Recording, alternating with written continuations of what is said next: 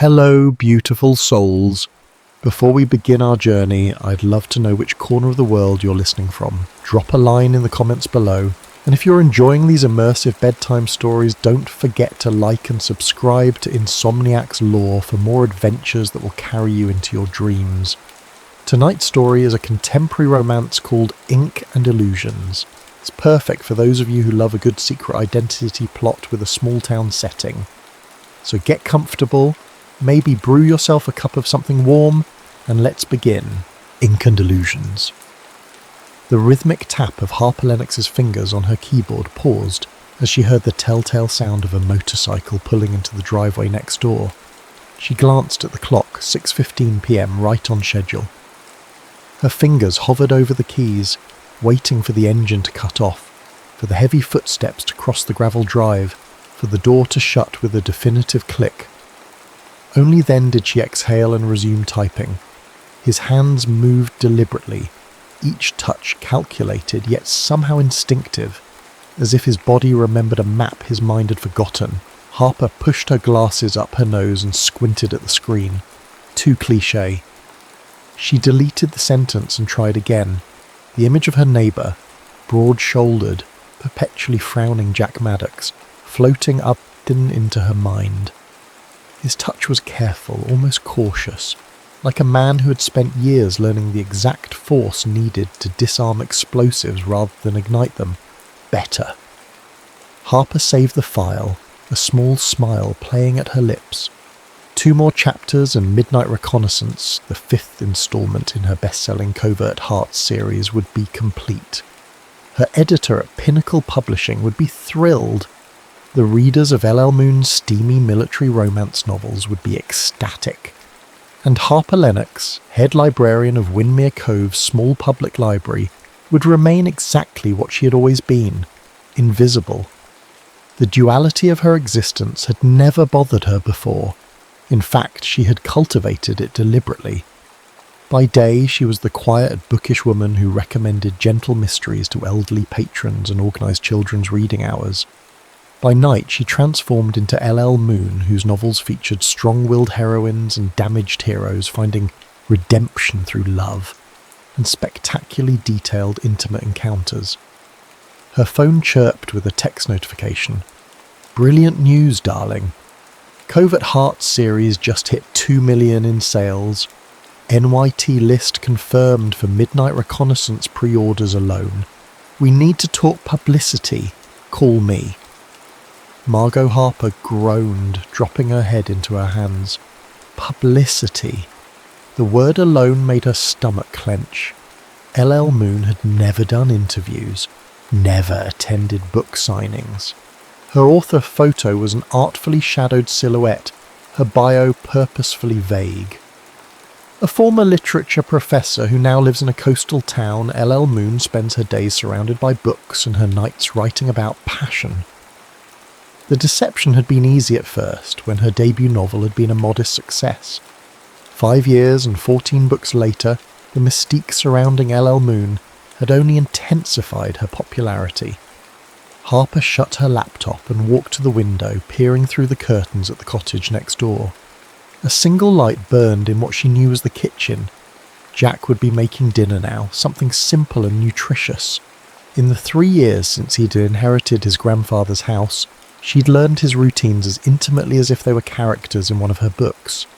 Monday was grilled chicken night. Tuesday was fish. Wednesday, like today, was pasta. Whole grain with a sauce he made from scratch. He'd eat at the counter, standing, reading something on his tablet. Afterward, he'd wash his dishes immediately, then spend an hour or 2 working on renovations before showering, and reading until precisely 10 p.m, when his light would go out. Harper knew all of this not because she was a stalker, but because the rhythm of his life had become the metronome that kept time for her own. She structured her writing sessions around the comings and goings of the man who, without knowing it, had become the template for every brooding hero she'd created since he arrived. She'd spoken to him exactly 47 times. 47 brief, awkward exchanges that consisted primarily of "good morning, nice weather," and Have a good day. Once, during a power outage, he'd come to check if she had candles. Once, she'd gathered the courage to bring him cookies as a welcome gift when he first moved in. Beyond that, their relationship existed entirely in her imagination and on the pages of books that had sold millions of copies. Her phone rang, startling her from her thoughts. Margot wasn't one to be ignored. "Harper, darling, did you get my text? This is tremendous news." "I did, yes, it's wonderful," Harper replied, moving away from the window and back to her desk. "So, publicity. We need to strike while the iron is hot. I've been thinking." Harper tensed. Margot's thinking usually led to suggestions involving public appearances. What if we arrange a small, exclusive fan event? Nothing huge or intimidating. Just 20 or so devoted readers, an intimate setting. They'd love to meet the mysterious LL Moon. "Margot, we've discussed this. I can't. Not in New York, not at a big bookstore, somewhere that feels safe for you." Margot paused dramatically. "What about that charming little independent bookshop in your own town? Sea Pages, is it?" Harper nearly dropped the phone. "Windmere Cove? You want to host an LL Moon event in my town?" "It's perfect. Small, controlled environment. People who have never connected Harper Lennox with LL Moon. We keep it exclusive, mysterious even. Fans get to meet you, but we maintain your public anonymity. They sign NDAs if it makes you feel better." Harper's mind raced through all the ways this could go catastrophically wrong. Everyone in town knew her. They'd recognise her voice, her mannerisms. "I can't," she said firmly. Then more softly, Maybe if it were truly anonymous, if they could meet the author without knowing it's me." "Go on," Margot encouraged. What if it's a masked event? Everyone, including the author, wears masks. Make it thematic. Covert identities, like my books." There was silence on the other end, then a delighted laugh. "Harper Lennox, you brilliant woman. It's perfect. Mysterious, on-brand, and just the right amount of dramatic. Unmask your passion with LL Moon." But no one actually unmasks. I love it. As Margot rattled off logistics and dates, Harper found herself agreeing to something she'd spent years avoiding. Her gaze drifted back to the window, to the light in Jack's kitchen. What would the quiet intensity of Jack Maddox think if he knew his awkward, barely speaking neighbour was the author of books that had helped thousands of women discover their own desires? What would he say if he knew that his hands, his scars, his rare but devastating half-smile had inspired countless fictional moments of passion? It was a question she would never have to answer, she assured herself. Their worlds would never collide. The next morning, Harper arrived at the library 15 minutes early, as she always did. The small stone building had been a church in the 1800s before being converted to Windmere Cove's public library in the 1950s. She loved the arched windows, the worn wooden floors that creaked in specific places, the smell of old paper and lemon polish. This was her domain, where she felt competent and calm, not like the jittery, anxious person she became whenever she spotted Jack Maddox approaching. As if her thoughts had conjured him, the library door opened precisely at 10:15 a.m. Thursday, which meant Jack would return last week's book and check out exactly one new one, always fiction, often classics, occasionally contemporary literary works, never romance. "Good morning," she said, proud of how steady her voice sounded. Jack nodded, placing the old man and the sea on the counter. His dark hair was damp from a recent shower, and a fresh cut on his forearm suggested he'd been working on another renovation project. "Hemingway," she said, scanning the book. "Did you enjoy it?" He seemed surprised by the question, as if their script didn't usually include this line. "It was..." He cleared his throat. "Good. Bit sparse." Harper smiled despite herself. Sparse is generous. Hemingway never used two words when one would do. The corner of Jack's mouth twitched. Not quite a smile, but nearly. Any recommendations? This too was off script. Harper blinked, then gestured toward the new releases section. Depends what you're in the mood for. Jack followed her to the display, his steps nearly silent despite his size. A habit Harper had incorporated into Commander Riker Stone, the hero of her third novel. Military training so ingrained that even in civilian life, he moved like a shadow. Something with more words than Hemingway, he said, and this time there was definitely a hint of humour in his voice. Harper reached for a book without thinking. This just came in. It's supposed to be excellent. She froze as she realised what she was holding. Midnight Reconnaissance by L.L. Moon.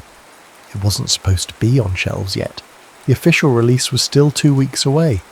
C Pages must have put their advance copy in the library's new release section. Jack took the book from her hands, their fingers brushing momentarily. Harper hoped he couldn't feel her pulse racing. Military romance? He asked, eyebrow raised as he examined the cover, which featured a silhouetted couple against a night sky filled with stars. Harper's face burned. I mean it's popular and I'll take it, he said, cutting off her stammering. Never tried this genre before. As Harper walked back to the counter to check out her own book to her neighbour, she felt as though she might spontaneously combust from embarrassment. Jack Maddox was going to read her words that had been inspired in no small part by him. Enjoy, she managed to say as she handed him the book. He nodded, that almost smile appearing again. See you next Thursday. As the door closed behind him, Harper sank into her chair, a mixture of horror and inexplicable excitement churning in her stomach. For the first time since she began writing as L.L. Moon, her two worlds felt dangerously close to colliding. Jack Maddox sat on his back deck, the library book open on his lap, his coffee cooling beside him. The morning sun filtered through the oak trees, casting dappled shadows across the pages. He'd been reading for 3 hours straight, unable to put the damn thing down. It wasn't what he'd expected. Yes, there were intimate scenes that made him shift uncomfortably in his chair, but beyond that, there was something about the writing that felt personal. The way the author described the protagonist's hypervigilance, his difficulty sleeping, the way certain sounds triggered memories he'd rather forget, it was unnervingly accurate. He flipped to the author bio on the back flap. L.L. Moon. The photo was artfully obscured, just a silhouette against a window. A former literature professor who now lives in a coastal town. Jack frowned. Could be any coastal town anywhere, but something nagged at him, a sense of familiarity in the prose that he couldn't quite place. His phone buzzed with a text from his former squadmate Mike. You coming to Derek's wedding next month? Jack sighed.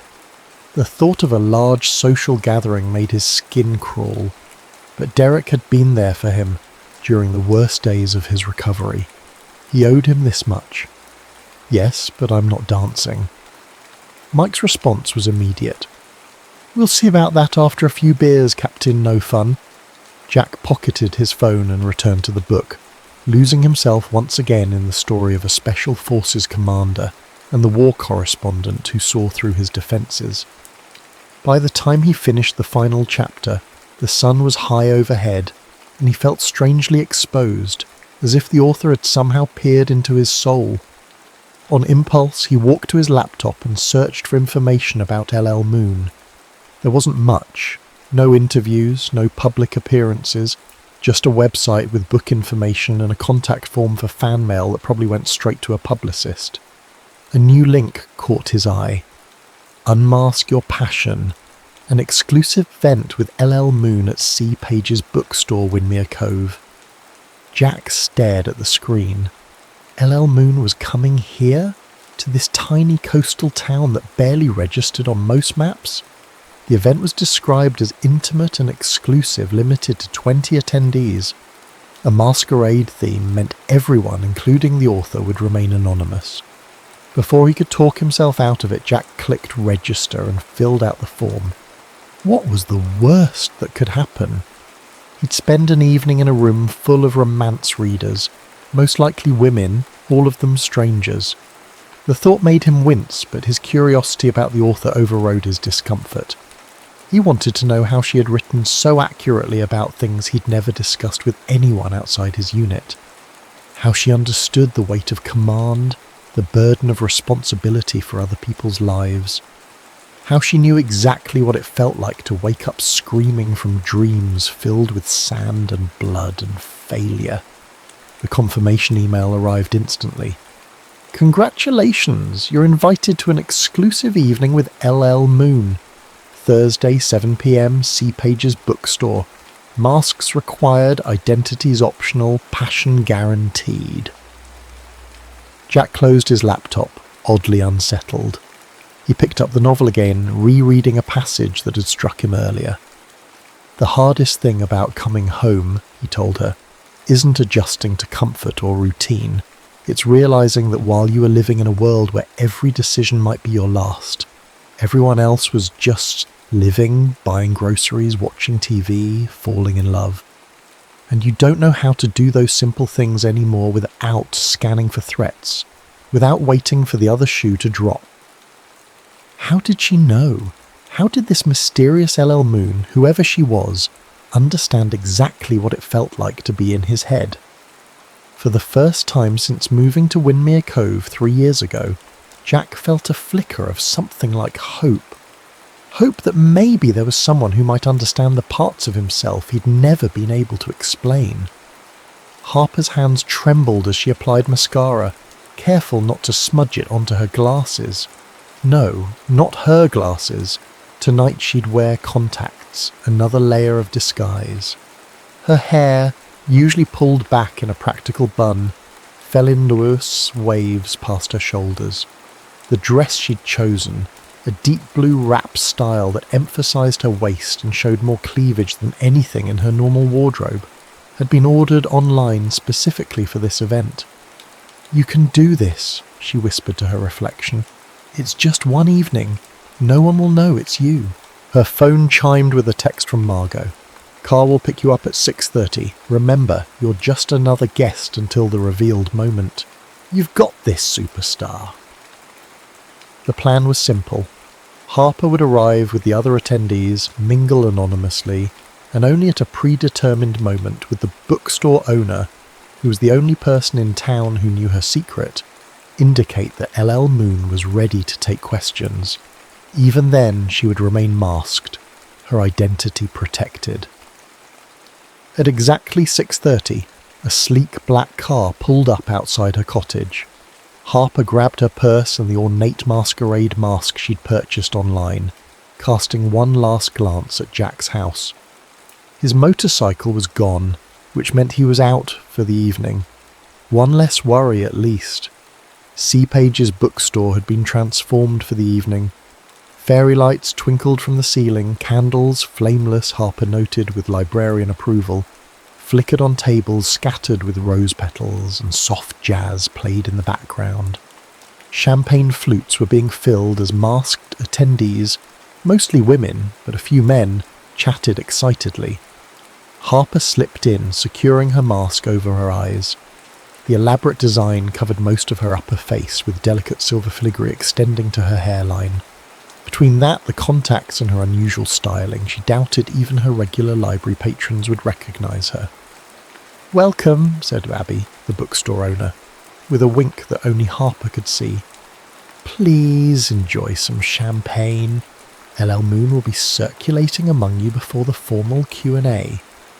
Harper accepted a glass gratefully, taking a larger sip than she intended. The bubbles went straight to her head, but the alcohol helped calm her nerves. She could do this. She was just playing a role like her characters did. She turned, intent on finding a quiet corner to observe from, when she collided with a solid chest. "Sorry," a deep voice said, steadying her with hands that were warm and firm on her bare arms. Harper looked up and nearly dropped her champagne. Through the simple black mask that covered the upper half of his face, she would recognise those eyes anywhere. Grey-blue, like the ocean during a storm. Jack Maddox was at her book event.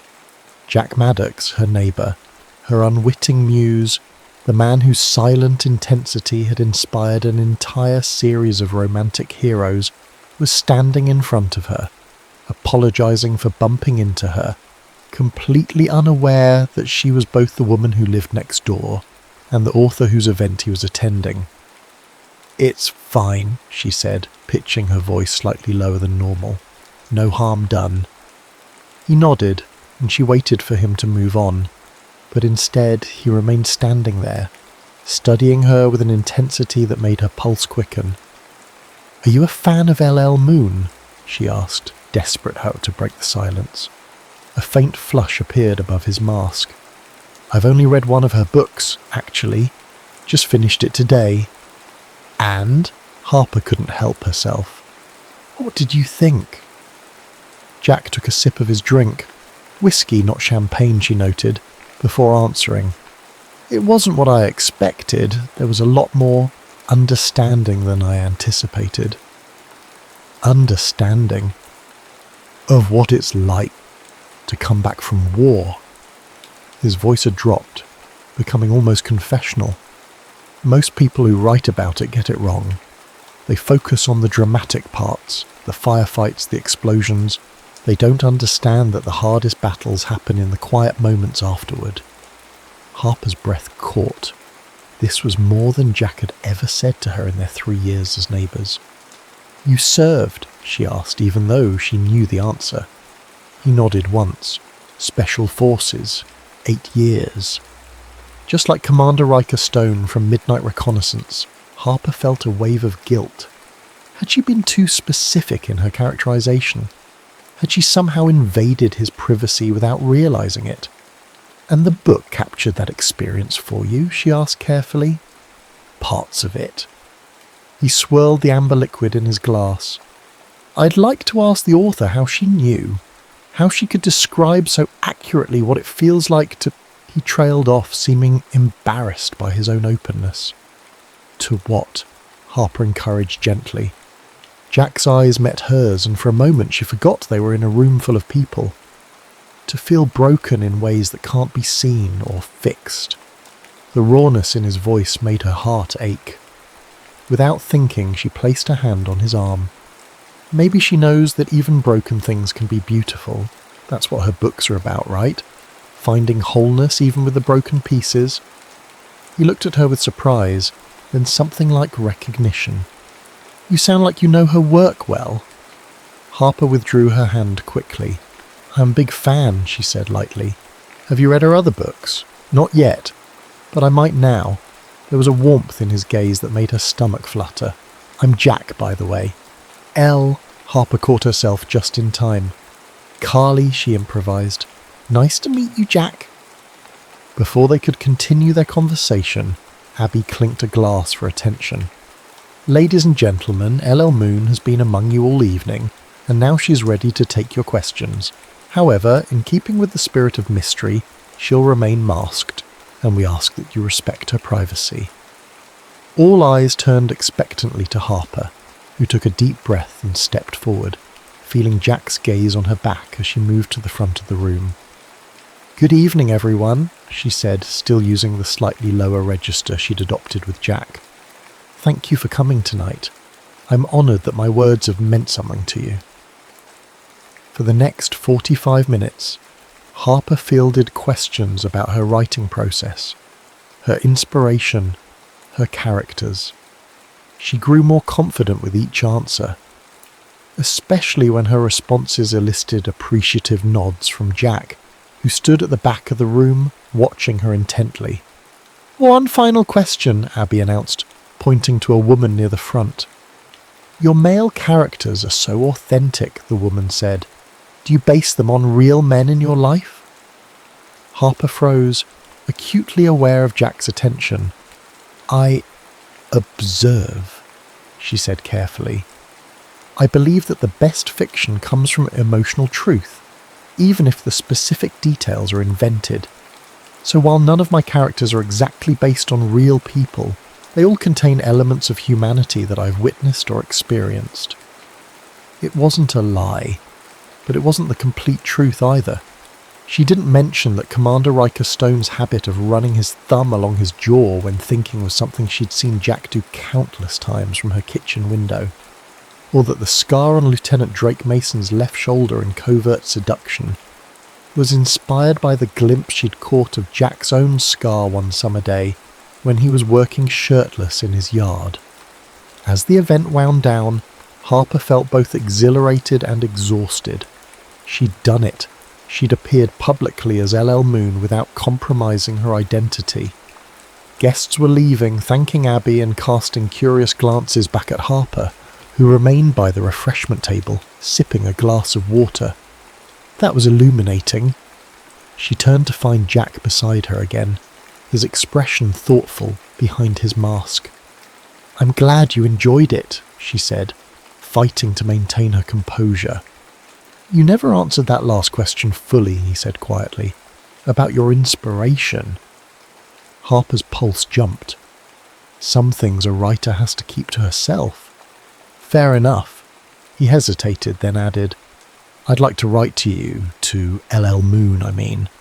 There are things I want to say about your book, about what it meant to me, that I couldn't express here." "The website has a contact form," Harper said, her mouth suddenly dry. Jack shook his head. "Those go to publicists, editors. I'd like to know my words would reach you directly." Abby appeared at Harper's side, a lifeline. "We actually have a special arrangement with LL Moon," she said smoothly. "Letters can be left here at the bookstore. We forward them directly to the author. No intermediaries." "Thank you," Jack said, his eyes still on Harper. "It was nice meeting you, Carly." As he walked away, Harper let out a shaky breath. "That was too close," she whispered to Abby. "Exciting, right?" Abby grinned. "Who was that masked man anyway? He couldn't take his eyes off you." "That," Harper said, watching Jack's broad shoulders disappear through the door, "was my next-door neighbour." Jack sat at his kitchen counter, staring at the blank page before him. He'd started and discarded 5 versions of this letter already. How did you write to someone whose words had reached inside your chest and found all the broken pieces you'd been hiding? He took another sip of coffee and began again. "Dear LL Moon, I'm not good with words. That's your territory. But I wanted to thank you for Midnight Reconnaissance. It's the first time I've read something that captured what it feels like to come home from war and find that home isn't home anymore. I served 8 years in Special Forces, 4 deployments. I've been back in civilian life for 3 years now, and most days I still feel like I'm operating undercover in a foreign country, trying to remember how normal people behave. Your character, Commander Stone, thinks at one point that the hardest part of peace is that there's no mission objective, no clear measure of success or failure. That's exactly right. Some days getting out of bed and talking to the grocery store cashier feels like a successful operation. Other days it feels like failure when I can't manage a simple conversation with..." Jack paused, thinking of Harper Lennox's shy smile when she'd recommended LL Moon's book to him. The way she'd blushed when he'd taken it, as if embarrassed by the suggestion. "With someone I'd like to know better. I don't know how you understand these things. At the event I wanted to ask you, but it seemed too personal a question for a public setting. Maybe you have someone in your life who served. Maybe you're just extraordinarily observant. Either way, thank you for seeing us, those of us who came back different than we left. I'll be reading the rest of your books now, all of them. Respectfully, Jay." He read it over once, folded it and sealed it in an envelope before he could second-guess himself. Tomorrow he'd drop it off at Sea Pages, as Abby had suggested. The next morning, as Jack was leaving to deliver the letter, he spotted Harper coming out of her cottage, arms full of books and papers, struggling to lock her door.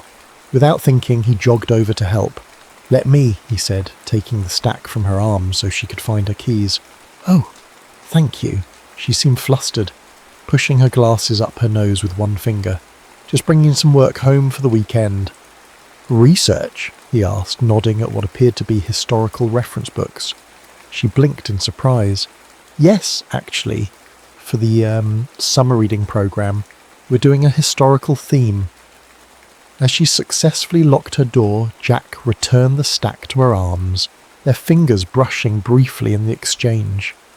A strange sense of familiarity washed over him. Something about her eyes. "I read that book," he said suddenly. "The one you recommended. L.L. Moon." Harper's cheeks flushed pink. "Oh, did you... was it... It was excellent," he said. "I'm going to read more of her work." A smile transformed Harper's face, making her look younger, less reserved. "I'm glad. Her writing is... special." There was an event last night at Sea Pages, a masked meet and greet with the author. It was interesting. "Oh? I didn't know," Harper said, not quite meeting his eyes. "How was it?" Jack studied her for a moment. Revealing in some ways. She seems thoughtful, smart. Harper nodded, shifting the books in her arms. "Well, I should get these inside. Thanks for your help." "Any time," Jack said, watching her hurry back to her door. There was something about her voice just then that had niggled at the back of his mind, a cadence that seemed familiar. Shaking off the thought he headed to Sea Pages to deliver his letter. Harper closed her door and leaned against it, heart racing. Jack had been at her event. He'd liked her book. He thought L.L. Moon was thoughtful and smart. The strange double life she'd been leading suddenly felt more complicated than ever. As Harper Lennox, she could barely string together a coherent sentence around Jack Maddox. As L.L. Moon, or as Carly at the masquerade, she'd had a real conversation with him, had connected with him in a way she'd only dreamed about. Her phone rang, Mboang, Margot's name flashing on the screen. The event was a triumph, Margot crowed without preamble. "Abby says everyone loved you. And we've already seen a spike in pre-orders. We should do more of these, small, exclusive, mysterious. It's perfect branding." "It was intense," Harper admitted, sinking onto her couch. "But yes, I think it went well." "Tell me everything," Margot demanded. "Any standout moments? Interesting questions?" Harper hesitated. "There was a man there, a veteran. He said my portrayal of military experience was accurate. It was validating." "That's what I've been telling you. Your work resonates because it feels authentic, even when you're writing about experiences you haven't had personally. You have that rare gift of emotional insight." But it wasn't just emotional insight, Harper thought as she ended the call. It was 3 years of watching Jack Maddox, of cataloguing his expressions, his movements, his rare smiles. It was imagining his life before Windermere Cove, creating scenarios that explained the shadows in his eyes. She'd built her most successful characters on the scaffold of a man she barely knew. Was that creative genius, as Margot suggested, or was it a strange one-sided intimacy that bordered on invasion of privacy? The question haunted her as she tried to focus on her historical research. By mid-afternoon she gave up and decided to walk to Sea Pages to see if Abby had any insights from the event that might help her make sense of her conflicted feelings. The small bookstore was busy with Saturday shoppers. Abby spotted her and waved her over to the counter. "Harper, just the person I wanted to see." Abby reached under the counter and pulled out an envelope. "This came for L.L. Moon this morning. I thought you might want it right away." Harper stared at the envelope, labelled simply L.L. Moon. The handwriting was bold and angular, masculine. "It's from him, isn't it?" Abby whispered, leaning forward. "Your hot neighbour who couldn't take his eyes off Carly last night." "We don't know that," Harper protested, but her racing pulse suggested otherwise. "Did he say anything when he dropped it off?" "Just that he hoped it would reach you. He seemed earnest." Abby studied Harper's face. "You're really into him, aren't you? This isn't just a crush on the guy next door." Harper sighed, tucking the letter into her bag. "It's complicated. I hardly know him in real life, but I feel like I understand parts of him that maybe no one else does. It's why my characters work. They're pieces of him, filtered through my imagination." "Well, now you have a way to know the real him," Abby said, nodding, at Harper's bag where the letter lay hidden. This could be the start of something, Harper. A real connection, not just one in your head. Harper wasn't so sure, but she thanked Abby and left, the letter burning a hole in her bag all the way home. Once inside, she made tea, arranged herself on the window seat, and carefully opened the envelope. By the time she finished reading Jack's letter, tears were streaming down her face. The raw honesty of his words, the vulnerability he'd shown to a person he believed was a stranger, moved her in ways she hadn't expected. She hadn't been wrong about him. The man she'd imagined, the one who inspired Commander Stone and her other heroes, was real.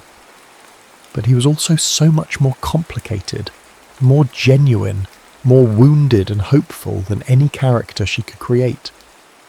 Without allowing herself to overthink it, Harper took out a sheet of her personal stationery, cream-coloured with a small lighthouse embossed in the corner, a gift from a library patron, and began to write.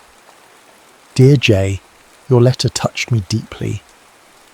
Thank you for your service, but more importantly, thank you for trusting me with your thoughts about coming home, about the challenges of returning to a world that seems to operate on different rules than the one you left.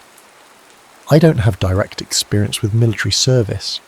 My understanding comes from research, from listening, and perhaps from a kind of emotional empathy that has always allowed me to imagine my way into others' experiences. But nothing I write has the legitimacy of lived experience. So your confirmation that I got some of it right means more than you know. You mentioned struggling with simple conversations with someone you'd like to know better. I understand that feeling, though from a different angle. I'm a naturally reserved person. In my daily life, I often find myself tongue-tied around others, especially people I admire or am drawn to. It's ironic that I can write thousands of words about the most intimate human connections, yet sometimes fail to make small talk in real life. Perhaps that's why writing is so freeing. On the page, we can be our best, most articulate selves. We can say the things we wish we could say out loud, like this. Thank you for seeing me, not just LL Moon, the author with a mysterious persona, but the person behind the words who is trying, just like you, to make sense of human connection in all its beautiful complexity. Warmly, L. Harper sealed the letter before she could reconsider. Tomorrow she'd take it to Abby for delivery back to Jack. It was a risk, revealing even this much of herself, but something about Jack's honesty demanded honesty in return, and thus began a correspondence that would change everything. Over the next 3 weeks, Harper lived in 2 parallel worlds that were increasingly difficult to keep separate. In one world, she was Harper Lennox, librarian, who now exchanged slightly longer but still awkward greetings with Jack Maddox when they crossed paths. She had progressed from good morning to actual questions like, did you enjoy the Steinbeck? And comments such as, the garden looks nice. Baby steps, but progress nonetheless. In the other world, she was LL Moon, who exchanged increasingly intimate letters with Jay, sharing thoughts, fears and hopes that she'd never expressed to anyone else. Their correspondence had quickly evolved from discussion of her books to deeper reflections on life, purpose, and connection. Jack wrote about nightmares that still plagued him, missions he couldn't discuss but whose weight he still carried. She wrote about her fear of being truly seen, the contradiction of craving connection but fearing exposure. Neither mentioned identifying details. She was careful never to reference her work as a librarian, and he never mentioned Windmere Cove by name, but with each exchange they revealed more of their true selves. Meanwhile, Harper was halfway through writing the next book in her series, and for the first time she felt a twinge of guilt using Jack as inspiration. The man in her imagination was being replaced by the real person she was coming to know through his letters, more complex, more vulnerable, more human than any character she could create. On a rainy Thursday afternoon, Harper was shelving books in the reference section when she heard the library door open. A quick glance at her watch confirmed it was 10:15, Jack's regular time. She smoothed her cardigan and tucked a strand of hair behind her ear before emerging from between the shelves. "Good morning," she said, smiling more naturally than she once had. Jack returned the smile, a real one that reached his eyes, not the guarded half-smile she was used to. "Morning, I've finished these," he said, placing 2 LL Moon books on the counter. They were illuminating. Harper's pulse quickened. "You're working your way through her catalogue, I see." "I am." Jack ran a hand through his hair, slightly damp from the rain. "I had some correspondence with her, actually, through the bookstore." "Oh?"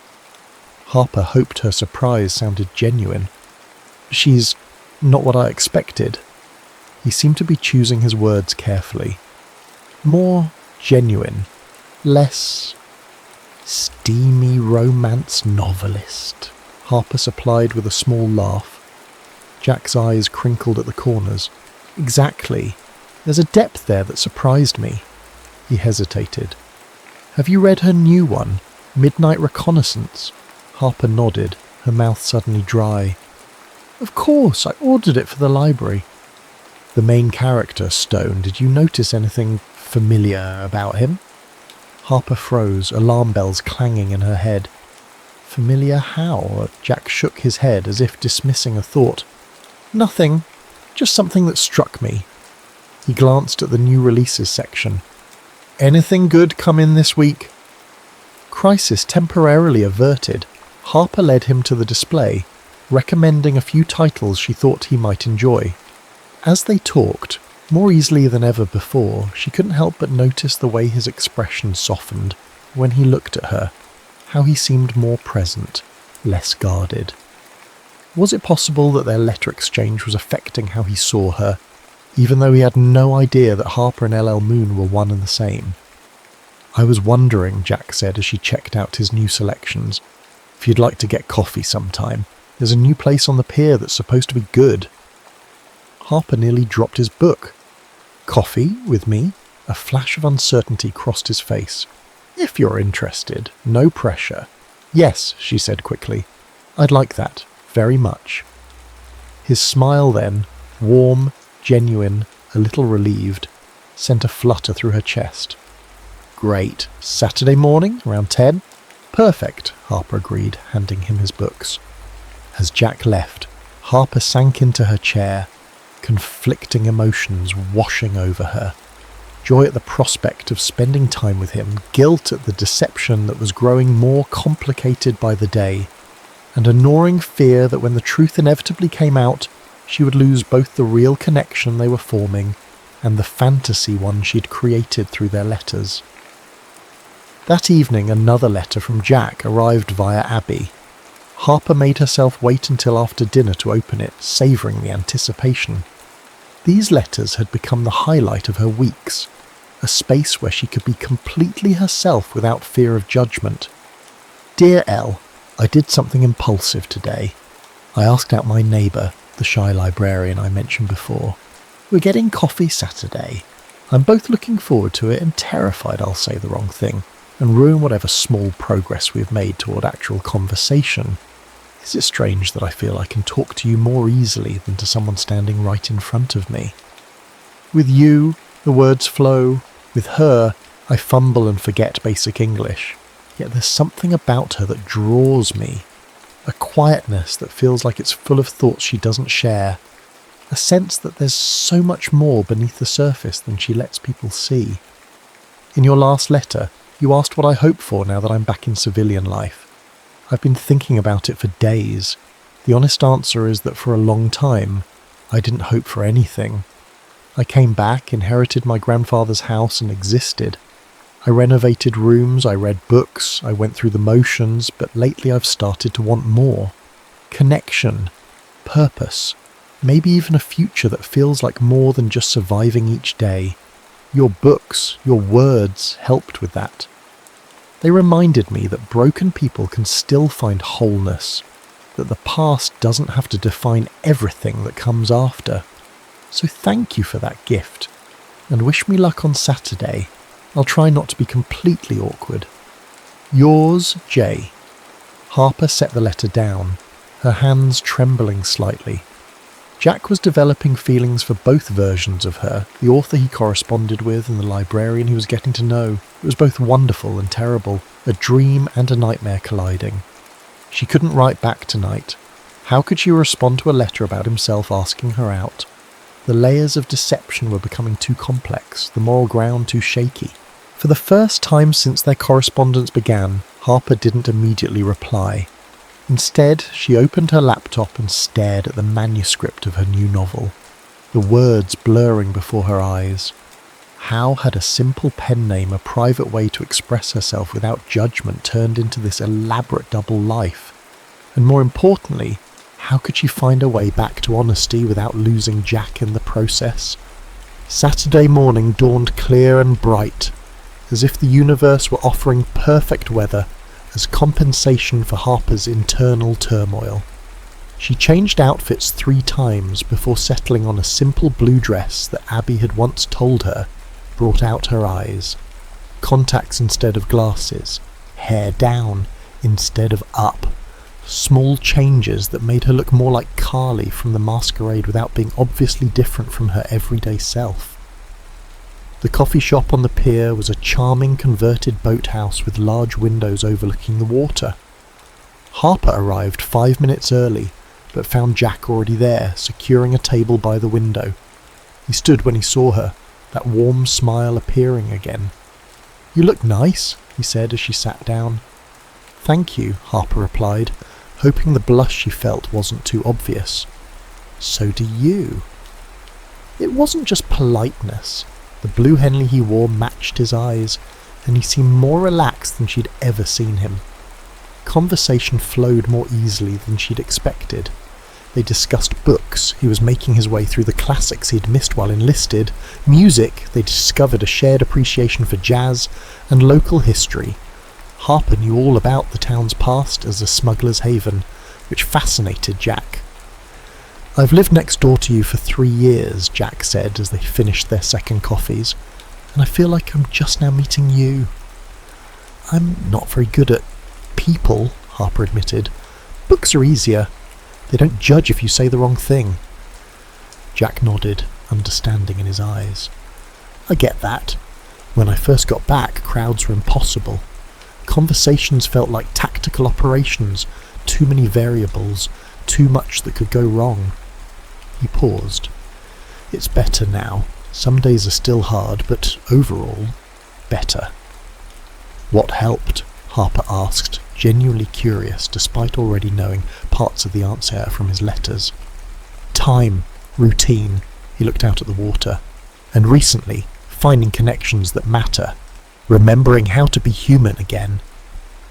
The way he looked at her then made Harper's heart ache with both joy and guilt. There was interest there, warmth, the beginning of something that could be wonderful if it weren't built on a foundation of half-truths and omissions. "Can I ask you something?" Jack said suddenly. "It might seem strange." Harper nodded, a flutter of anxiety in her stomach. "Have you ever heard Me LL Moon?" For a moment Harper couldn't breathe. Yes, of course. I order her books for the library. They're quite popular." Jack studied her face. "There's something familiar about her writing, something I can't quite place." He shook his head. "Sorry, that probably sounds crazy." "Not crazy," Harper managed. "Many readers feel a personal connection to writers they enjoy. It's the magic of good writing. It feels like it's speaking directly to you." "It's more than that," Jack insisted. "There are phrases, insights. It's as if she knows things she couldn't possibly know." He ran a hand through his hair, a gesture Harper had described in her most recent novel. "Anyway, I'm probably reading too much into it." Harper knew she should let it drop, but something pushed her to ask, "Have you read all her books now?" "Almost, and I've been writing to her through the bookstore. We've been corresponding for a few weeks." "Oh? What do you write about?" Harper held her breath, waiting for his answer. Jack's expression softened. "Everything. Nothing. Life. It's the strangest thing, writing to someone I've never properly met, yet feeling like she understands me better than people I've known for years."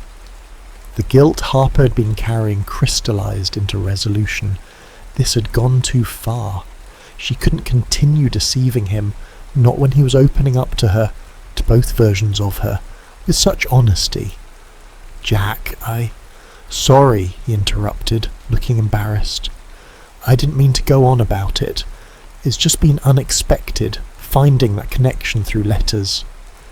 Harper swallowed the confession that had been on the tip of her tongue. Not here, not now. This needed to be done carefully, thoughtfully. "I understand," she said instead.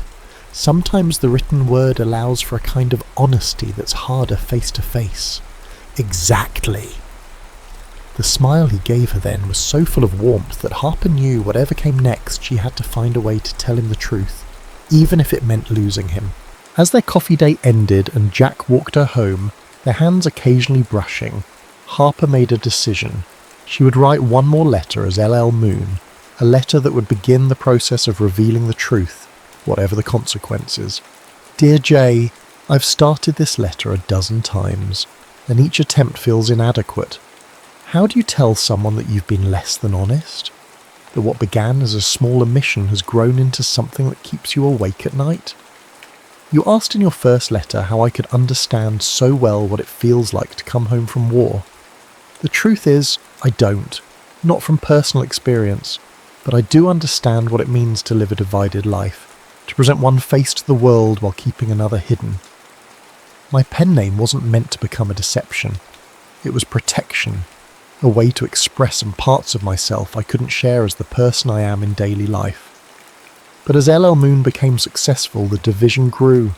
Now I find myself in an impossible situation, connected to someone in 2 separate ways, neither of them fully honest. I need to tell you something important, something that may change how you see me and these letters we've shared. I'm not asking for forgiveness, only the chance to explain in person.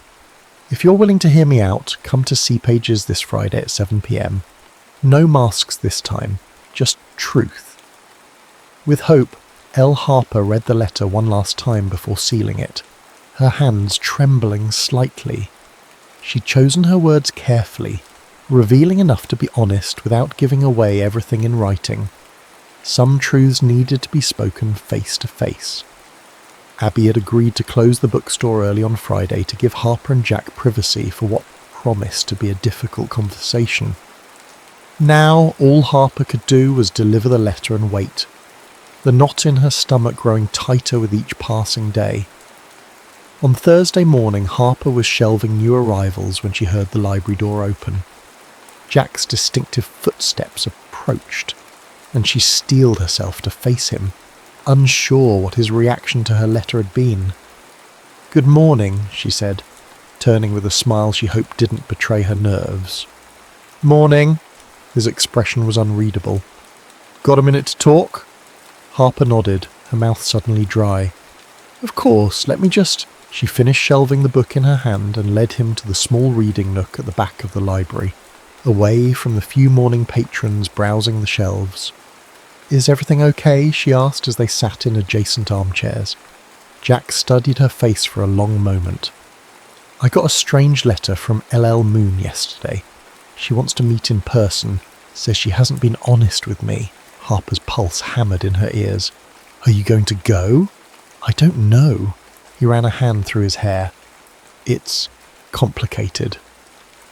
"Because of the pen name, the anonymity?" Harper asked carefully. "Partly." Jack leaned forward, elbows on his knees. "Also because of you." "Me?" Her voice came out higher than she intended. "This thing between us, coffee, conversations, getting to know each other, it matters to me a lot." His eyes held hers, sincere and direct. "And these letters with LL Moon, they've meant something too. It's confusing to feel connected to 2 different people at the same time." Harper's heart ached with the irony of his words. Maybe they're not as different as you think." Jack frowned. "What do you mean?" It was now or never. Harper took a deep breath. "Jack, I need to tell you something important. The library door chimed, and Martha, Harper's elderly assistant, appeared at the end of the aisle. "Harper, dear, the school group is here for the reading hour. 33rd graders waiting in the children's section." Harper closed her eyes briefly, frustration washing over her. "I'll be right there, Martha." She turned back to Jack. "I'm sorry, I have to—" "It's okay," he said, standing. "We can talk later." "Friday," Harper said impulsively. "Are you free Friday evening?" Jack's expression shifted, something like suspicion crossing his features. "Friday at 7? Harper nodded, her heart racing. "Please come. It's important." He studied her face for a long moment. "Harper, are you—" "I have to go," she said, rising quickly. "But please, Jack. Friday at 7, see Page's bookstore. I'll explain everything." Before he could respond, she hurried away, leaving him standing alone in the reading nook, confusion evident in his expression. The next day and a half were among the longest of Harper's life. She checked her phone obsessively, half expecting a message from Jack, though they'd never actually exchanged numbers. She jumped every time the library door opened, but Jack didn't return. By Friday evening, Harper was a bundle of nerves as she walked to see Page's.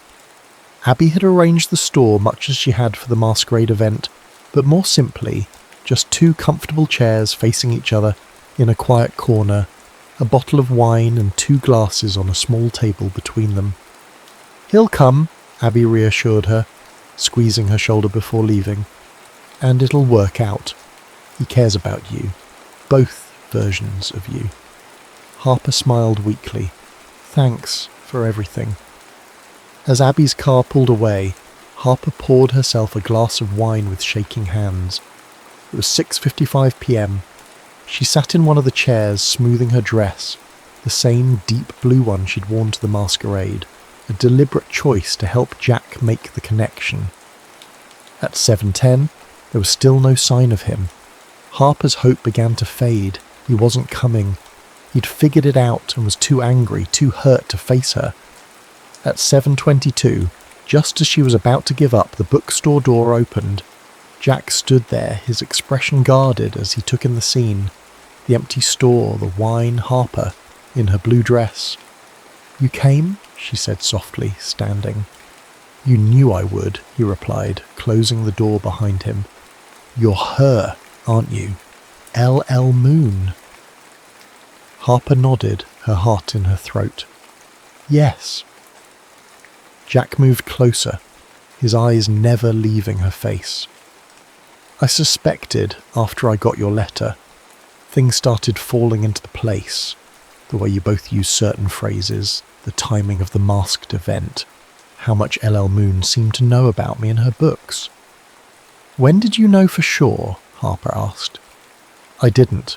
Not until just now." He stopped a few feet away from her. "Were you ever going to tell me if I hadn't started to figure it out?" "Yes," Harper said firmly. "That's why I wrote the letter, why I asked you to come tonight. I couldn't keep lying to you, not when you were being so honest with me, both as Harper and as L.L. Moon." Jack was quiet for a long moment. "Why the deception? Why not just tell me from the beginning?" Harper gestured to the chairs. "It's a long story. Will you sit, please?" After a moment's hesitation, Jack nodded, taking the seat across from her. Harper poured him a glass of wine, which he accepted but didn't drink. "I never meant to deceive you specifically," she began. "The pen name came first, years before you moved to Windmere Cove.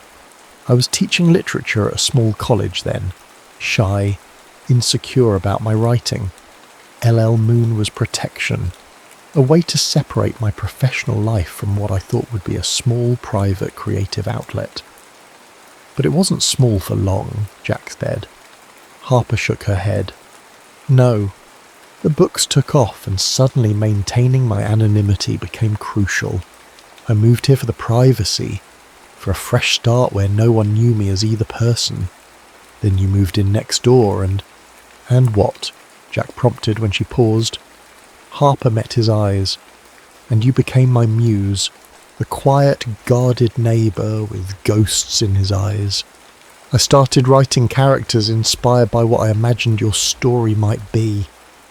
A flicker of discomfort crossed Jack's face. "You wrote about me without knowing me." Yes, Harper admitted, and I'm sorry for that. It was presumptuous and unfair. But then I got to know you, through our letters, through our conversations at the library and over coffee, and I realised how much more complex, how much more human you are than any character I could create.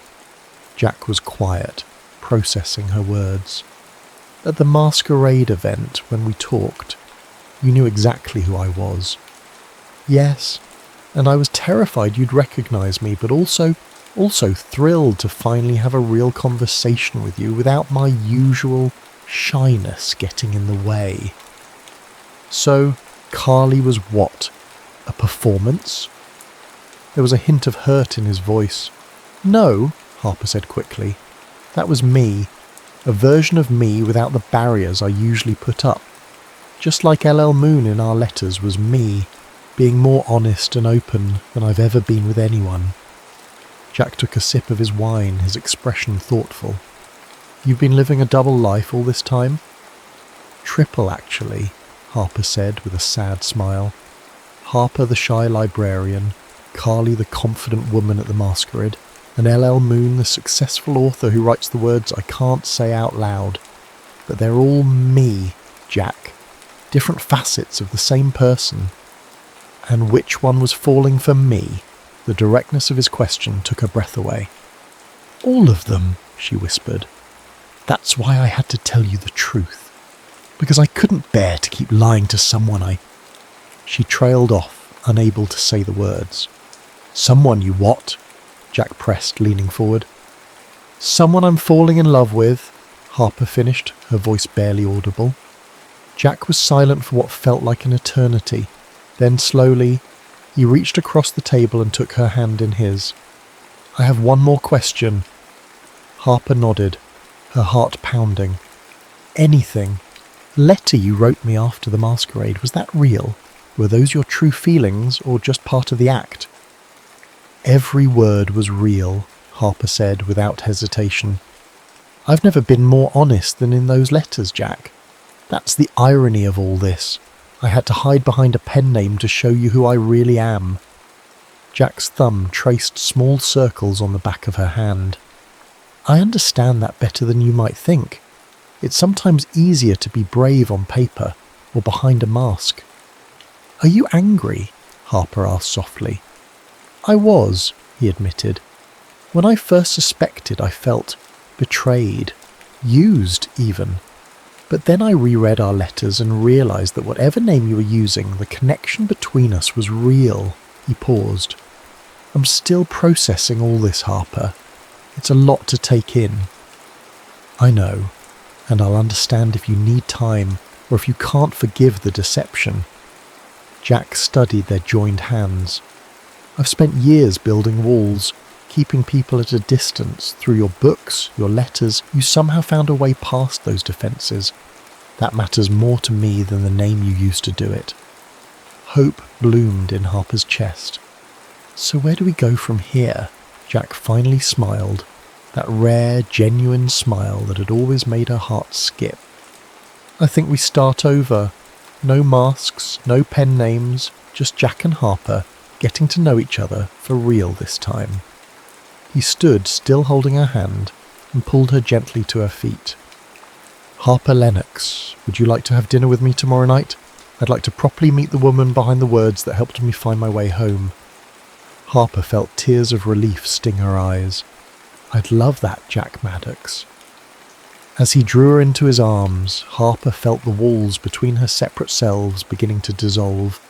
She wasn't Harper or Carly or LL Moon. She was all of them and more. A whole person finally brave enough to be seen. Jack's lip met hers in a kiss that felt like both a beginning and a homecoming. When they parted, his forehead resting against hers, he whispered, I think our story might be even better than the ones you write. Harper smiled up at him, no longer hiding. Then let's write it together, one page at a time. Outside C. Page's bookstore, the first stars appeared in the darkening sky, while inside 2 people who had spent years living in shadows finally stepped into the light, ready to discover what happened after Happily Ever After when the real story was just beginning, the end.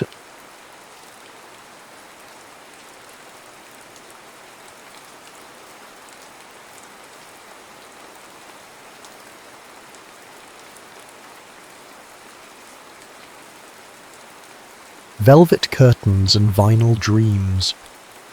London, 1977. The air tasted of diesel and discontent. The kind of summer when pavement softened underfoot and revolution hung in the atmosphere like an unplayed chord. Roxanne Wilde stared at her reflection in the filthy backstage mirror, barely recognising the woman glaring back. Half her makeup was sweated off, revealing the constellation of freckles she'd tried to bury. Her eyes, ringed in smudged coal, looked hollow. 3 shows in 2 days, no sleep, bad speed, worse whiskey.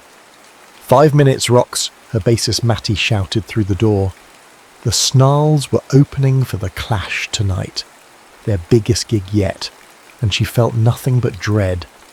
Rox ran her tongue over her chipped front tooth, souvenir from a stage dive gone wrong last month.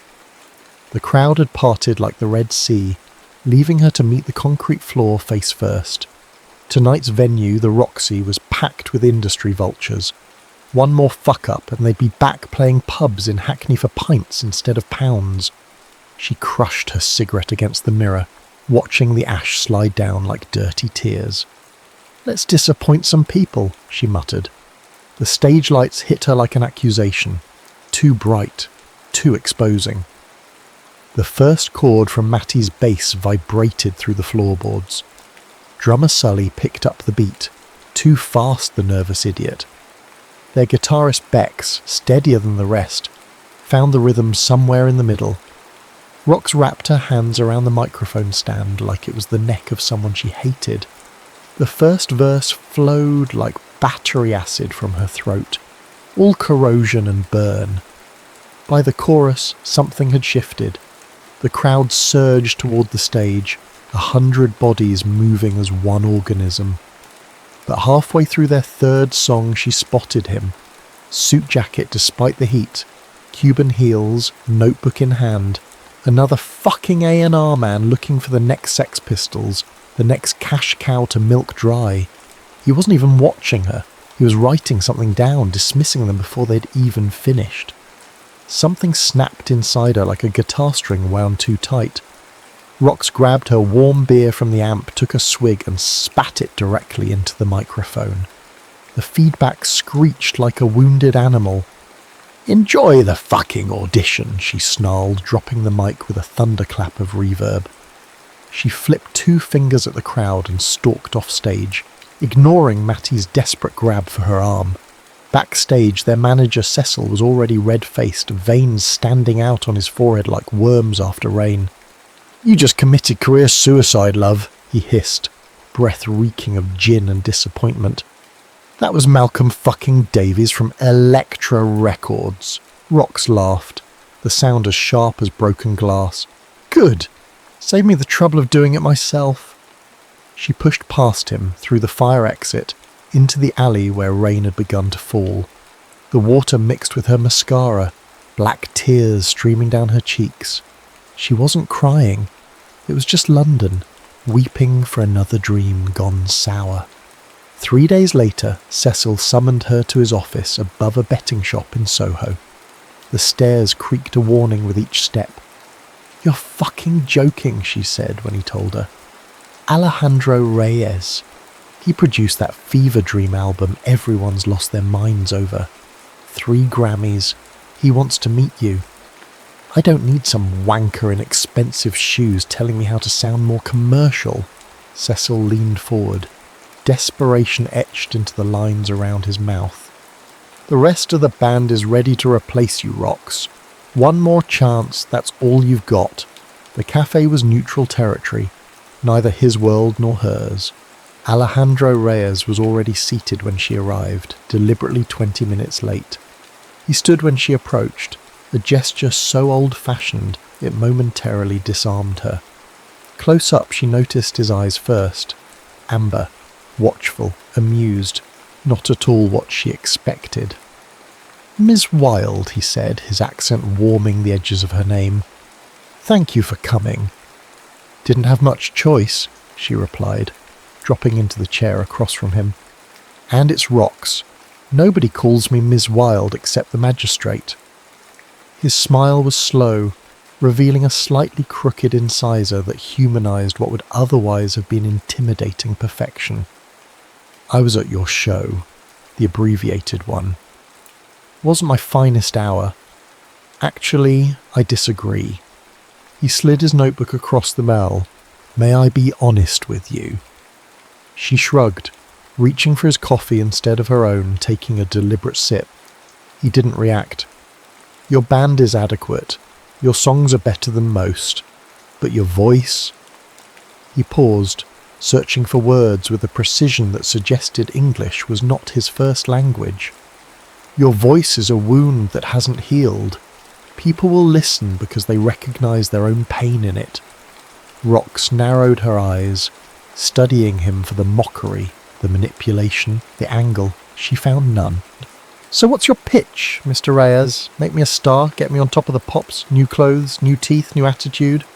"Alejandro. Or Alex." He leaned back, regarding her thoughtfully. "And no, I want to make a record that matters, not a collection of singles, not background noise, something that captures this moment, all the fury and fear and possibility." Despite herself, curiosity flickered to life inside her. "And why me? There's a dozen singers out there with better technique." "Technique," he scoffed softly. "I can't produce honesty. Either it's there or it isn't. You have it." The waitress appeared with more coffee. Rox noticed Alex's hands as he reached for the cup. Long fingers, a musician's hands, a thin white scar across the right knuckles. "What's the catch?" she asked. "Total commitment, 30 days in studio, no distractions, no exits, just the music. And my band? They'll be there. But this isn't a democracy. In that room, you and I make the final decisions." Rox laughed. "The first genuine one in weeks. They'll hate that. Cecil will hate it more. Is that a problem for you?" She considered him, this stranger offering salvation packaged as collaboration. Everything about him should have repelled her, his calm authority, his success, his obvious wealth. Yet something in those amber eyes spoke of battles fought in private, of understanding earned through blood. "When do we start?" she asked. His smile widened, reaching his eyes this time. "We already have." The blackout studio earned its name honestly. No windows, no clocks, just 4 walls of sound-dampening material and enough equipment to capture lightning in a bottle, or explode trying. By day 7, they'd established an uneasy rhythm. The band arrived at noon, recorded until dusk, then left Rox and Alex to dissect, rebuild and argue until dawn threatened. Her bandmates were sceptical but cooperative. The advance from Electra had that effect. "Again," Alex said, his voice calm through the control room speaker, "but this time mean it." Rox glared through the glass partition. She'd been singing the same verse for an hour, her throat raw, patience evaporating. "I meant it the first 15 times, she snapped. "You performed it. Different thing entirely." She yanked off her headphones. "If you want bloody perfect, go find some session singer who'll yes sir you to death." Alex emerged from the control room, moving with that deliberate grace that made her simultaneously want to slap him and watch him walk away. 7 days, and she still couldn't decide if she respected or resented him. "The song is about betrayal," he said, approaching the microphone where she stood. "About realizing the person you trusted is a facade." "I know what my own fucking lyrics mean." "Do you?" He was close enough now that she could see the stubble darkening his jaw, smell the coffee and cigarettes on his breath. "Show me." "What?" "Show me what betrayal feels like to Roxanne Wilde." His voice dropped lower. Not the performer. You. Her pulse quickened, anger and something else mixing in her veins. You think I'm holding back? I think you're hiding, even while screaming at the top of your lungs. The silence between them hummed with tension. Finally, she snatched the lyric sheet from the music stand and tore it to pieces. "Roll the tape," she ordered. Alex held her gaze for 3 heartbeats before turning back to the control room. Moments later, the intro began again, Bex's guitar slicing through the quiet. Rox closed her eyes, forced herself back to that morning. Not the stage dive, not the drug-fueled benders, but earlier. Mother standing in their kitchen, suitcase already in the car, leaving 13-year-old Roxanne with a father who used his fists to punctuate sentences. "It's better this way," she'd said. "You understand, don't you, darling?" The verse erupted from someplace visceral, primal, not sung but exorcised. When the final note faded, she opened her eyes to find Alex watching her, his expression unreadable. Through the speakers, his voice, "That's the one." Later, after the others had gone, Rox found him hunched over the mixing desk, sleeves rolled up, revealing forearms corded with tension. The room was thick with smoke and concentration. "You should sleep," she said from the doorway. He glanced up, eyes bloodshot but alert. "Can't. Not when we're this close." "To what? Breaking through?" He gestured at the chair beside him. "Listen." She sat, accepting the headphones he offered. The playback started, her voice, stripped of effects, laid bare over the simplest arrangement they'd recorded. Her stomach clenched. It was too exposed, too honest. "I hate it," she said automatically. Alex's mouth quirked. "No, you don't. You're afraid of it." "Don't tell me what I feel. Then stop lying about it." He swiveled to face her, his knee brushing hers. "That's the thing about microphones, Rox. They amplify the truth and the lies equally. The listener always knows the difference." She looked away first. "Go. Stay." The word surprised them both. After an awkward beat, he added, "There's more to hear."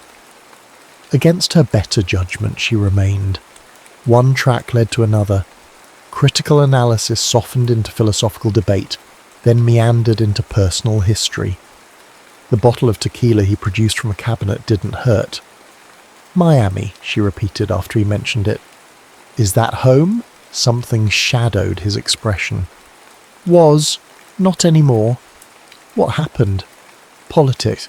Family. The usual destroyers of paradise." He took a swig directly from the bottle.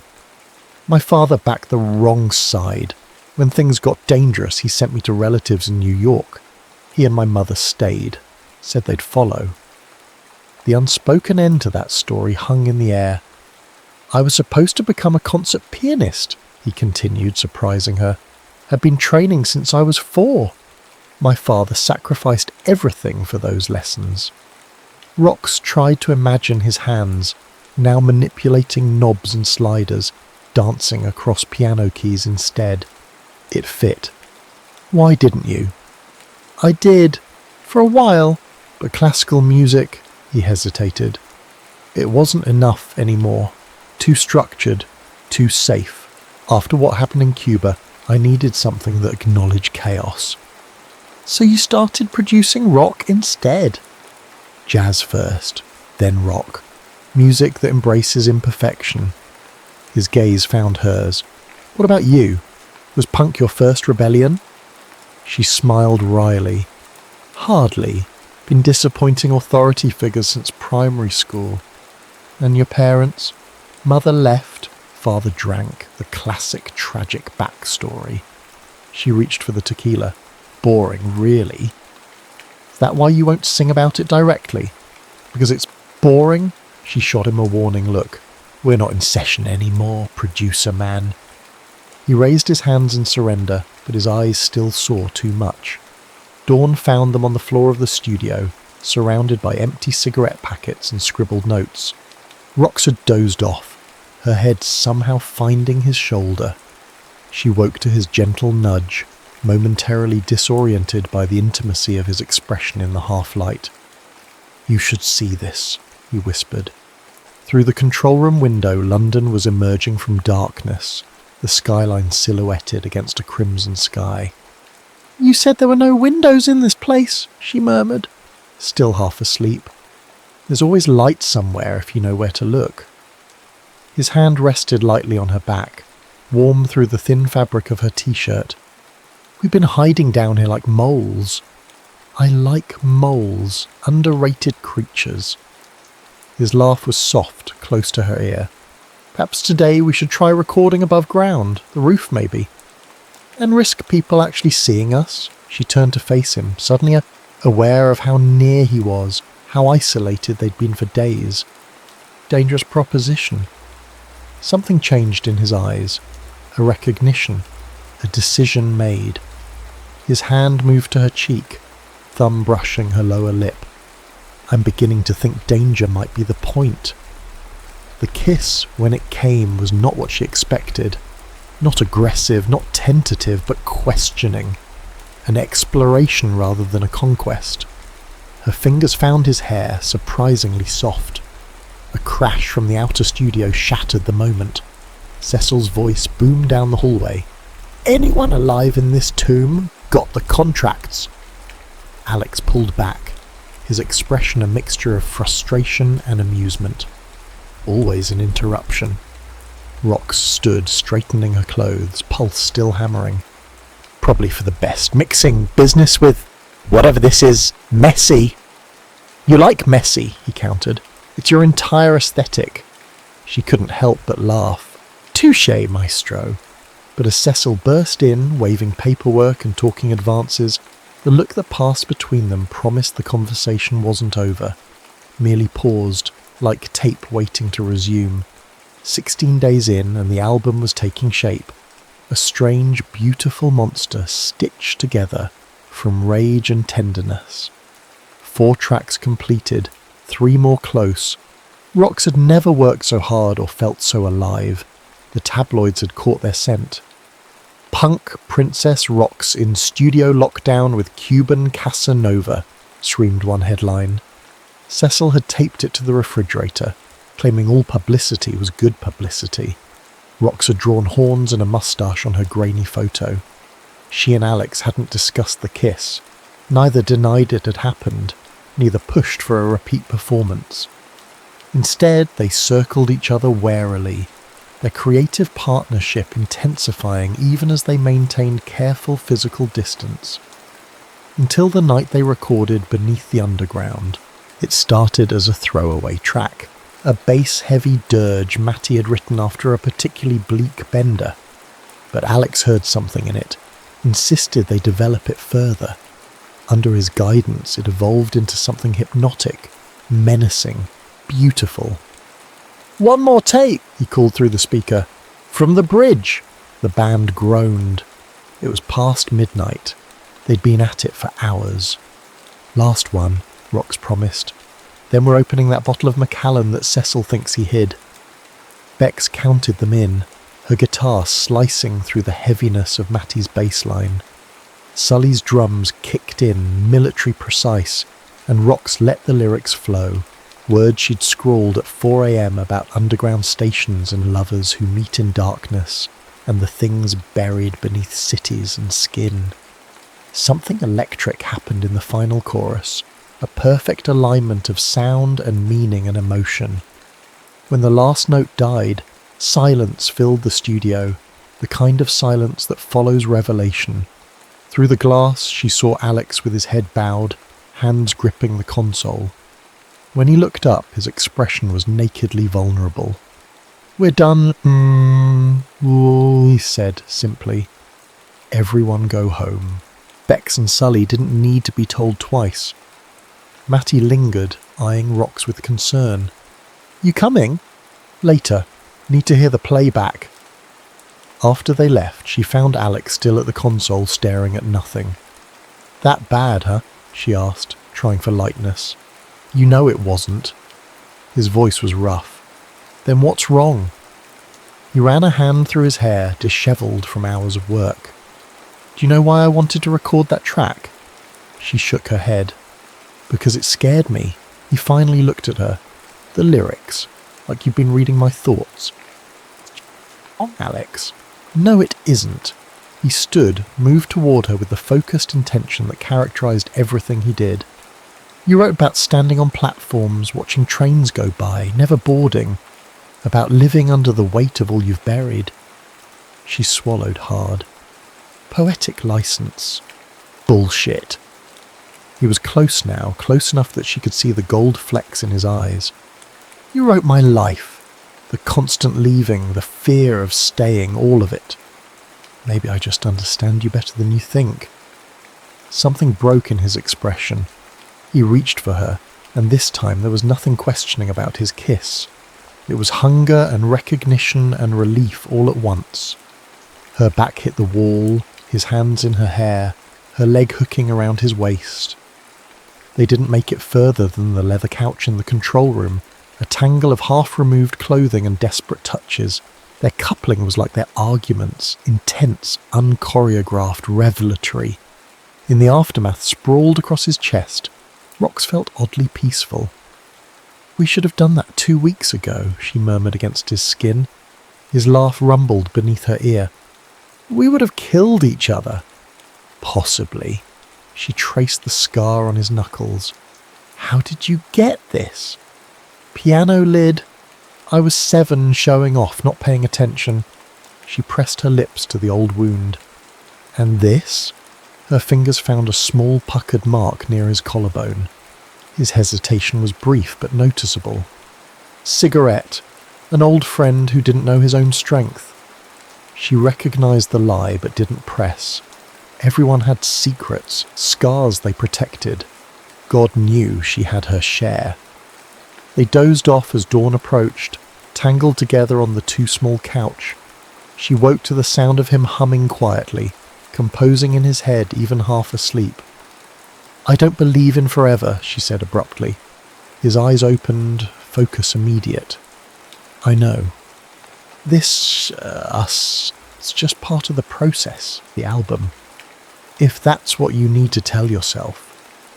No judgment in his tone, only understanding. She sat up, suddenly self-conscious. I should shower, the others will be here soon. He caught her wrist gently. Rox, it's okay to be afraid. I'm not. We all are. That's why we make music. To be brave for 3 minutes at a time. She pulled away, gathering her scattered clothing. Very profound. You should needlepoint that on a pillow. His smile was sad but knowing. And there she is, right on cue. What's that supposed to mean? Nothing gets too close. Nothing gets too real. The Roxanne Wilde defense mechanism. She yanked on her jeans, anger flaring. Don't psychoanalyze me. You don't have the qualifications. I have the evidence. He sat up, unself-conscious in his nakedness. Every time you create something authentic, you sabotage it with a joke or an insult or an exit strategy. Every single time. Maybe you're terrified of being abandoned again, so you leave first. The words hit with physical force. She grabbed her boots, needing escape. That's it, he continued, relentless now. Run, like always. She whirled on him. What do you want from me, Alex? Some big emotional breakdown, tears and confessions and promises. That's not who I am. No, then who are you? Because the woman who wrote those lyrics, who sang that song last night, she knows exactly who she is, and she's fucking magnificent. Rox froze, caught between fury and a dangerous, unfamiliar hope. Before she could respond, the studio door buzzed. Through the small security monitor they could see Matty and Bex waiting outside, unusually early. Saved by the bell, she muttered. But as she moved to let them in, Alex caught her hand one last time. This conversation isn't over. She met his gaze steadily. Yes, it is. We've got an album to finish. That's all that matters now. His expression hardened, professional once more. "As you wish, Miss Wilde." The distance in his voice shouldn't have hurt. She'd asked for it, after all. But as she buzzed in her bandmates, Rox felt something precious slipping away. A connection exposed then severed, like a cable cut mid-recording. Day 23, 3 tracks left, a week to finish, and the atmosphere in the studio had curdled. It wasn't outright hostility. In some ways, that would have been easier. Instead, Alex and Rox maintained a chilly professionalism that fooled no one. They spoke through technical jargon and third parties. Tell Rox the second verse needs another take. Ask Alex if he wants more reverb or just enjoys wasting everyone's time. The band watched this tennis match of passive aggression with varying degrees of concern and irritation. Only the undeniable quality of the recordings prevented mutiny.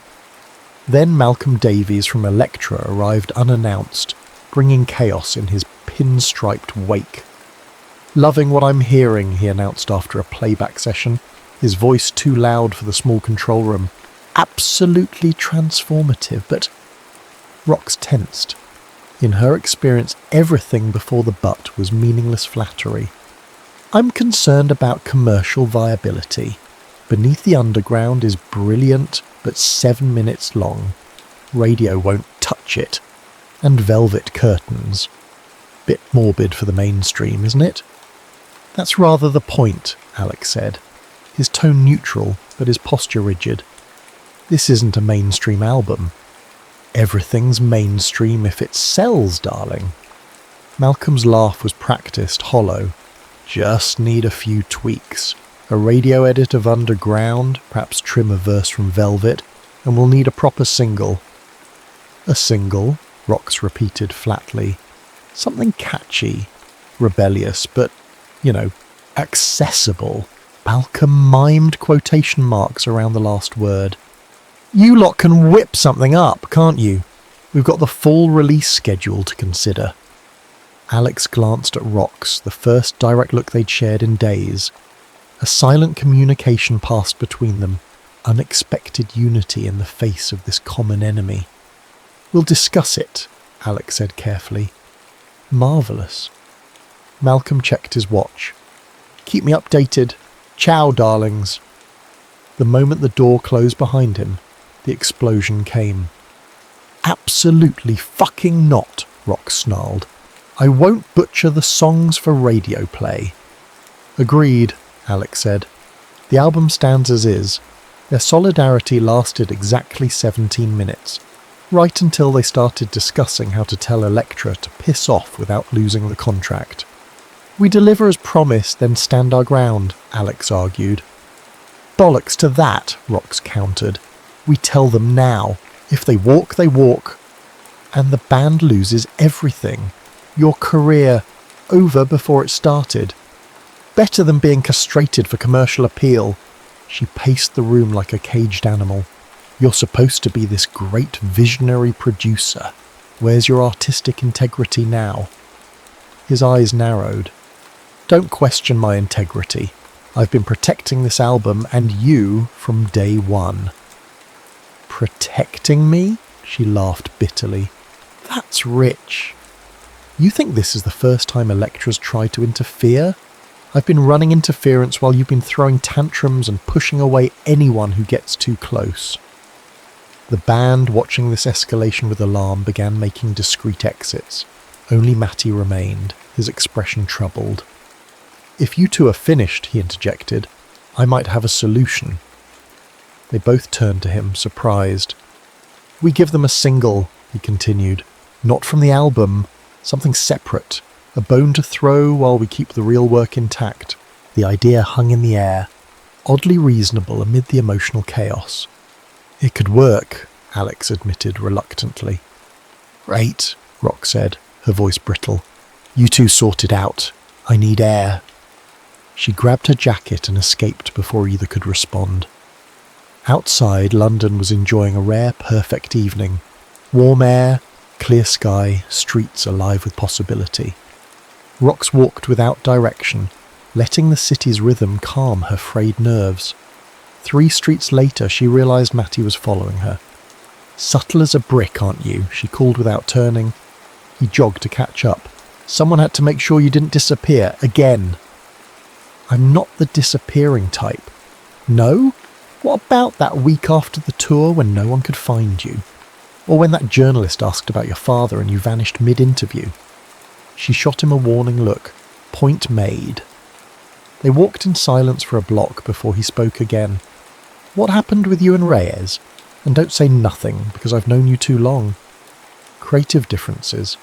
"Try again," she sighed, stopping at a corner shop to buy cigarettes. "We got too close. I backed off. He took it personally. End of story." Matty accepted a cigarette, studying her as they continued walking. "You know what your problem is, Rox. You think being wounded makes you special. Newsflash, we're all fucked up. Difference is, some of us still try. Trying leads to disappointment. Not trying leads to regret."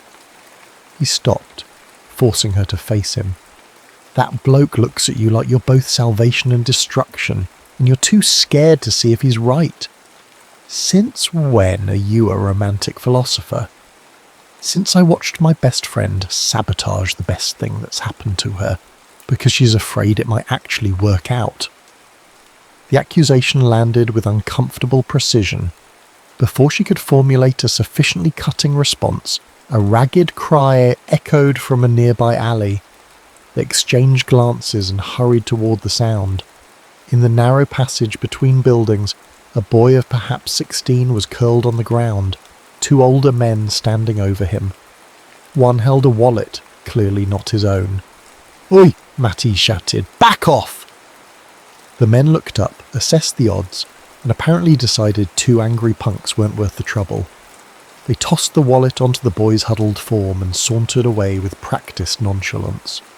Rox crouched beside the trembling teenager. Blood trickled from his nose, and a bruise was already forming around his left eye. "You all right, love?" He nodded shakily, clutching his recovered wallet. "Let's get you patched up," she said, helping him stand. "Our studio's just round the corner." Back at Blackout, they found the others gone, only Alex remaining. His expression shifted from surprise to concern at the sight of the injured boy. "First aid kit's in the back," he said without preamble, leading them to the small kitchenette. As he efficiently cleaned the boy's cuts, Rox explained what had happened. The teenager, Danny, gradually relaxed, even managed a smile when Alex offered him tea in a chipped mug that read, "Sound engineers do it with better frequency." "You're them, aren't you?" Danny asked suddenly. "From the papers, the band and the producer." Rox exchanged glances with Alex. "Guilty as charged." Danny's eyes widened with recognition. "My sister loves your last single, the one about council estate dreams or whatever." "Concrete visions," Matty supplied, though council estate dreams is actually better. "She's going to freak when I tell her I met you." Danny winced as he touched his swollen lip. "If I tell her, Mum'll go mental if she finds out I got jumped." "Where do you live?" Alex asked. "Hackney, near the Marshall estate." Rox raised an eyebrow. "Bit far from home, aren't you?" Danny shrugged, then winced at the movement.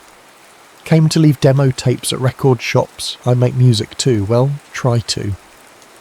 "At your age, I was still figuring out which end of the guitar to hold," Matty said. "Can I?" Danny hesitated. "Would you listen to something? Just one track?"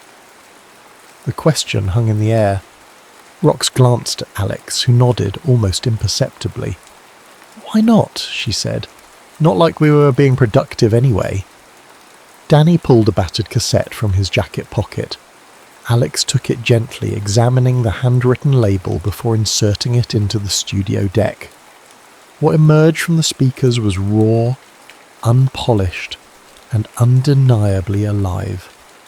A bedroom recording of distorted guitar and drum machine, over which Danny's voice, stronger than his slight frame suggested, sang of escapes planned, but never executed. When it ended, Silence filled the room. Danny stared at his scuffed boots, braced for rejection. "It's rough," Alex said finally, "but there's something there." "The chorus needs work," Rox added. "But the bridge, that bit about standing at the junction, that's good." Danny's face split into a grin despite his swollen lip. "Really? Really?" Matty confirmed. "Reminds me of early Clash demos." Alex leaned against the console, something thoughtful in his expression. "Do you have more?" 20 minutes later, they were still listening, offering critiques and suggestions as Danny soaked up every word. His youth and earnestness cut through the tension that had dominated the studio for days. When Alex offered to help him re-record a track properly after we finished this album, the gratitude in Danny's eyes was almost painful to witness. Later, after they'd pooled money for a taxi to send him safely home, Rox found herself alone with Alex in the control room. "That was decent of you," she said. "The offer to help him." He shrugged. "Someone did the same for me once. A debt repaid." "Still," she hesitated. "Listening to his songs, it was a good reminder of why we're doing this. For the wide-eyed teenagers with bedroom recordings, for the music that saves us." She met his gaze directly for the first time in days. "I don't want to fight anymore. I don't recall starting the fight." "No, but you pushed. Hard. Because I saw what you could be if you stopped hiding." The familiar defensiveness rose in her chest, but Danny's unguarded enthusiasm was still fresh in her mind. She swallowed her reflexive retort. "Maybe you're right." His eyebrows lifted in exaggerated shock. "I'm sorry, could you repeat that? I think I hallucinated." A reluctant smile tugged at her lips. "Don't be a wanker. I'm trying here." "I know," his expression softened, "and I appreciate it." Another silence, less hostile than before, but still charged with unresolved emotion.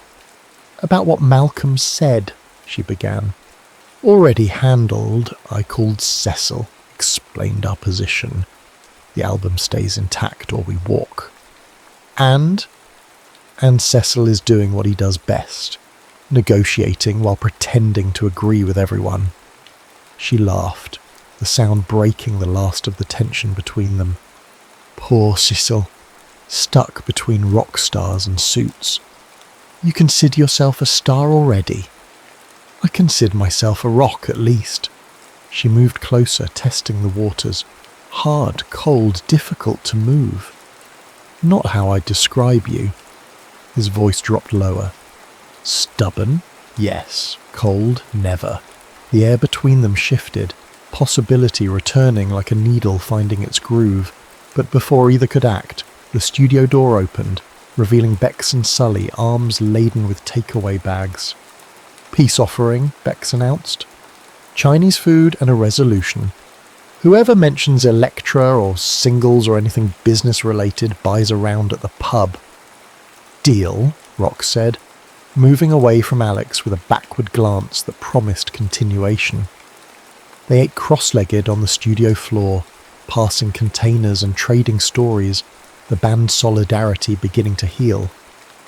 When Alex's phone rang, he excused himself to the control room. Rox watched him through the glass, noting the sudden stillness in his posture, the tight grip on the receiver. When he returned, his expression was carefully blank. "Everything okay?" she asked. "Fine. Just some news from home." He managed a smile that didn't reach his eyes. "Let's get back to work. We've lost enough time." She knew deflection when she heard it, was an expert practitioner herself, but didn't press. Whatever demons Alex was wrestling, they would wait their turn. Right now, the album needed finishing, and the fragile peace between them needed protecting. That night they recorded until dawn, capturing a Frosty that had been missing in recent sessions.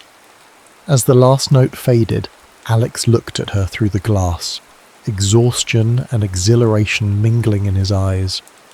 "That's the one," he said, echoing his words from weeks ago. "That's the heart of it." And Rox, for once, didn't argue, because he was right. The last day of recording dawned grey and expectant, like London itself was holding its breath. 29 days of creative fury had produced 10 tracks, 9 for the album, 1 sacrificial single for Elektra to push on radio. They'd work through the night, fueled by caffeine and the desperate energy that comes with looming deadlines. Now, as morning light filtered through the dusty skylight, they gathered for the final playback. "No commentary until the end," Alex instructed, his voice hoarse from lack of sleep. "Just listen. The whole thing, start to finish." He'd sequenced the tracks himself, building like a narrative arc from the caustic opening salvo of concrete visions through the winding emotional terrain of the middle cuts, ending with the understated devastation of Beneath the Underground. It was a journey through rage to revelation, chaos to clarity. Rock sat on the floor, back against the wall, eyes closed. Beside her, Bex and Sully leaned against each other, exhausted but attentive. Matty perched on an amplifier, fingers unconsciously tapping rhythms on his thigh. Cecil arrived halfway through, slipping in quietly for once, his usual bluster subdued by the obvious gravity of the moment. Alex stood at the mixing desk, making minute adjustments, his focus absolute. Only Rox noticed the tension in his shoulders, the way he kept checking his watch. As the final notes of Beneath the Underground faded into silence, no one spoke. The album had left them wordless, emptied out. It was Cecil who finally broke the spell, clearing his throat. "Well," he said, "I think we've got something special here." The understatement of the century. Rox met Alex's eyes across the room, a world of unspoken understanding passing between them. They'd done it, created something that would outlive both of them, something that mattered. The next hours passed in a blur of technical details and paperwork. Matty, Bex and Sully left for a celebratory lunch that would inevitably become a celebratory bender. Cecil departed to deliver the master tapes to Elektra, promising champagne upon his return. Left alone in the studio, Rox found Alex in the control room staring at the empty reels. "Feels strange, doesn't it?" she said. "Like the first day after a tour. All that build-up, then nothing." He nodded, not turning around. Postpartum depression, studio edition. Dramatic as ever, she moved beside him, studying his profile. The strain around his eyes was more pronounced up close, fatigue etched into every line. "You should sleep. Later. Still work to do." "Alex." She touched his arm, forcing him to look at her. "It's done. We did it." Something shifted in his expression. Decision made or accepted. Did we ever? He reached into his jacket pocket, withdrew an envelope, and handed it to her. Inside was a single airline ticket. Miami, departing that evening. "What's this?" she asked, though she already knew. "I got a call 2 days ago. My father's health..." He trailed off. "I need to go back, just for a while." The familiar tide of abandonment rose in her chest, but she fought it down. Of course, family first. It doesn't change anything about the album. The hard part's done. "When were you planning to tell me?" "I'm telling you now." He ran a hand through his dishevelled hair. "I was going to mention it after the playback, but then everything was perfect, and I didn't want to ruin the moment." She wanted to be angry. It would be easier, but found she couldn't muster the energy. 29 days in this underground sanctuary had changed her in ways she was only beginning to understand. "Does Elektra know?" "Cecil does. He'll handle the label." Alex hesitated. "I spoke with Malcolm about you." "About me?" "Your solo potential." She blinked, caught off guard. "What solo potential? I'm with the Snarls." "For now, but you're going to outgrow them, Rox. We both know it." "That's not fair." "It's not about fair, it's about what's true." He moved closer, his gaze intense despite his exhaustion. "You have something rare. Don't waste it trying to fit into someone else's idea of what you should be." Is that what this month was about? Grooming me for a solo career? No. His voice was firm. This month was about making the best fucking album possible. Which we did.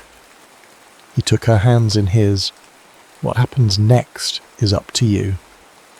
The touch of his skin against hers brought memories flooding back. Creative arguments that lasted until dawn. The unexpectedly tender way he tucked her hair behind her ear during a late-night recording session, the taste of tequila on his lips. And what about us? She asked, the question she'd been avoiding for weeks. What happens next there? His smile was bittersweet. That depends. Do you believe in international phone calls? I believe in finishing what we start. Then we're not finished, just on pause.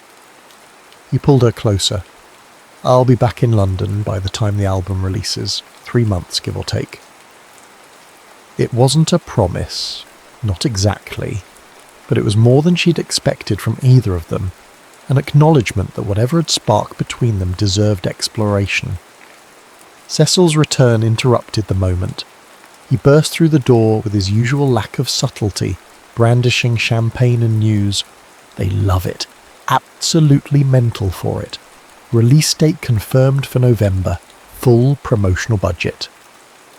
The celebration that followed felt surreal, disconnected. Rox went through the motions, accepting congratulations, discussing plans, all while acutely aware of the ticking clock. Alex's flight left in hours. When it was time for him to leave, they stepped outside together, the rare sunshine feeling like a cosmic joke. So, she said, hands shoved deep in her pockets. He tilted her chin up with gentle fingers. Remember what I told you that first day? About your voice being a wound that hadn't healed? She nodded. I was wrong. It's not the wound, it's the healing itself. His thumb brushed her lower lip, a callback to their first kiss. Keep singing, Roxanne Wilde, even when it hurts, especially then. The taxi arrived, an unwelcome punctuation mark. One kiss, brief but intense, and he was gone, Miami-bound with promises to call that both knew might not withstand distance and time in separate lives. 3 months later, Velvet Curtains and Vinyl Dreams released to critical acclaim and modest commercial success.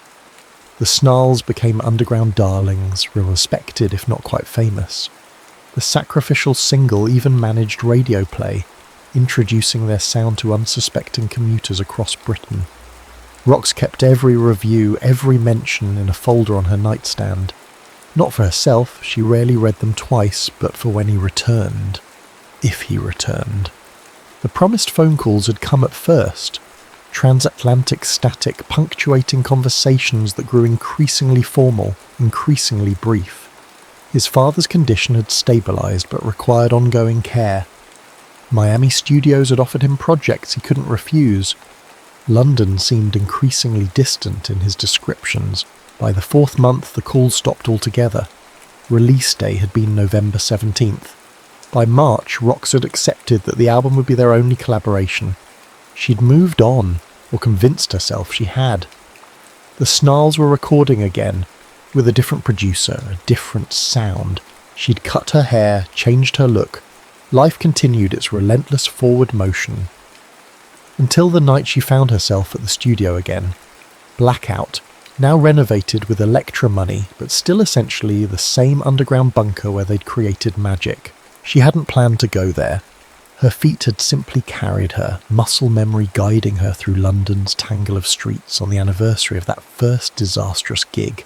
The one where she'd spat beer and stormed off stage and unknowingly set her life on a new trajectory. The security guard recognised her, let her in with a nod. The place was deserted, too late for the day shift, too early for the night owls. She wandered through the control room, fingers trailing over equipment that had once seemed so intimidating. The leather couch was gone, replaced by something sleek and uncomfortable looking. The ashtrays had disappeared, smoking now banned indoors, but the acoustics remained the same, that perfect balance of reflection and absorption that made every sound feel immediate. present. She sat at the mixing desk, closed her eyes, and could almost hear his voice through the monitors. Again, but this time mean it. The soft click of the door opening barely registered until a familiar voice broke the silence. I should have called first. Her eyes flew open. Alex stood in the doorway, thinner than she remembered, hair longer, but unmistakably him. You should have called at all, she replied, proud of how steady her voice remained despite the earthquake beneath her ribs. Fair point. He stepped into the room, keeping a careful distance. I wanted to, but it felt increasingly impossible to explain. Try me. He set down a battered leather case, the same one he'd brought to their first meeting. My father died 2 months ago. I'm sorry. She meant it. After that, I had decisions to make about where I belong. His gaze held hers. I kept coming back to this room, to what we made here. And what was that exactly? You know what. He moved closer, stopping just beyond reach. I've listened to our album approximately 300 times. It holds up. Despite herself, she smiled, modest as ever. Not modest, accurate, another step. I've been offered a production deal here. Permanent position, London-based. Her pulse quickened, but wariness kept her rooted to the spot. Congratulations. I haven't accepted yet. Why not? Because I wanted to ask you something first. He closed the final distance between them. Would you be interested in a different kind of collaboration? What did you have in mind? Her voice betrayed her, catching on the final word. Dinner, for a start. Somewhere with actual windows and no recording equipment. His smile was tentative, genuine. I thought maybe we could try being normal people for a change. Normal? She tested the word, found it didn't fit either of them. I don't think that's in our repertoire. Then something authentic, something real. He held out his hand. What do you say, Roxanne Wilde? One more track? She looked at his offered palm, remembering every argument, every breakthrough, every moment of connection they'd shared in this underground sanctuary. For once, she didn't search for the escape route, didn't prepare for disappointment. Instead, she took his hand. I suppose we could try a different arrangement, she said, allowing herself to be pulled to her feet. See how it sounds. His other hand found her waist, drawing her closer. I've always been partial to duets. Outside, London continued its chaotic symphony, traffic and voices and the distant thrum of music from neighbouring clubs. But in the studio where they'd once created something eternal, Rox and Alex began composing something new, something unrecorded, but no less real, something worth the risk of hearing even if it hurt. The end.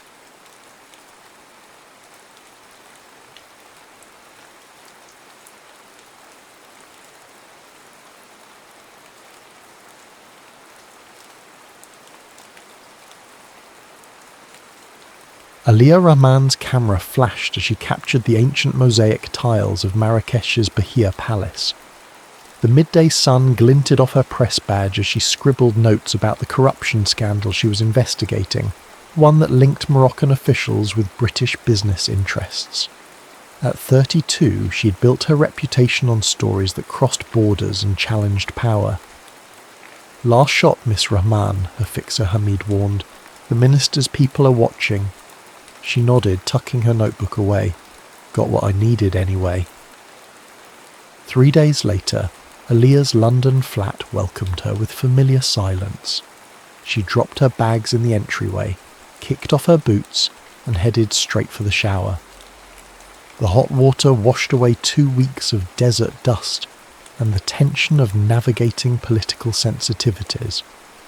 Morocco had yielded a story that would expose corruption at the highest levels, another career milestone. Her phone buzzed with a text from her mother.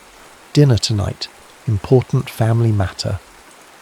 Aliyah sighed. Her parents' important family matters typically involved introducing her to eligible Pakistani doctors or engineers. At her age, she had mastered the art of polite rejection. "Journalism is my marriage," she told her reflection in the steamy mirror. "The truth is my beloved." The Rahman family home in Ealing smelled of cardamom and saffron, her mother's biryani, reserved for celebrations. Aliyah felt a flutter of unease. "Beta, you look tired," her mother said, kissing her cheek. "Morocco was good?" "It was productive," Aliyah replied, following her mother to the living room where her father sat with an unfamiliar older man. "Aliyah, this is Farid al-Nasri," her father said, standing, "an old family friend." The man's eyes crinkled as he smiled. "At last we meet. You have your grandmother's spirit in your eyes." "My grandmother?" Aliyah looked to her parents. "I don't understand." Her father gestured for her to sit. "There are things we haven't told you about our family history, Aliyah. Things that were arranged long before you were born." The story unfolded like fiction. Her maternal grandmother had once saved the life of a young prince from Al-Ruhaya.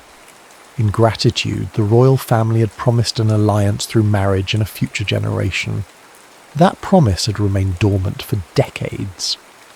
"Until now," Farid said, producing an envelope bearing a royal seal. "Sheikh Zahir al-Fayez has accepted the terms of the alliance. He will honour the promise made to your family." Aliyah laughed, then stopped when no one joined her. "You can't be serious. Arranged marriages to sheikhs. That's the plot of paperback romances, not real life." "It is our tradition," her mother said quietly, "and there is honour in it." "Honour?" Aliyah stood, blood rushing to her face. "It's 2025. I have a career, a life. You've always supported my independence. How could you agree to this?" Her father's voice remained steady. "We agreed you would meet him. Nothing more." "And if I refuse?" "The choice is ultimately yours," Farid interjected smoothly. "But Sheikh Zahir requests the courtesy of an introduction before you decide. 1 week in Al-Ruhaya. 1 week. 7 days to refuse a medieval arrangement face to face." Aliyah crossed her arms. "And then I can return to my life with no consequences." "With our blessing," her father confirmed. Aliyah stared at the ornate invitation. Her journalistic instinct whispered that there was more to this story, something worth investigating. Fine, 1 week. The flight to Al-Ruhaya passed in a blur of research.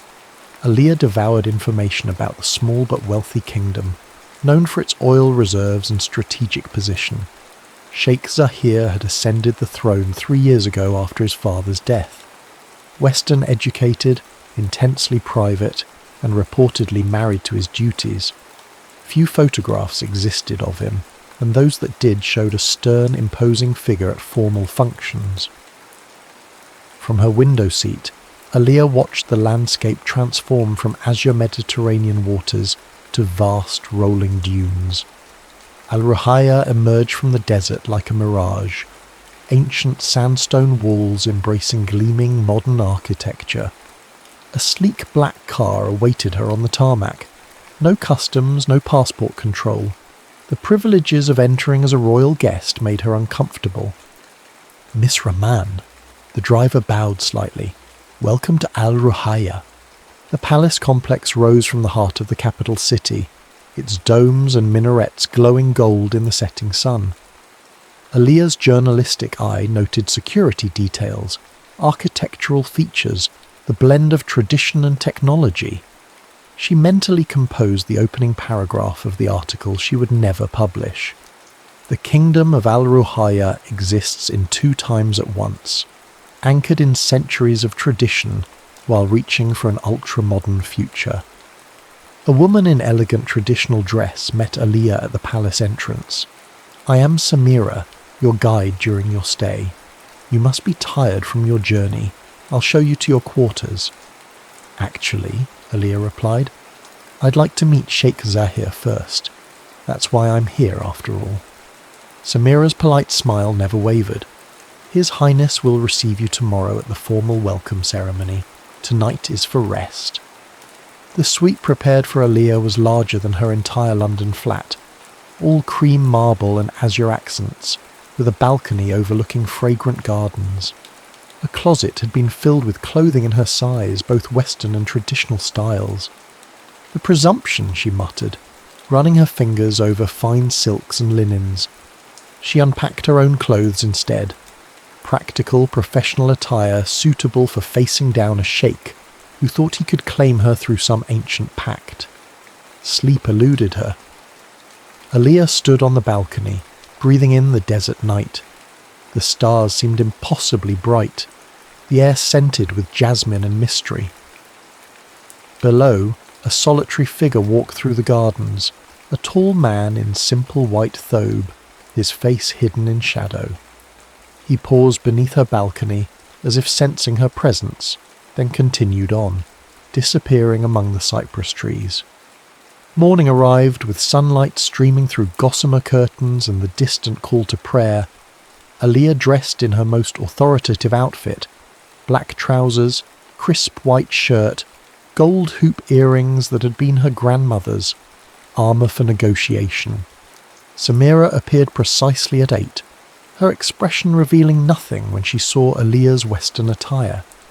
"His Highness awaits you in the Blue Hall."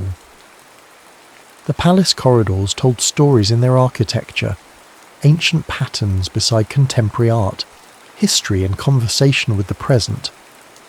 Aliyah memorised the route, a journalist's habit.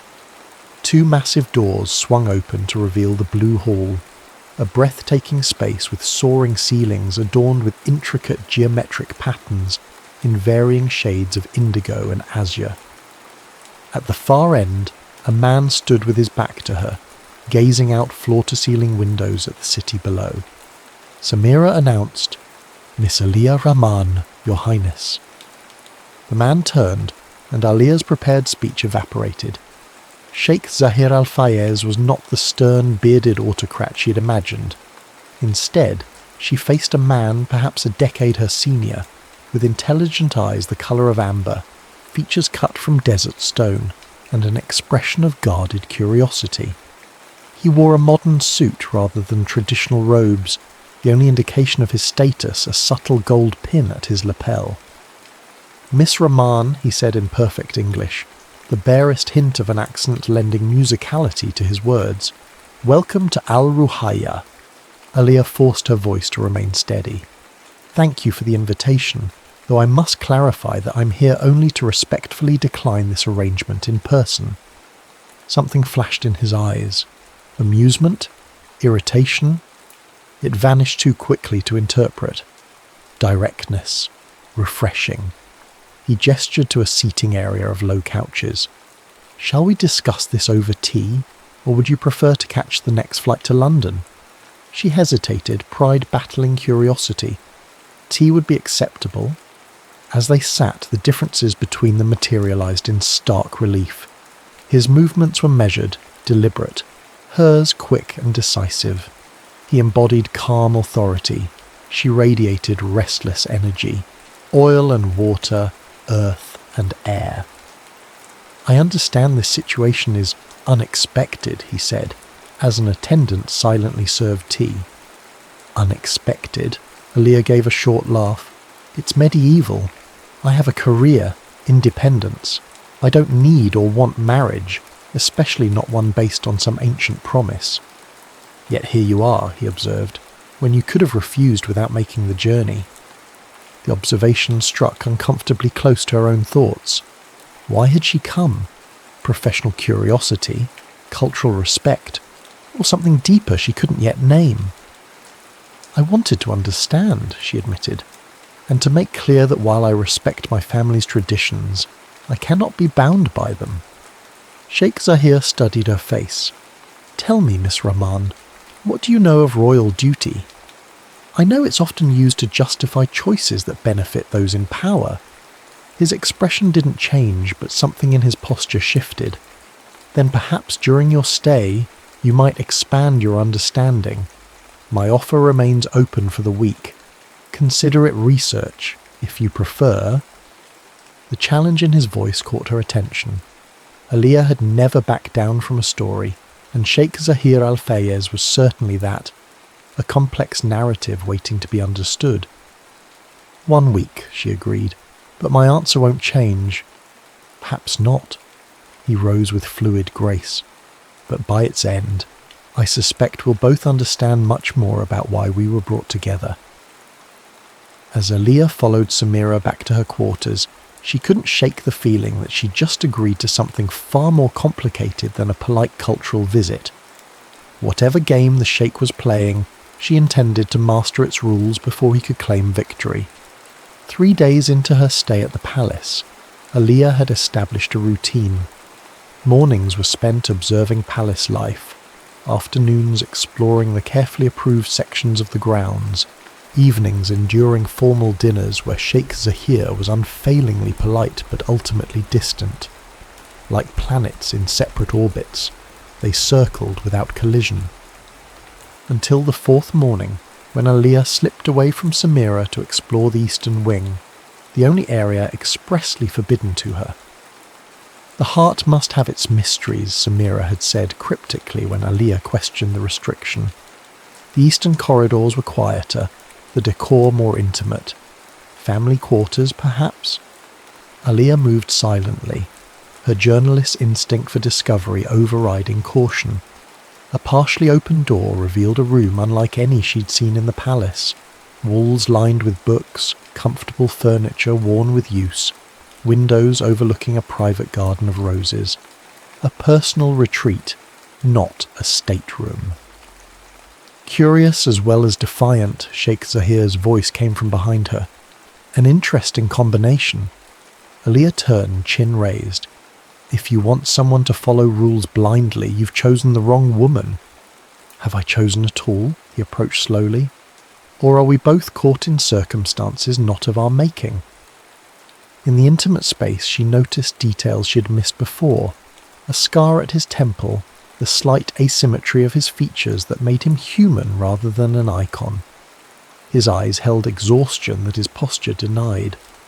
This was your father's room, she guessed, noting old photographs on a desk. Surprise flickered across his face. Yes. How did you know? The books are older. The furniture hasn't been replaced with each fashion trend. It feels preserved rather than maintained. He studied her with new interest. You see much for an outsider. That's my job, seeing what lies beneath the surface. She gestured to a leather journal on the desk. You write here.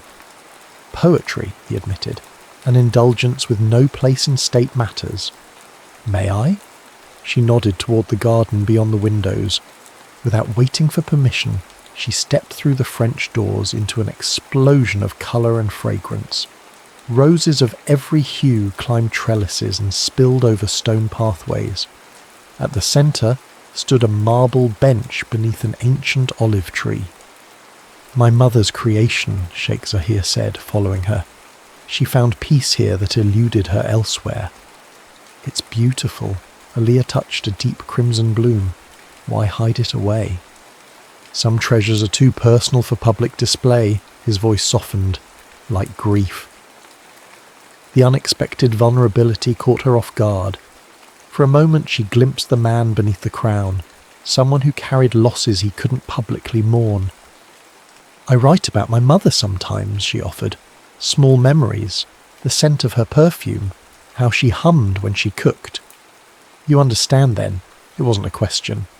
Their eyes met, a moment of genuine connection that startled them both. Later that afternoon, a package arrived at Aliyah's suite, a leather-bound journal with a note in elegant script. For your observations. Not all stories need publication to matter. Z. That night Aliyah began recording her impressions of Al-Rahaya, of palace life, of the enigmatic man who moved through his kingdom with the weight of tradition on his shoulders. Not for publication, but for understanding. She wrote about the duality she observed, a nation balancing heritage with progress, a ruler caught between duty and desire, her own conflict between independence and connection. The next day brought a sandstorm that painted the sky orange and confined everyone to the palace. Restless, Aliyah ventured to the library, where she found Sheik Zahir reviewing documents. "Miss Rahman," he acknowledged her. "Our meteorologists predict the storm will pass by evening. I apologize for the confinement."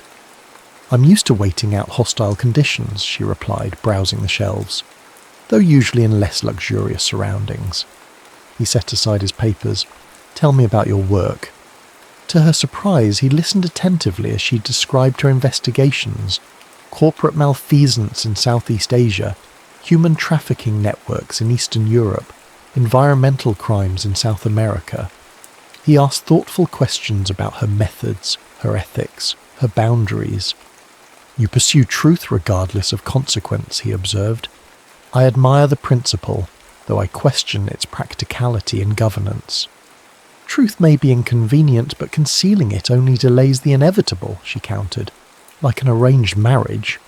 His sudden directness surprised her. Exactly like that. She met his gaze steadily. "You need a traditional bride who will uphold your customs without question. I'm not that woman." "What makes you so certain of what I need?"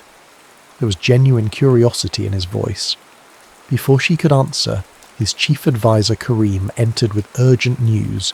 Flooding in the northern province required immediate attention. Zahir transformed before her eyes from contemplative man to decisive ruler, issuing clear directives about emergency response and resource allocation. "You'll excuse me," he said to Aliyah as he prepared to leave. "Duty calls." "May I come?" The request surprised them both. "I've covered natural disasters before. I might have useful perspective." He hesitated, then nodded. "If you wish." They spent the next 12 hours in the Crisis Command Center, where Aliyah observed Zahir working tirelessly, consulting experts, comforting displaced citizens via video calls, allocating resources without bureaucratic delay. He moved between Arabic, English, and French as needed, his focus unwavering. Near midnight, when the immediate crisis had stabilized, Aliyah brought him coffee. "Your people trust you," she said. "I can see why." Exhaustion lined his face. "Trust is earned daily. One misstep could erase years of work." "Is that why you continue this marriage arrangement? To maintain trust in traditions?" He considered her question carefully. "Partly. But there are political dimensions you don't yet understand. Tribal alliances that keep peace. Expectations I cannot simply dismiss. Even at the cost of your personal happiness. Personal happiness is a luxury for private citizens." He looked at her directly. "What about you, Aliyah? You move between worlds, exposing truths, then disappear to your London flat. No roots, no obligations that cannot be postponed for a story." The observation stung with its accuracy. "I have freedom." Freedom can be another word for isolation. His voice held no judgment, only recognition. "We've chosen different prisons." The statement lingered between them, a truth neither had voiced before. In the days that followed, something shifted. Formal dinners gave way to private meals where they debated philosophy, politics, ethics. He showed her his charitable projects, schools for girls in remote villages, microfinance programs for women entrepreneurs, environmental restoration efforts. She shared her investigative methods, her ethical frameworks, her vision for journalism that created meaningful change. On her 6th night in Al Ruhaya, the palace hosted a diplomatic reception. Aliyah found a traditional gown among the clothes provided, midnight blue embroidered with silver stars, elegant yet modest. She wore it with her grandmother's earrings, a bridge between her worlds. When she entered the grand ballroom, conversations paused. She felt eyes tracking her movement, curiosity, judgment, speculation. The weight of scrutiny made her understand, fleetingly, what Zahir experienced daily. He found her on a terrace seeking respite from the crowded room. "You honour our traditions while remaining distinctly yourself," he said, approaching. "Few can balance that edge so gracefully." Music drifted from inside, a traditional orchestra playing a contemporary arrangement. "Would you dance?" he asked. "Or is that too conventional for an unconventional arrangement?" "I think we've established I'm willing to try new experiences." She accepted his outstretched hand. They moved together with surprising harmony, his formal training complementing her natural rhythm. The diplomatic audience watched with approval. The Sheik and his potential bride, the embodiment of tradition embracing modernity. "They're writing our story already," Aliyah murmured. "Let them write," he replied. "We know the truth is more complex." Her heart quickened at the intimacy in his voice, the warmth of his hand at her waist. This wasn't in her carefully constructed plan for polite rejection. Later that night, sleepless, she wrote in the journal he had given her, honest reflections about connection, fear, possibility, about a man who carried a kingdom's future while honouring its past, about her own reluctance to belong anywhere or to anyone. What she didn't know was that within hours those private thoughts would become dangerously public. "Zahir, you must address this immediately." Karim's voice carried down the corridor as Aliyah approached the council chamber. She paused, hearing her name. "The British journalist mocks our traditions, our values in writing." Aliyah's blood ran cold. Her journal. But how? She entered without announcement. "What's happening?" The room fell silent. Sheikh Zahir stood at the head of the table, his expression unreadable, a tablet computer before him. Around him, advisors and tribal elders watched her with open hostility. "It seems your observations about Al-Ruhaya have found their way to British tabloids," Zahir said, his voice carefully controlled. "Your private assessment of our backward marriage traditions and gilded cage monarchy makes for sensational reading." "That's impossible," she protested. "I haven't published anything." "Yet you wrote it." He turned the tablet toward her. There on the screen were her words, not as she had written them, but selected fragments stripped of context, assembled to create maximum offence. Her nuanced reflections on the complexities of tradition versus progress had been twisted into condemnation. Her private musings about Zahir's isolation beneath his crown now read as mockery. I didn't... She struggled to find words. "These are from my private journal. They've been edited, taken out of context. A journal you brought into my home, writing observations like some anthropologist studying primitive cultures." The coldness in his voice cut deeper than anger would have. "No, I was trying to understand, to see beyond my own perspective." She looked around the room, meeting hostile stares. "Someone stole my private writings and manipulated them." An elder spoke in Arabic. Zahir responded, then addressed her in English. "Sheikh Rahman suggests you planted these observations intentionally, that perhaps you came as a journalist first, bride second." The accusation struck with precision.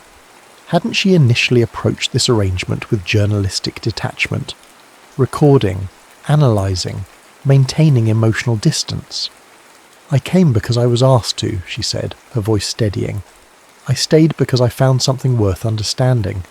Those words were never meant for publication." Yet here they are. Zahir's expression hardened. The damage is done. Social media had already erupted. False bride trended globally. Political opponents called for Zahir to renounce the foreign alliance.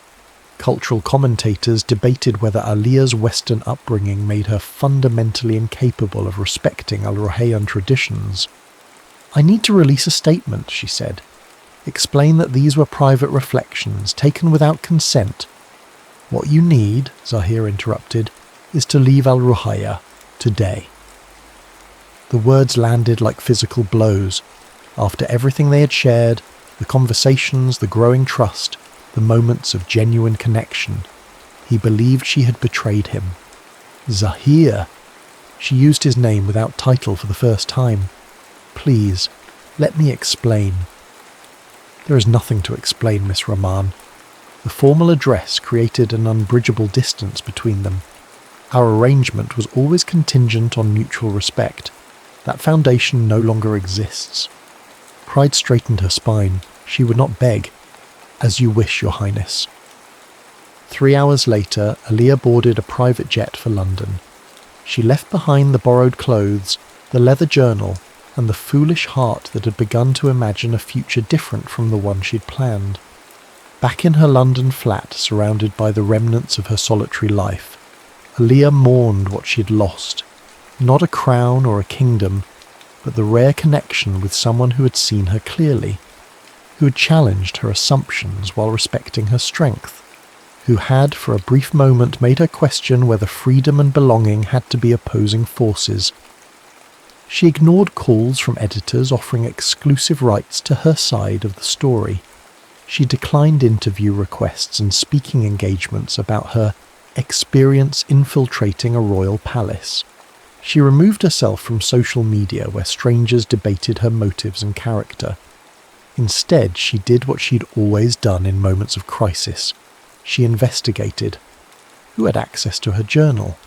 Who would benefit from sabotaging the potential alliance? Who moved in both Al Ruhayyan and British media circles? The trail led to Darius Nazim, cousin to Zahir and next in line for the throne if Zahir failed to produce an heir.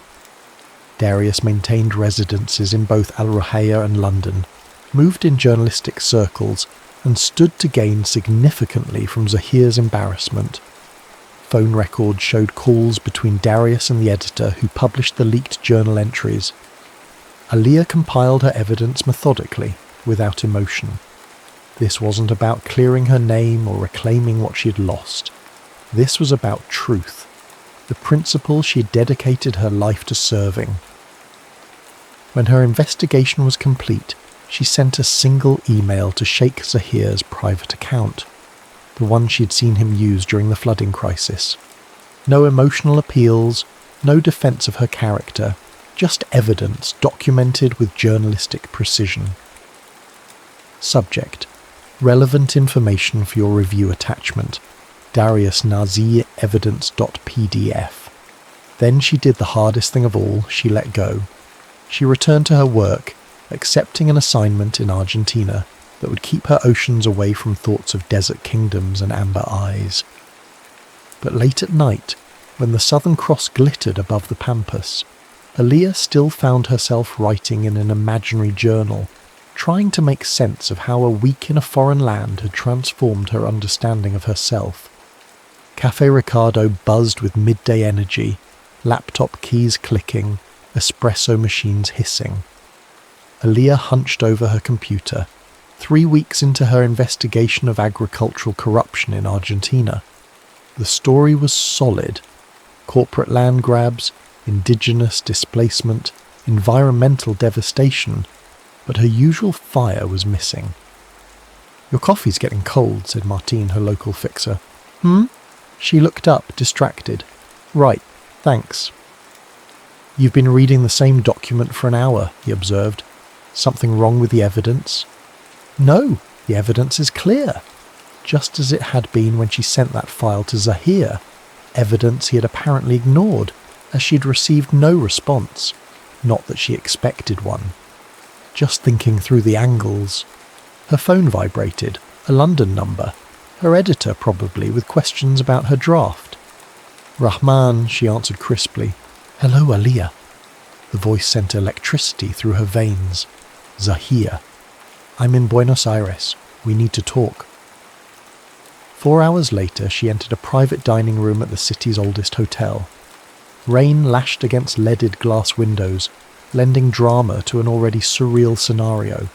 Sheikh Zahir al-Fayez, ruler of Al Ruhayya, stood looking out at the downpour, his back to the door. No entourage, no security detail visible. "How did you find me?" she asked. He turned. The weeks had changed him, new lines around his eyes, a certain weariness in his posture. "You're not difficult to locate when you're investigating a story. You leave footprints." "Why are you here?" "Because I owe you an apology." He gestured to a chair. "Please." Pride wanted her to remain standing, but curiosity won. She sat. "Darius has been removed from succession," Zahir said without preamble. The evidence you provided proved his involvement in other matters as well. Financial improprieties, political undermining.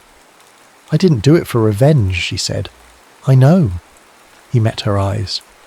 You did it for truth. It's who you are. A server brought tea, then discreetly disappeared. I should have trusted you, Zahir continued. I let public opinion and political pressure override what I knew of your character. It was cowardly. The admission stunned her. Rulers didn't acknowledge weakness, especially not to those they had wronged. Why tell me this now? Her voice remained steady despite the storm inside her. The arrangement is broken. We both move on. Because I can't. The simple declaration hung between them. Move on, that is. Outside, lightning illuminated the sky, casting his face in stark relief. All defences down, vulnerability exposed. In your absence, I've come to understand something, he said. The traditions I've upheld, the obligations I've honoured, they mean nothing if they force me to reject the one person who makes me feel fully alive. Her heart thundered against her ribs. Zahir, let me finish. He moved to sit across from her. I don't need a traditional bride who will uphold customs without question. I need a partner who will question everything, including me, who will see the man beneath the crown and hold him accountable, who understands that real respect comes from honesty, not blind obedience. You're describing a journalist, not a queen, she said softly. I'm describing you. He reached across the table, his hand stopping short of touching hers. Come back to Al Ruhaya, not as my reluctant bride, but as my chosen equal. Help me build a kingdom where tradition honours progress rather than fears it. The offer left her breathless. You can't just rewrite centuries of royal protocol. Can't I? A smile touched his lips. I am the Sheik, after all. Your council would revolt. Some, yes. Others have seen what your perspective could bring to our future. The schools for girls you suggested, already in development. The press freedom initiatives you outlined, being implemented. Rain drummed against the windows, a counterpoint to her racing thoughts. This was everything she hadn't allowed herself to want. Purpose aligned with passion, independence within connection, a future that embraced all parts of her identity. I have a career, she said, stories that matter. I can't abandon that work. I would never ask you to, he leaned forward. Your voice matters, Aliyah. Not despite your journalistic integrity, but because of it. And when that integrity leads me to criticise policies you support, then we debate as equals, and the kingdom benefits from our clash of perspectives. He paused. I'm not offering you a cage, gilded or otherwise. I'm offering you a platform, one with far-reaching influence. She studied his face, searching for hidden agendas, finding only sincerity. The Zahir before her was different from the stoic ruler she'd first met. More human, more vulnerable, yet somehow stronger in his willingness to evolve. I need time, she finally said. This isn't a decision to make in one rainy afternoon. Of course, he nodded. I return to Al Ruhaya tomorrow. Take whatever time you need. My offer stands regardless. As he rose to leave, he placed a familiar leather journal on the table. I believe this belongs to you. No one has read it but me, and only with your permission would I do so again. After he left, Aliyah sat for hours, the untouched journal before her, rain painting teardrops on the windows. Back in London a week later, Aliyah walked through her flat with new eyes. The space that had once represented freedom now felt like isolation. Awards on her walls celebrated professional triumphs, but said nothing of personal connection. Her passport bore stamps from dozens of countries, yet nowhere had felt like home, until a desert kingdom had offered her belonging without demanding surrender. She called her parents, expecting resistance when she explained Zahir's new proposal. Instead, her father said, "You have always formed your own path, Beta. If this man sees your strength as an asset rather than a liability, perhaps he's worthy of you after all. Her mother was more direct. Does he make your heart beat faster when he enters a room? Yes, Aaliyah admitted. Then the rest can be negotiated.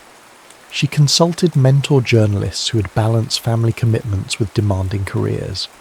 She researched royal consorts throughout history who had maintained independent identities while supporting their partners. She drafted a framework for how her dual roles might function, journalist and royal partner, each informing the other without compromise. When clarity finally came, it arrived not as a thunderbolt but as quiet certainty. The woman who had walked away from Al Ruhaya in humiliation would return on her own terms, not as a reluctant bride fulfilling an ancient obligation, but as a partner by choice in building a future that honoured both their worlds.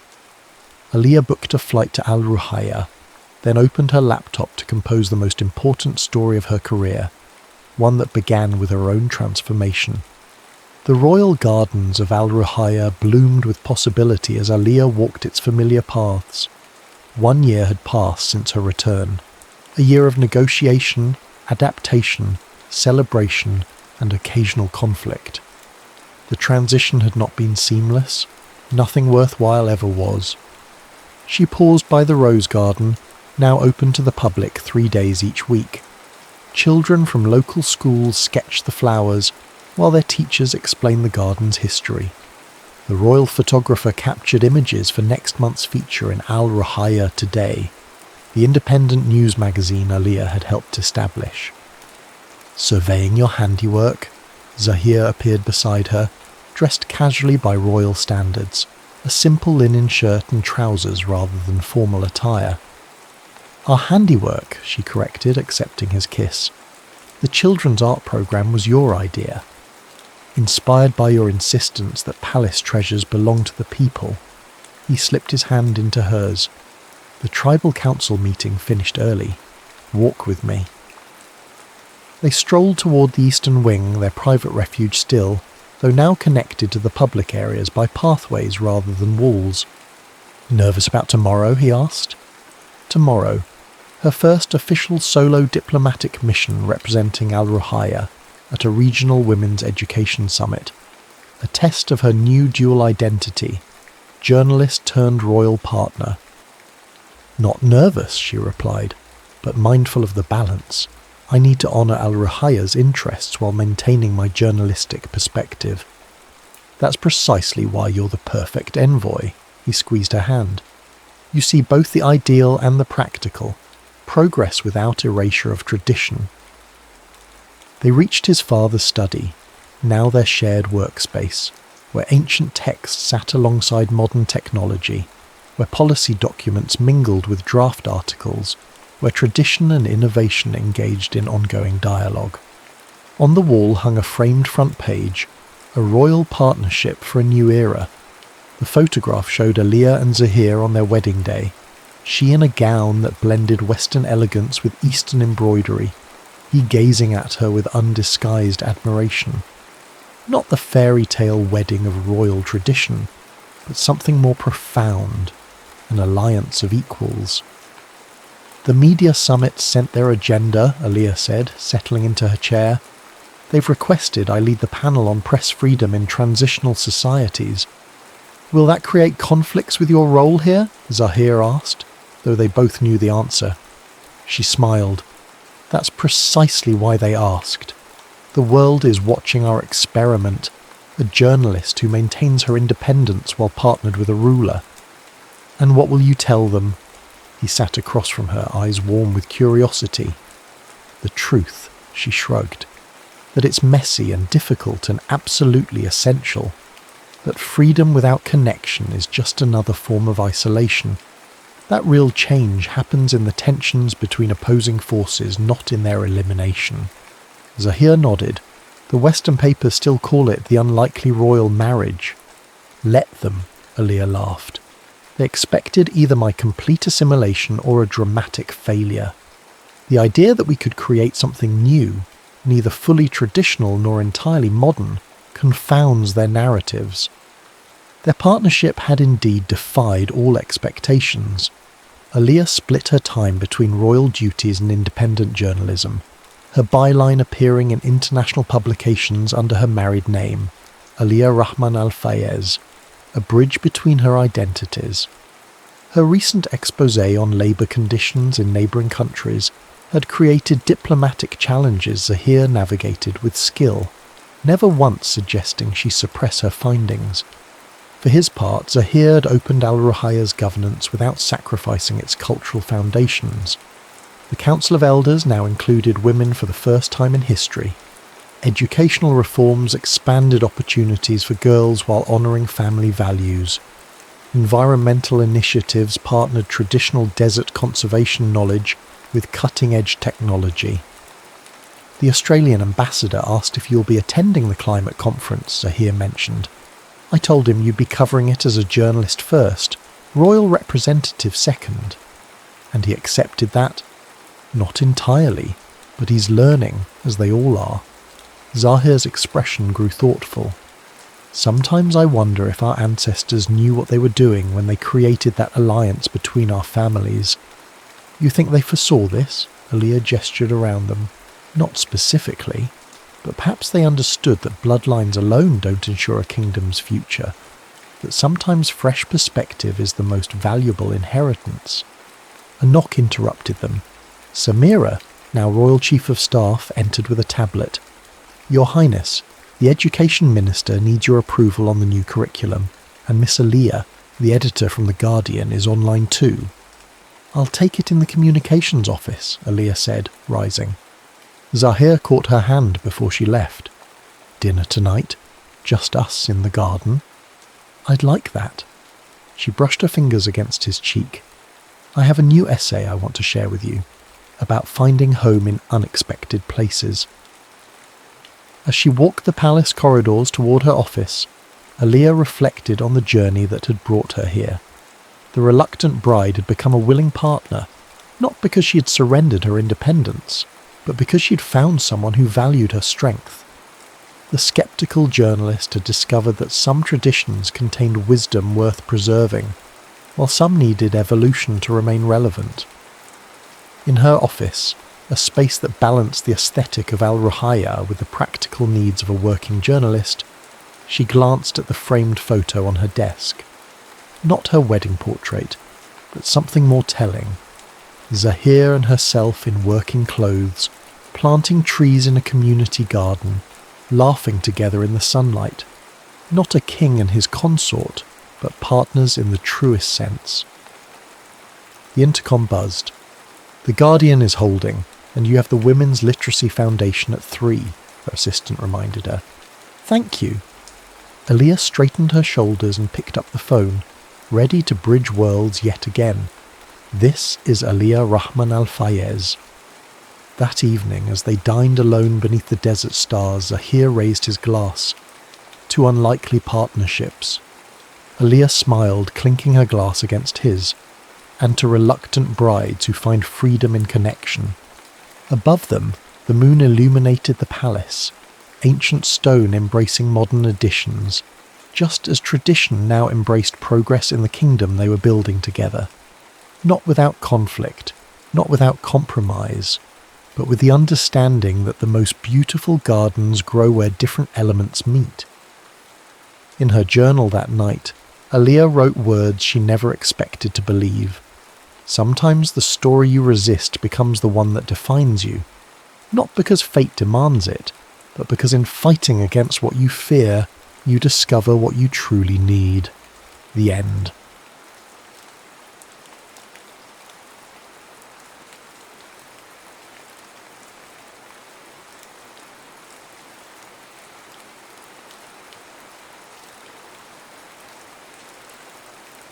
Maine, 2008. Maggie Foster's fingers betrayed her age only when she tried to open her mail. The thin skin, mapped with blue veins and speckled with sunspots, struggled with the precise task of sliding beneath envelope flaps. At 84, she had outlived both a husband of 53 years and the arthritis specialist who had once promised her a revolutionary treatment. The letter arrived on a Tuesday, wedged between a utilities bill and a supermarket circular featuring food she no longer had the appetite to cook. The official letterhead caught her attention. United States Military Archives, New Jersey Division. Curious, she murmured, reaching for her reading glasses. They hung from a beaded chain that her granddaughter Claire had made during a summer visit 4 years prior, before Claire had transformed from a college sophomore with streaked hair into a doctoral candidate in history with a penchant for archival research. "Gran, you need anything from town?" Claire called from the hallway, keys jingling in her hand. She had moved in temporarily to finish her dissertation, at least that was the official reason. Maggie suspected her son had orchestrated the arrangement, worried about his mother living alone since Harold's passing. "I'm fine, dear," Maggie replied, distracted by the letter now open in her hands. Her eyes scanned the typed paragraphs, then froze on a name she hadn't permitted herself to say aloud in over 6 decades. James Whittaker. Jamie. "Gran?" Claire appeared in the doorway, concern shadowing her features. "You've gone pale." Maggie's hand trembled as she extended the letter toward her granddaughter. "They found something," she whispered. "Letters. His letters." Claire scanned the document quickly, her academic training enabling her to extract the essential information. A bundle of World War II-era correspondence addressed to Margaret Evans, discovered during a digitization project. Her eyes widened. "Evans. That was your maiden name." Maggie nodded, a curious weightlessness spreading through her chest. "The archivist, this Eli Turner, he says they were never delivered. All this time, I thought." Her voice faltered. Claire sat beside her grandmother, academic curiosity temporarily eclipsed by personal concern. Who is James Whittaker? Maggie's gaze drifted to the window, beyond the neat garden Harold had meticulously maintained until his final summer, beyond the coastal pines that bordered their property, to a place only she could see. "Jamie was the boy I loved before the war took him away," she said simply. "The boy who promised to come back to me. And he didn't." Maggie's smile held 6 decades of quiet resignation. "I never knew. There were no letters, no word. After 2 years of waiting, my father said it was time to accept that Jamie was either dead or had forgotten me." She touched the letter again, as if to verify its solidity. "Now I learn his letters existed all along, sitting in some government warehouse." Claire reached for the phone. "There's a number here. This archivist, Eli, says he can forward the letters." Maggie nodded, suddenly feeling every one of her 84 years pressing down upon her shoulders. "Yes," she said softly. "I think it's time I read what Jamie wanted me to know." The first letter arrived 3 days later, carefully preserved in an archival sleeve. Maggie sat alone on the porch swing, the protective covering cool against her fingertips. Through the transparent material she could see the familiar slant of handwriting she'd once treasured in past notes and birthday cards. February 18th, 1942. "My dearest Maggie, they've finally assigned us to units. I'll be shipping out within the week. They won't tell us where, but rumours point to North Africa first. Before the official censors start blacking out half of what I write, I wanted to send you something honest and unedited. Last night, Winters, you remember Frank from school, he's in my unit, started crying in his bunk. Not loud, just the quiet kind that shakes your shoulders. Nobody said anything. I think we all understood. It's not cowardice. It's the weight of knowing we're about to step into something larger than ourselves. But here's what I realised in that moment, Mags. Everyone here is afraid of losing something, or someone. I'm the lucky one. I know exactly what I'm fighting to return to. When I picture your face, with those freckles you hate but I count like constellations, I feel something stronger than fear. I'm carrying your photo, the one from the lakeside last July. Remember how the wind kept blowing your hair across your face, and you kept laughing and saying the picture would be ruined? It turned out perfect, just like you. They're calling for lights out soon, so I'll end this here. I'll write whenever I can. Don't worry about responding quickly. They tell us mail might take months to catch up with us. I love you, not in the fleeting way of high school sweethearts, but in the enduring way that reshapes a person. I am better for loving you, Margaret Evans, and I'll come home to you. Always yours, Jamie. Maggie read the letter twice more, then carefully placed it back in its protective covering. The porch swing creaked gently as she rocked, cradling the physical evidence of a love she had eventually forced herself to relinquish. She closed her eyes, summoning the face of the boy who'd written these words. Not the sharp-jawed senior who had kissed her beneath the bleachers after winning the regional track meet, but the solemn young man in uniform who had held her on their last night, whispering promises against her hair while stars wheeled indifferently overhead. In her bedroom drawer lay the velvet box containing Harold's wedding band, removed from his finger just before they closed the casket. He had been a good husband, a faithful companion through raising children, weathering financial uncertainties and navigating the complex territory of growing old together.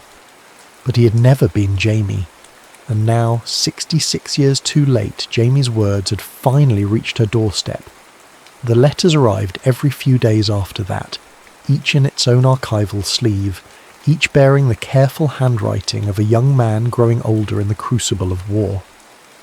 Eli Turner, the archivist, had arranged them chronologically, providing Maggie with a timeline of Jamie's experiences and his unwavering devotion.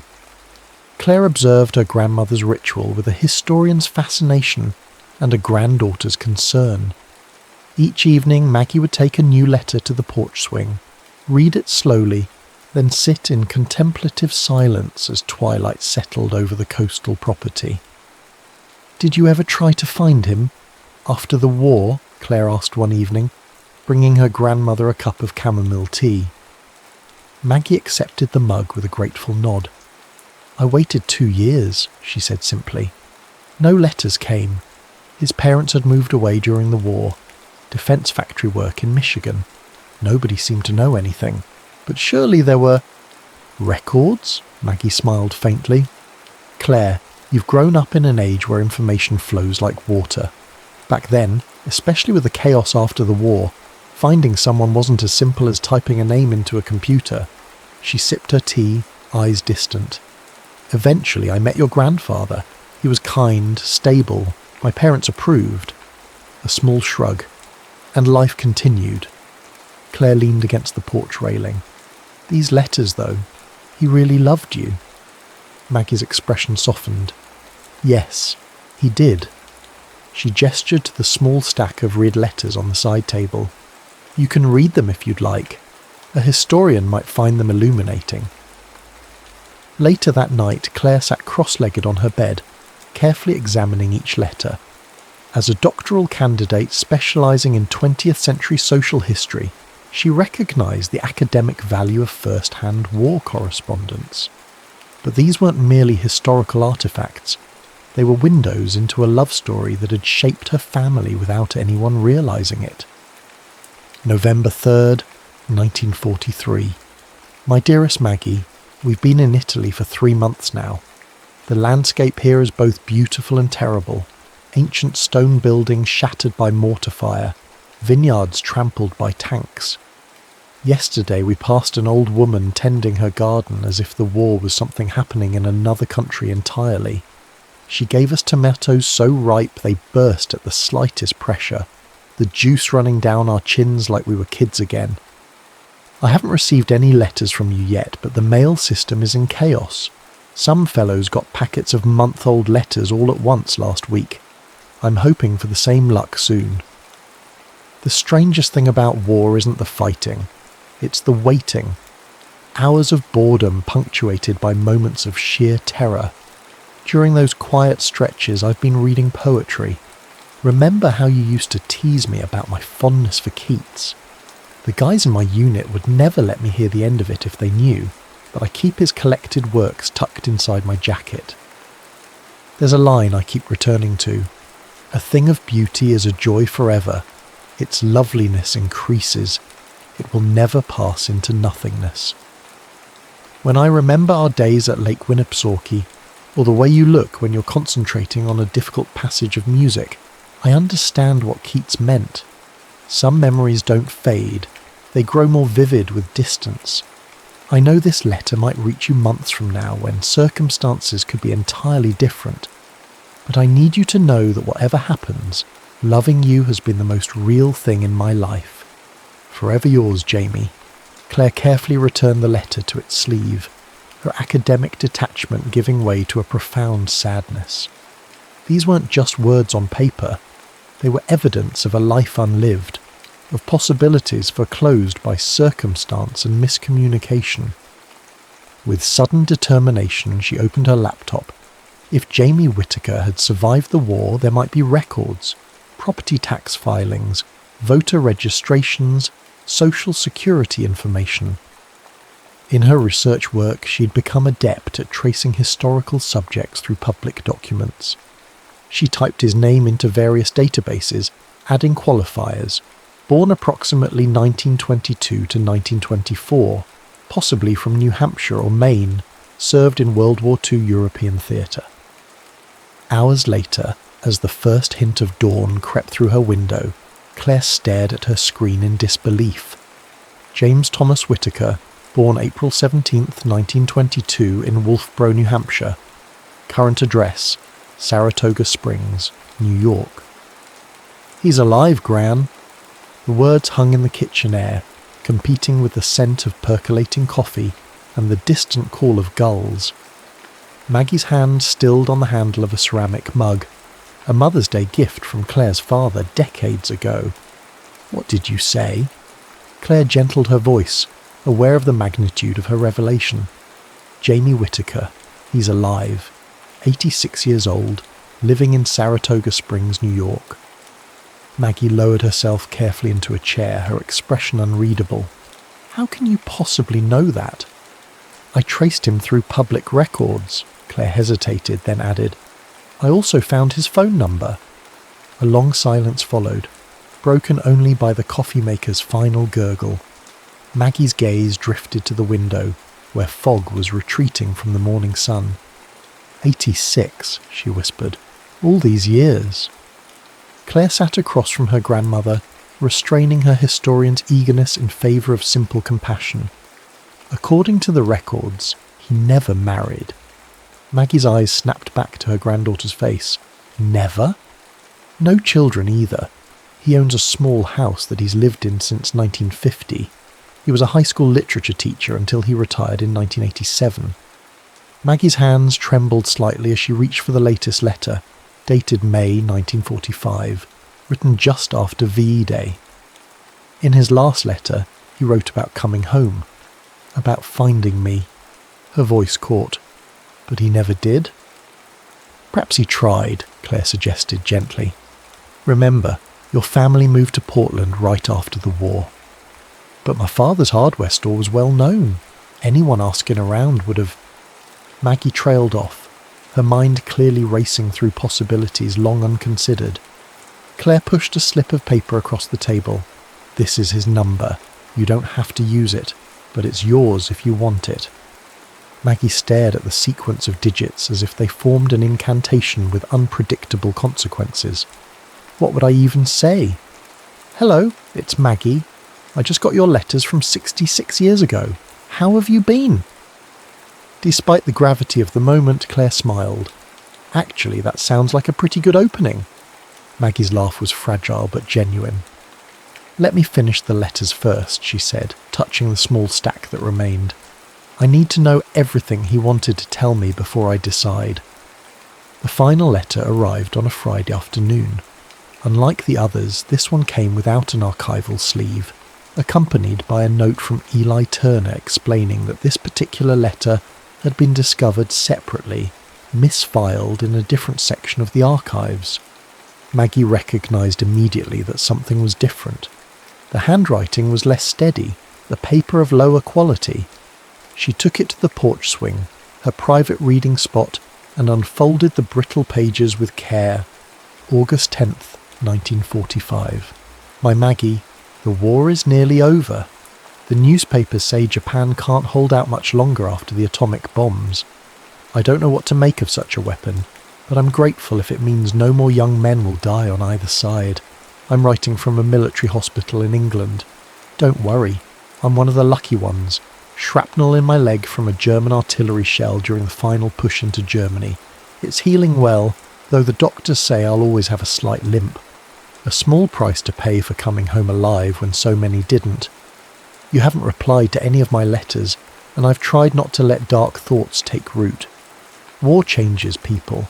I understand that better than most. If your feelings have changed, I will accept it, though it would be a wound deeper than any I've sustained in combat. But I choose to believe in us, Maggie. In 2 weeks, they're putting me on a hospital ship back to the States.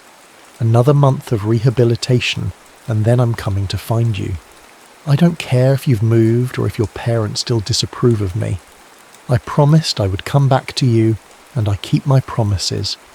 I've had a lot of time to think in this hospital bed, about what matters, about the life I want to build.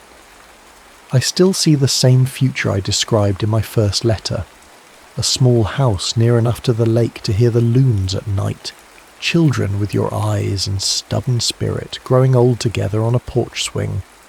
Wait for me, Maggie, just a little longer. All my love, always, Jamie. Maggie folded the letter, pressing it against her chest as if to absorb the words directly into her heart. She sat motionless as the afternoon light shifted around her, casting longer shadows across the porch. When Claire found her an hour later, Maggie's eyes were dry but resolute. "I'd like to make that call now," she said quietly. The phone rang 4 times before a male voice answered, deeper than Maggie remembered, weathered by age but with the same distinctive New Hampshire cadence. "Hello?" Maggie's carefully rehearsed opening evaporated, her throat constricted around unsaid words. Beside her, Claire squeezed her hand encouragingly. "Hello?" the voice repeated, a touch of impatience colouring the word. "Jamie?" Maggie finally managed, her own voice sounding foreign to her ears. "Jamie Whittaker." A pause, then cautiously, "Yes, this is James Whittaker." "It's Margaret." Another beat of silence followed by a clarification. "Margaret Evans." The silence that followed stretched so long that Maggie wondered if the connection had been lost. Then came a sound, something between a gasp and a sob. "Maggie? My Maggie?" The possessive pronoun, unchanged by 66 years of separation, brought tears to her eyes. "Yes," she whispered. "How?" His voice faltered. "After all this time, how did you find me?" "Your letters," she replied simply. "They've been delivering your letters, Jamie. All of them, from 1942 to 1945. They were misplaced in a military archive all these years." Another long pause, this one filled with the weight of understanding. "You never received them. Not a single one." "Number I waited, Jamie. For 2 years after the war, I waited for word from you." "I came looking," he said, his voice stronger now, urgent with the need to explain. "When I was discharged, I went straight to your house. A different family was living there. They said the Evans family had moved away during the war. I tried to find your father's store." "We moved to Portland," Maggie interrupted gently. "Dad's health was failing. The doctor recommended the city closer to medical care. I asked everyone in town who might remember you. Some said you'd moved on, maybe even married." His voice grew softer. "Eventually, I believed them." Maggie closed her eyes, imagining the young man with the injured leg searching for her, encountering dead ends at every turn. "I married in 1949, she admitted. "Harold Foster. He passed 3 years ago." "I'm sorry for your loss," Jamie said, the genuine empathy in his tone bringing fresh tears to Maggie's eyes. "Were you happy at least? Did he treat you well?" The question, selfless in its concern, cemented what Maggie already knew. This was still her Jamie, the boy who had written those beautiful letters, whose heart had remained true even across an ocean and through the horror of war. "He was a good man," she answered honestly. "We raised 2 children. I have 4 grandchildren." She smiled at Claire, who was pretending not to eavesdrop. My granddaughter Claire was the one who found you." "Then I owe Claire my gratitude," Jamie replied, a smile evident in his voice. "Maggie, would it be too forward, after all this time, to ask if I might see you?" The question hung between them, simple in its phrasing but monumental in its implications. Maggie found herself nodding before remembering he couldn't see her. "I'd like that very much," she said. The journey to Saratoga Springs took 5 hours, with Claire insisting on driving.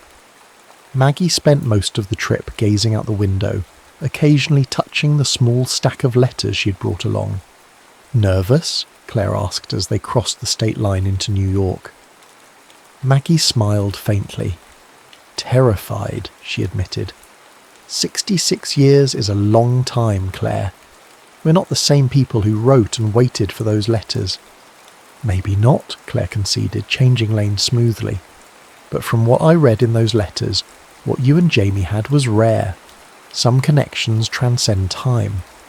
Jamie's home proved to be a modest craftsman-style house on a quiet street lined with mature maples. The front garden showed signs of careful tending. Late-season roses climbed a trellis, and chrysanthemums provided splashes of autumn colour. Claire parked at the curb, then turned to her grandmother. "Ready?" Maggie smoothed her blouse, a soft blue that her daughter always said brought out her eyes, and nodded. "As I'll ever be." They were halfway up the front walk when the door opened. The man who stood on the threshold was tall, despite a slight stoop to his shoulders, his white hair still thick, his face lined but handsome. He leaned lightly on a cane, a permanent reminder of that long-ago German shell. For a moment, both Maggie and Jamie remained frozen, separated by 10 feet of concrete walkway and 66 years of divergent lives. Then Jamie smiled, the same smile that had once made 17-year-old Maggie Evans forget her own name, and the decades seemed to compress. "You still have those freckles," he said, his voice thick with emotion. Maggie laughed softly, tears threatening. "And you still notice them." Claire, suddenly feeling like an intruder in a deeply private moment, touched her grandmother's arm. "I'll wait in the car for a bit," she murmured. Maggie nodded absently, her attention fixed on the man carefully navigating the 3 steps down from his porch. When Jamie finally stood before her, she allowed herself to really look at him, to reconcile the boy from her memories with the elderly man who had lived an entire lifetime without her. "I brought your letters," she said, holding out the small bundle. Jamie's eyes, still the same remarkable shade of hazel, though now surrounded by a network of fine wrinkles, filled with tears. "I never stopped wondering if they reached you." Without conscious thought, Maggie stepped forward into his embrace. His arms came around her, tentative at first, then with the certainty of recognition. They stood that way for a long moment, an elderly couple on a quiet street in Saratoga Springs, holding each other as if making up for thousands of embraces never shared. "Come inside," Jamie said finally, reluctantly releasing her. "I have a pot of coffee on, and about 66 years of stories to tell you." "You kept it all these years." Maggie's voice was hushed as she held the small photograph. Herself at 17, standing by Lake Winnipesaukee, hair blowing across her laughing face. The colours had faded to sepia tones, but the image remained clear. On the back, written in faded pencil, "Maggie, July 1941. Jamie nodded, the movement causing sunlight from the window to shift across his features. They sat in his small living room, surrounded by bookshelves that testified to a lifetime of literary appreciation. "It was in my wallet throughout the war," he explained. "I had it laminated in the 70s when it started to wear thin from handling." Claire, who had joined them after a discreet interval, studied the interactions between her grandmother and Jamie with fascination. There was an ease between them that defied their long separation, a comfortable shorthand that suggested their connection had somehow persisted despite decades without contact. "Would you like to see the garden?" Jamie asked, reaching for his cane. "The afternoon light is particularly nice this time of year." As the elderly couple moved toward the back door, Claire hung back. "I think I'll make some calls," she said. "Take your time." The garden proved to be larger than the front yard had suggested. A thoughtfully designed space with winding paths, a small pond with water lilies, and several comfortable seating areas. Jamie guided Maggie to a wooden bench beneath a maple tree beginning its autumn transformation. "I started gardening after I retired," he explained. "Needed something to fill the days." A self-deprecating smile crossed his face. The literature teacher in me appreciated the metaphors: growth, renewal, patience. Maggie touched a late-blooming rose with gentle fingers. "It's beautiful, Jamie." They sat in companionable silence, the afternoon sun casting dappled shadows through the maple leaves. A slight breeze carried the scent of earth and approaching autumn. "Did you ever marry?" Maggie asked finally, the question she'd been holding since learning he still lived alone. Jamie shook his head. "Came close once in the 50s, a fellow teacher named Eleanor. She was witty, kind." He looked at Maggie directly. "But she wasn't you.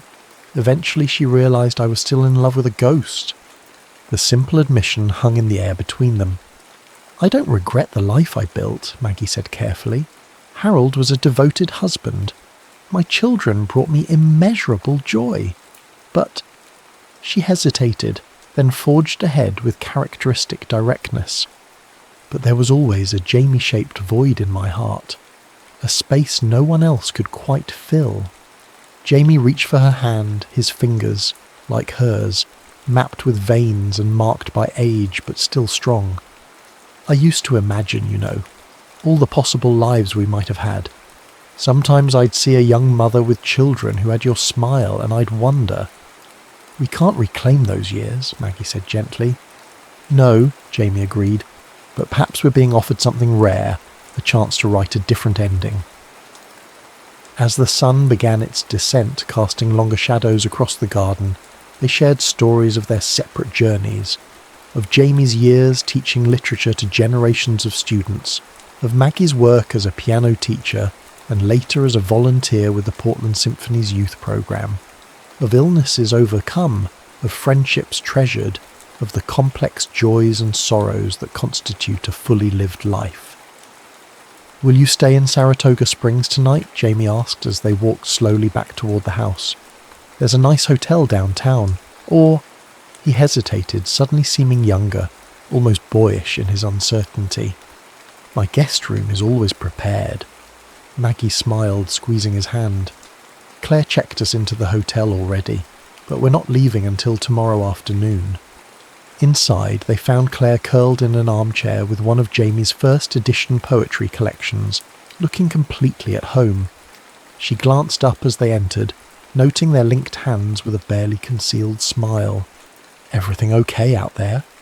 Maggie nodded, a new lightness in her expression that Claire hadn't seen before. "Yes, dear. Just catching up on a few decades." Later, as they prepared to leave for the hotel, Jamie pressed something into Maggie's hand. A small envelope sealed. "What's this?" she asked. "The letter I never sent," he replied simply. "Written 10 years after the war, when I'd finally accepted you weren't coming back into my life. Read it tonight." Maggie tucked the envelope carefully into her purse. "I will." In the quiet of her hotel room, after Claire had retired to the adjoining room, Maggie opened Jamie's final letter with careful fingers. April 17th, 1955. "My dearest Maggie, you will never read these words. I've accepted that our paths, which once seemed so inevitably entwined, have diverged beyond reconnection. Yet on my 33rd birthday, I find myself needing to write to you one last time. I imagine you married now, perhaps with children. I hope he appreciates the way your eyes crinkle when you're trying not to laugh, or how you unconsciously hum Bach when you're concentrating. I hope he knows how fortunate he is to build a life alongside your particular brightness. As for me, I continue teaching literature to students who largely prefer baseball to Browning. Occasionally, a student will ask why I never married. I simply tell them I haven't found the right person, a half-truth that satisfies their curiosity without revealing that I found her at 17 and lost her to war and circumstance. I don't write this from a place of bitterness or regret. The war taught me that life is too precious for such indulgences. Rather, I write from a place of enduring gratitude. Loving you made me a better man than I might otherwise have become. Even in your absence, you have shaped me. Keats wrote that beauty is truth, truth beauty. That is all you know on earth, and all you need to know. Perhaps he was right. The truth and beauty of what we shared, however briefly, has been sufficient to illuminate my path forward. Be well, Maggie. Be joyful. Know that somewhere in this wide world you're remembered with perfect clarity and endless affection. Always, Jamie.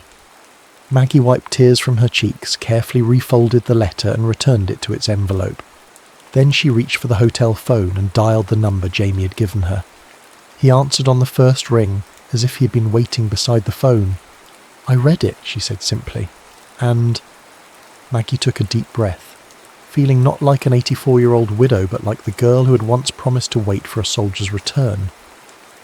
"I was wondering if you might like to have breakfast with me tomorrow, and perhaps the day after that, and the day after that." She paused, then added softly, "For as many days as we have left." Jamie's voice, when he answered, held a joy that transcended time and separation. "I would like nothing better, Margaret Evans, nothing better in this world." 3 months later, Jamie invited Maggie to his garden, now transformed by early summer blooms. He'd arranged a small table beneath the maple tree where they often sat, adorned with a checkered cloth and her favourite wildflowers in a blue ceramic vase. "This is lovely," Maggie said as Jamie pulled out her chair with an old-fashioned gallantry that made her smile.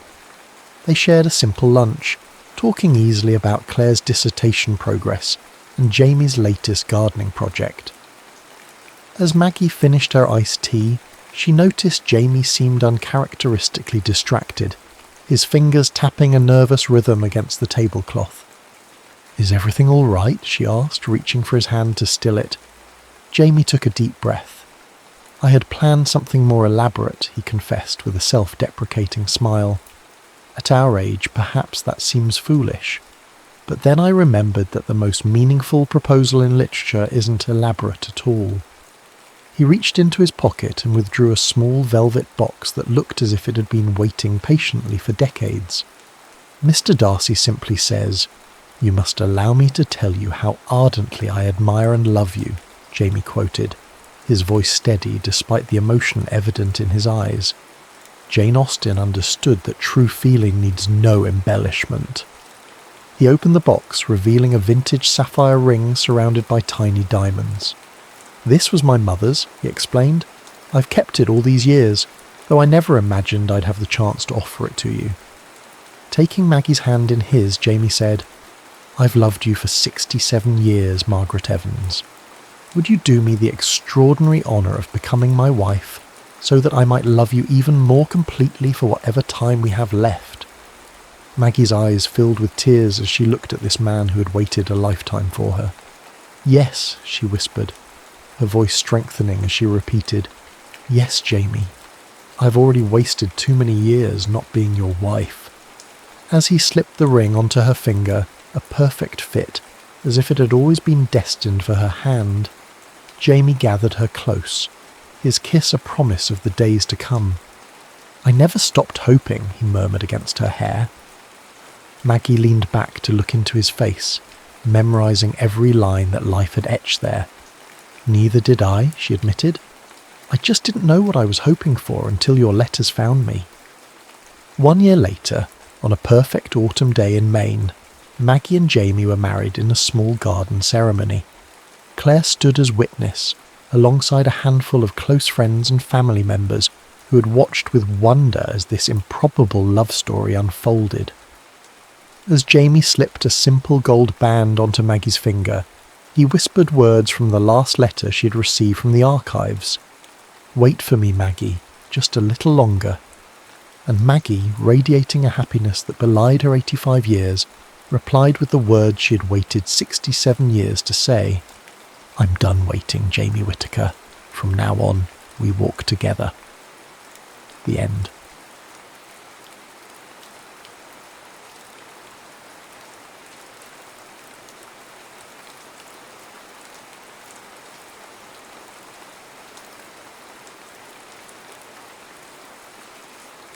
The violin case was heavier than Chiara remembered. Perhaps grief added weight to ordinary things. Rain pelted the water taxi as it carved through the Grand Canal, Venice unfurling before her in watercolour greys. The city seemed to be mourning alongside her, washing itself clean in quiet tears. 3 days since her mother's funeral, and here she was, returning to the apartment that had housed Emilia Sartori's final breaths. "Just here, Signora," the driver said, guiding the boat to a weathered dock. Chiara paid him and stepped into the drizzle, her mother's vintage umbrella spreading above her like a black flower. The key to the apartment felt foreign in her hand. When she'd last visited, her mother had been the one to open the door, frail but standing, a ghost of the woman who once commanded symphony halls. Now, only stunts greeted her. Emilia Sartori had been precise about her exit from this world, just as she had been about her entrances onto stages across continents. The will was clear: cremation, no memorial concert, though 3 orchestras had already announced tribute performances, and instructions for Chiara to retrieve personal items from the Venice apartment before it was sold. "There's nothing of value," her mother had written, "only memories, and you may keep or discard those as you wish." Their relationship had been like a complex musical arrangement, beautiful in theory, difficult in execution. Chiara had chosen contemporary violin over classical, electronic experimentation over Vivaldi. Her mother had responded with polite interest, masking disappointment. The apartment smelled of rosemary and dust. Chiara moved through its narrow hallways, touching surfaces her mother had touched. In the bedroom, clothes hung with military precision. In the kitchen, a single cup and saucer sat in the drying rack, a life distilled to essentials. She left the music room for last. When she finally pushed open the door, the late afternoon light was streaming through tall windows, catching dust motes in golden suspension. Her mother's Guarneri violin rested in its open case on a small table, looking orphaned. Chiara approached it with the reverence one might approach a sleeping child. The instrument, worth more than most Venetian apartments, had been her mother's voice for 60 years. Now it would go to a museum, per the will. She ran a finger along the polished wood, feeling the invisible imprint of her mother's touch, when something caught her eye. Tucked into the lining of the case was the edge of a photograph. Chiara gently worked it free. The image was sun-faded but clear. Her mother, perhaps 20 years younger, standing in a Venetian piazza beside a man Chiara had never seen. They weren't looking at the camera, but at each other, captured in a moment of shared laughter. The man held sheet music in one hand, his other rested lightly on Emilia's arm.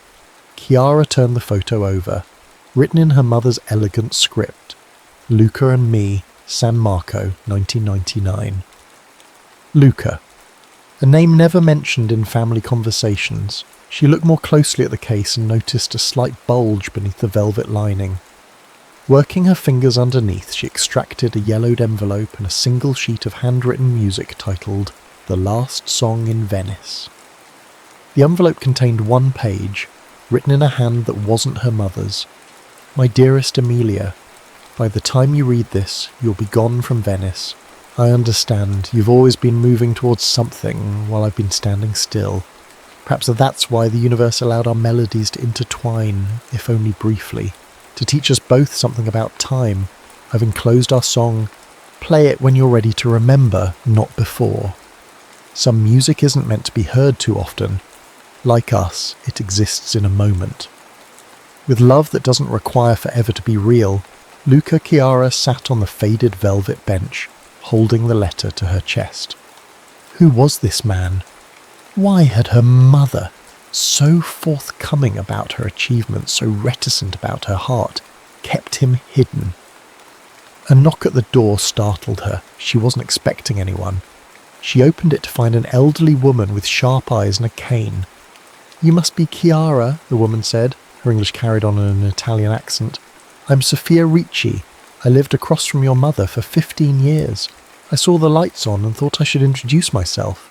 "Please come in." Sophia moved slowly into the apartment, her cane tapping a gentle rhythm. "Your mother was a private woman, but I think she would want you to understand her life here." "Did you know her well?" "Well enough to bring you this." Sophia reached into her bag and extracted a leather-bound journal.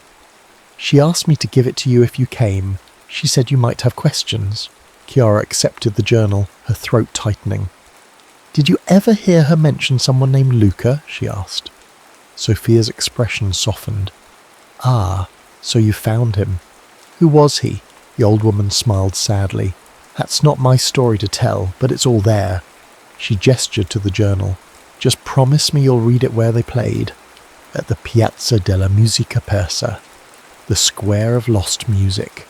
It's not on tourist maps, but any local can point the way."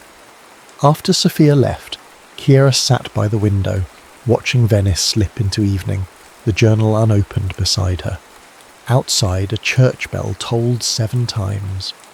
She thought of her mother hearing those same bells year after year, keeping whatever secrets this journal held. As darkness fell, she opened to the first page and began to read. Venice, May 12th, 99. Tonight I heard jazz in the piazza. I followed the sound like a woman possessed and found him there. Fingers dancing over keys, creating worlds I've never allowed myself to enter. He plays like a man without fear. How strange it must be to make music without the certainty of notes on a page. Venice, May 99. Emilia Sartori stood on her small balcony watching evening descend on the canals. Her 51st birthday had passed uncelebrated the day before. What was there to mark after all? Another year of borrowed time. Dos Rinaldi's words echoed. 2 years, maybe 3, before the tremors make public performance impossible. She'd sought second and third opinions, but the diagnosis remained. Early onset Parkinson's disease, progressing faster than they'd hoped. Already she could feel the betrayal in her fingers, slight hesitations, moments when her legendary precision faltered. No one in the orchestra had noticed yet, but she could hear it, that microscopic space between intention and execution. For someone else, perhaps it wouldn't matter. For Emilia Sartori, first chair violinist with the Rome Philharmonic for 22 years, it was the beginning of the end. This European tour would be her last. She'd decided but told no one, not even her daughter. Especially not her daughter, who had chosen her own musical path, electronic and experimental, a rejection of everything Emilia had built. The sounds came to her on the night breeze, piano notes, scattered like coins across the evening air. Not classical, something looser. Jazz. She didn't care for jazz, with its improvisation and lack of structure. But tonight the melody pulled at her. Emilia found herself walking, following the music through narrow alleys and over footbridges, until she emerged into a small piazza she'd never noticed before. A modest fountain burbled at its centre, and beside it sat a weathered grand piano. A man played, his fingers moving with casual mastery, his eyes closed. The audience was sparse, a few tourists, some locals nursing espressos at outdoor cafe tables. The music didn't seem to care. It spilled out, filling the space between buildings, climbing towards stars just beginning to appear. Emilia stood in shadow, listening. The man played like he was having a conversation with the night itself, asking questions, receiving answers, sometimes arguing, sometimes making love. She found herself holding her breath between phrases. When he finished, people applauded politely and dropped euros into a hat on the piano. Most drifted away. Emilia remained, unable to explain to herself why she stayed. The pianist noticed her. He was older than she had first thought, perhaps 50, with silver threading through dark hair and lines etched beside eyes that caught the lamplight. He nodded to her as if they were colleagues, then began another song. This one she recognised, a jazz interpretation of the Adagietto from Mahler's Fifth Symphony. The audacity of it should have offended her. Instead, she found herself stepping closer. When he finished, they were alone in the piazza. "You're still here," he said in Italian. "You must really need music tonight." "Or perhaps I'm just lost," she replied. He smiled. Nobody gets lost in Venice. They just find places they weren't looking for. He extended a hand. "Luca Moretti." "Emilia." "Just Emilia?" His eyes sparkled with mischief. "For tonight." He studied her, head tilted. "You're a musician." She raised an eyebrow. "How can you tell?" "You have the posture of someone who's spent a lifetime being watched. And you listen differently than other people. Not passively, you were analysing." "Perhaps I was judging," she said.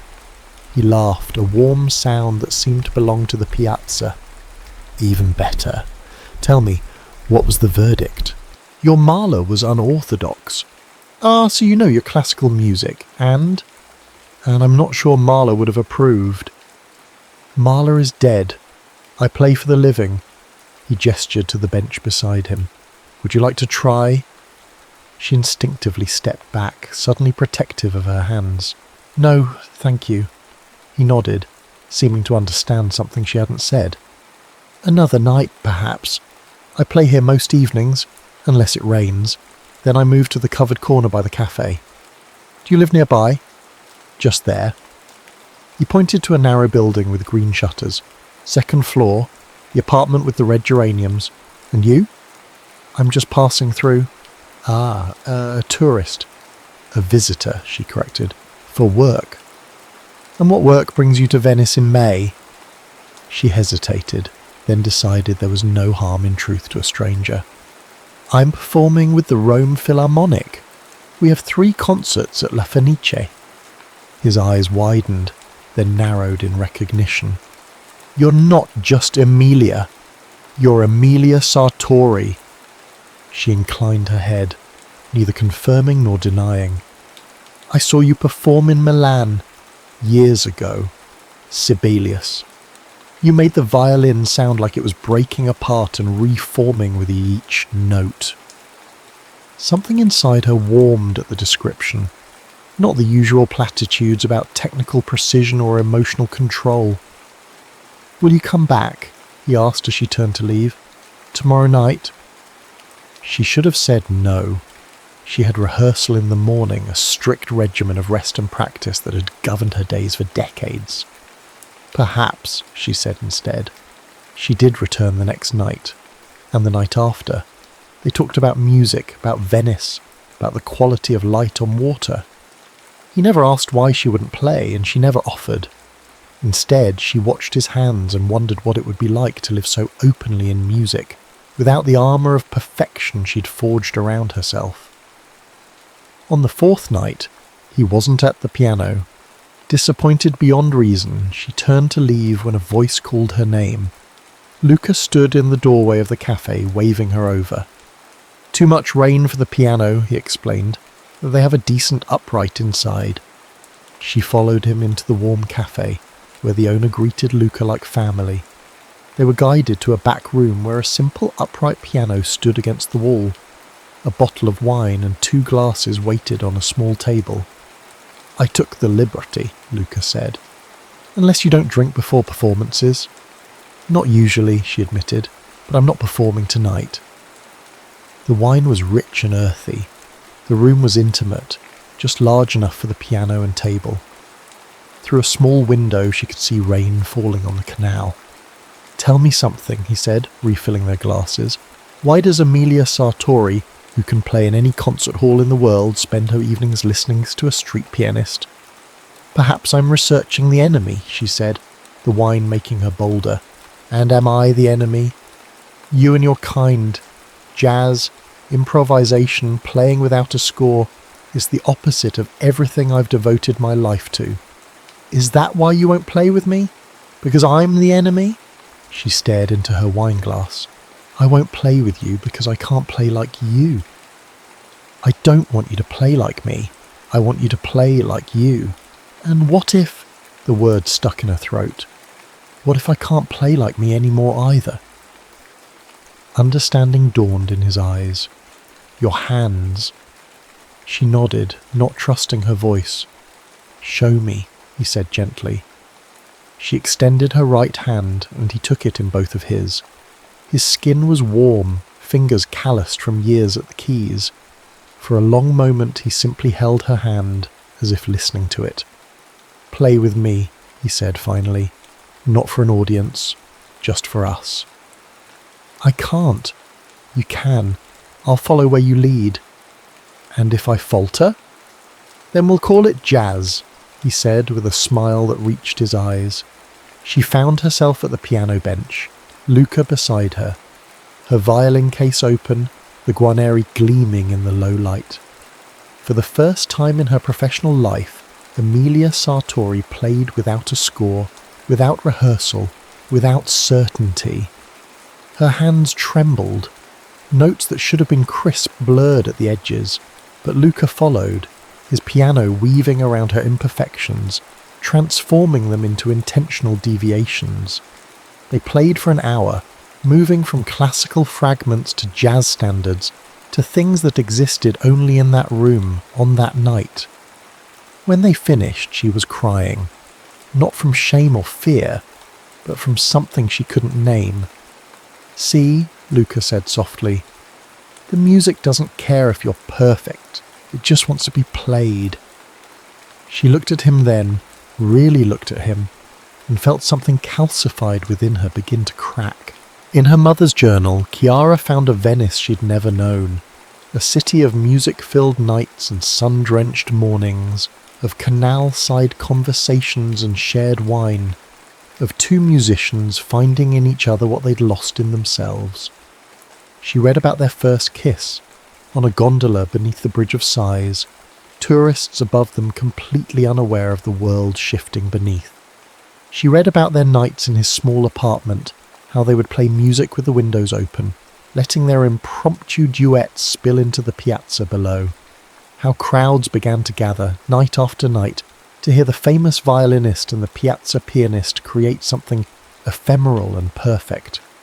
She read about her mother's hands, how the tremors would come and go, how some nights she couldn't play at all, and how Luca would simply hold her until the frustration passed. And she read about Luca's past, his promising career cut short when his wife fell ill, how he'd chosen love over ambition without regret, how he'd found peace in playing for the moment rather than posterity. By the time Chiara reached the final pages, dawn was breaking over Venice. She closed the journal and went to stand on the balcony, watching the city wake. The same view her mother must have had, 26 years ago when she wrote, Venice, June 19th, 1999. I leave tomorrow. The tour ends, reality waits. Luca asked me to stay. We can play until the notes run out, he said. I almost said yes, but what would we become, his hand steady while mine fail? How long before resentment replaced love? How long before I couldn't bear to touch my violin at all? Better a perfect memory than an imperfect forever. At least this is what I tell myself as I pack my case. He doesn't know I'm leaving. Cowardice, perhaps, or mercy. For him or for me, I'm not sure anymore. As the sun climbed higher, Chiara made her decision. She would find the Piazza della Musica Persa. She would understand why her mother had kept this love story hidden for so long. Why she'd returned to Venice years later to live alone with only these memories for company. She bathed and dressed, tucking the journal and the sheet music into her bag. Outside, Venice was alive with morning light and the sounds of a city built on water. "Excuse me," she asked a passing fruit vendor. "Could you direct me to the Piazza della Musica Persa?" The man's weathered face softened. "Ah, the Square of Lost Music. For the American pianist and the violinist, yes. Follow the canal to the third bridge, then left through the narrow passage. You'll hear it before you see it." What do you mean? He smiled cryptically. Some say music never really leaves a place where it was played with love. Chiara followed his directions, moving through the labyrinth of Venice's back streets. The passage he'd mentioned was barely wide enough for one person, walls close enough to touch on both sides.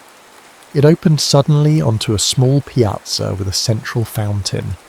The square was empty, save for a sleeping cat and an old piano under a weathered tarp. She approached slowly, feeling as if she were walking into the pages of her mother's journal. This was where it happened, where Emilia Sartori, renowned for her technical perfection, had learned to embrace imperfection, where she had loved, briefly but completely. A voice startled her. "You must be Chiara."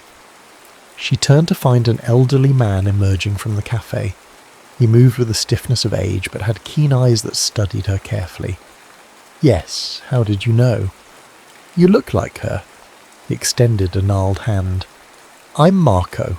I own the cafe. I knew your mother. And Luca." "Luca Moretti? Is he still?"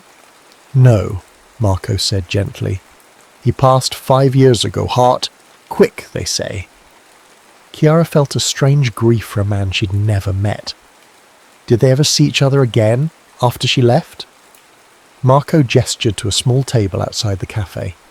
As they sat, he said, "Not until she moved back to Venice. 10 years ago it was. She came looking for him. By then his health was failing." Did they rekindle their relationship? The old man's smile was sad. They were different people by then, but the music, that was still the same. They played here together every Thursday evening for almost a year, until he couldn't anymore. And my mother, after he died, she came to the piazza often, just to sit, sometimes with her violin, though she rarely played in public by then. He studied Chiara's face. "She never told you about him?" "No, I only found out yesterday, after she died." Marco nodded, as if this made perfect sense. Some loves are too private to share, even with those closest to us. They belong only to the people who lived them. "I brought this," Chiara said, extracting the sheet music from her bag. "It's called The Last Song in Venice. Did you ever hear them play it?" Marco's eyes grew distant. "Only once, the last time they played together. There wasn't a dry eye in the piazza." He gestured to the piano. "It's still in tune, if you'd like to try." "I don't play piano." "But you play violin, yes? I can see it in your hands." "Yes, but I don't have—" "Your mother left her guanri to the museum, I know, but her first violin, the one she learned on, that's behind the bar. She left it for you," she said. Marco disappeared into the cafe and returned with a violin case, the leather cracked with age. Inside was a modestly crafted instrument, not valuable but well loved. She wanted you to have it, and to play here, if you ever came. Chiara lifted the violin, feeling its familiar weight. Different from her own modern instrument, with its aged wood and gentle curves. She tucked it under her chin and drew the bow across the strings. The sound was warm, surprisingly resonant. She placed the sheet music on the edge of the fountain and began to play The Last Song in Venice. The notes were simple at first, a delicate melody that spoke of tentative beginnings. As the piece progressed, it grew more complex, layering emotions like brushstrokes on canvas. Joy, passion, doubt, resignation. People began to gather, drawn by the music. Chiara played with her eyes closed, feeling her way through the story her mother and Luca had written together. When she reached the final notes, a haunting refrain that seemed to ask a question that couldn't be answered, there was complete silence in the piazza, then applause, gentle at first, then building. When she opened her eyes, the small square was filled with people, many of them wiping away tears. Marco approached, his own eyes glistening. "You play like her, but also like yourself." "Thank you for this," she said, gesturing to the violin, the piazza, the moment. "Don't thank me, thank her. She knew you'd come one day." As the crowd dispersed, Chiara remained, holding the violin that had belonged to her mother. She thought of Emilia Sartori, not as the formidable musician the world had known, but as the woman who had stood in this same spot, finding and losing love, choosing duty over desire, carrying the music of those nights through the rest of her life. In that moment, Chiara understood something about her mother that decades of strained conversations had never revealed, and she began to understand something about herself as well. Present day Venice. Chiara spent the next week immersed in her mother's Venice. She visited La Fenice, where Emilia had performed her final concert with the Rome Philharmonic. She found the gondola stop where, according to the journal, Luca had first told Emilia he loved her. Not despite your hands, but because of everything they've played and everything they still might. She spent evenings in the Piazza della Musica Persa, sometimes playing, sometimes just listening to the ambient sounds of Venice at night. Marco would bring her espresso and tell stories about the summer of '99, when locals and tourists alike would gather to hear the unexpected duets. They weren't just playing music, he told her, they were playing each other. On her 8th day in Venice, a letter arrived from the Conservatory Museum where her mother's Guarneri had been donated. They were organising a memorial concert and wanted Chiara to perform a piece that captures your mother's essence, the director had written. She knew immediately what she would play. But first, there was one more piece of the puzzle missing. According to Marco, after Luca died, his piano had been moved to the home of his nephew, a music teacher who lived on the island of Murano. If anyone had recordings of Luca and Emilia together, it would be him. The water taxi to Murano cut through the lagoon, spray occasionally misting Chiara's face. She watched Venice recede, its spires and domes compacting into a unified skyline. Her mother had made this same journey many times during that final year with Luca, according to Marco. Alessandro Moretti lived in a modest home near one of Murano's famous glass factories. When Chiara introduced herself, his face registered immediate recognition. "I've been expecting you," he said, ushering her inside. Marco called. He said, "You've learned about your mother and my uncle." Alessandro was younger than Chiara had expected, perhaps 40, with Luca's dark eyes and expressive hands. His home was filled with music, instruments in various states of repair, shelves of vinyl records and CDs, framed sheet music on the walls.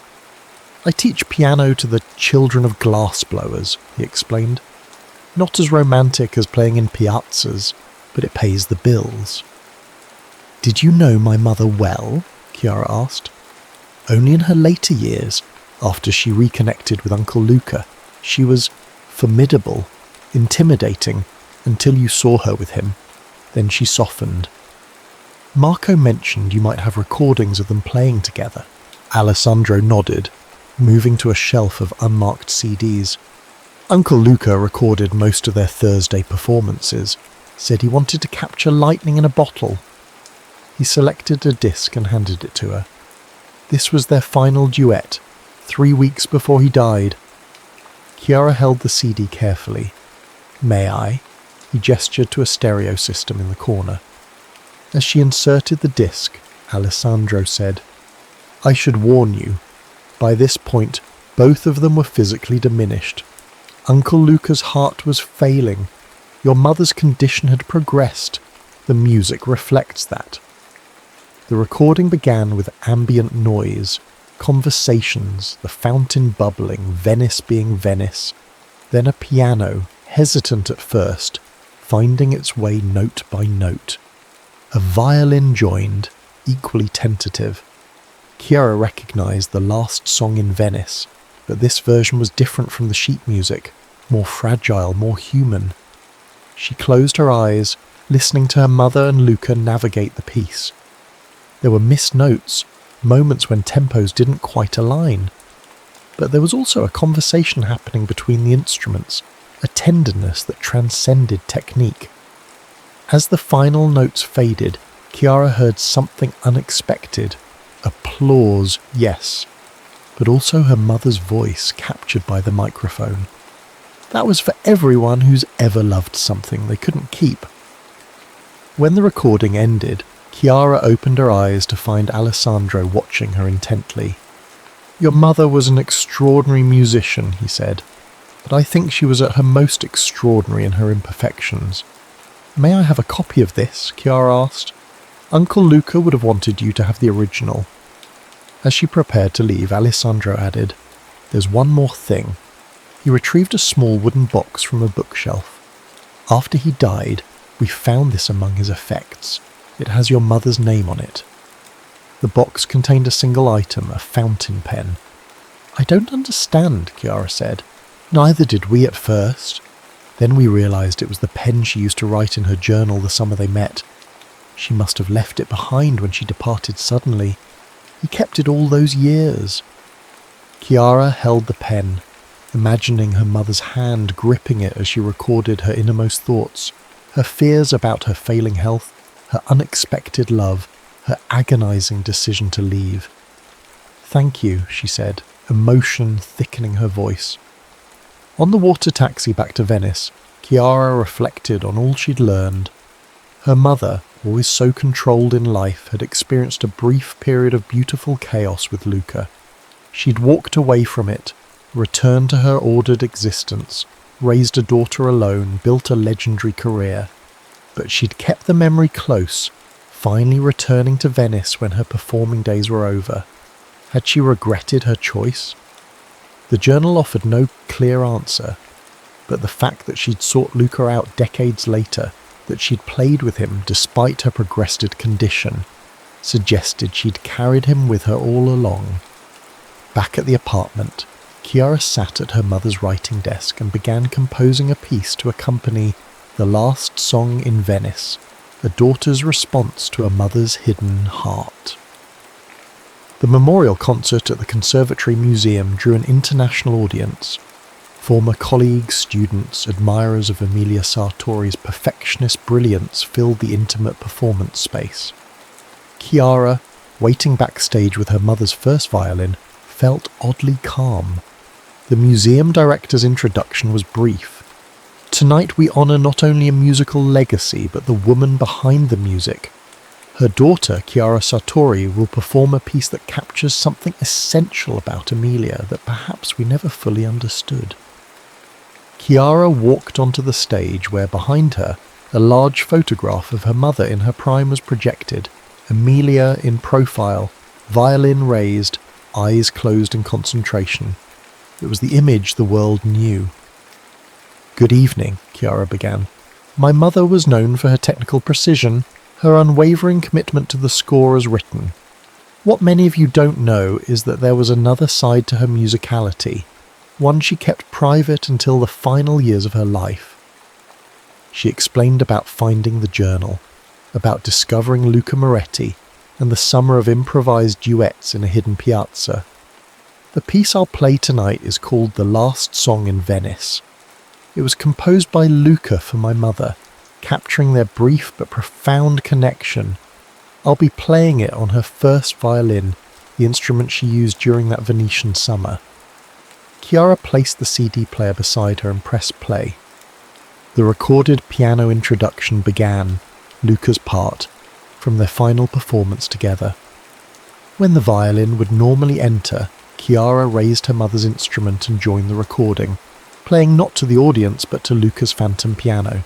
The piece unfurled like Venice itself, complex, layered with history, simultaneously melancholy and beautiful.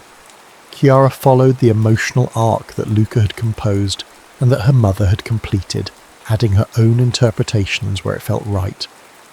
When the final notes faded, there was silence, then gentle weeping from several corners of the hall, then applause, building into a standing ovation. Later, as attendees filtered out, the museum director approached Chiara. "That was unexpected," he said, "and perfect. We would like to include the sheet music and recording in the permanent exhibition alongside the Guarneri."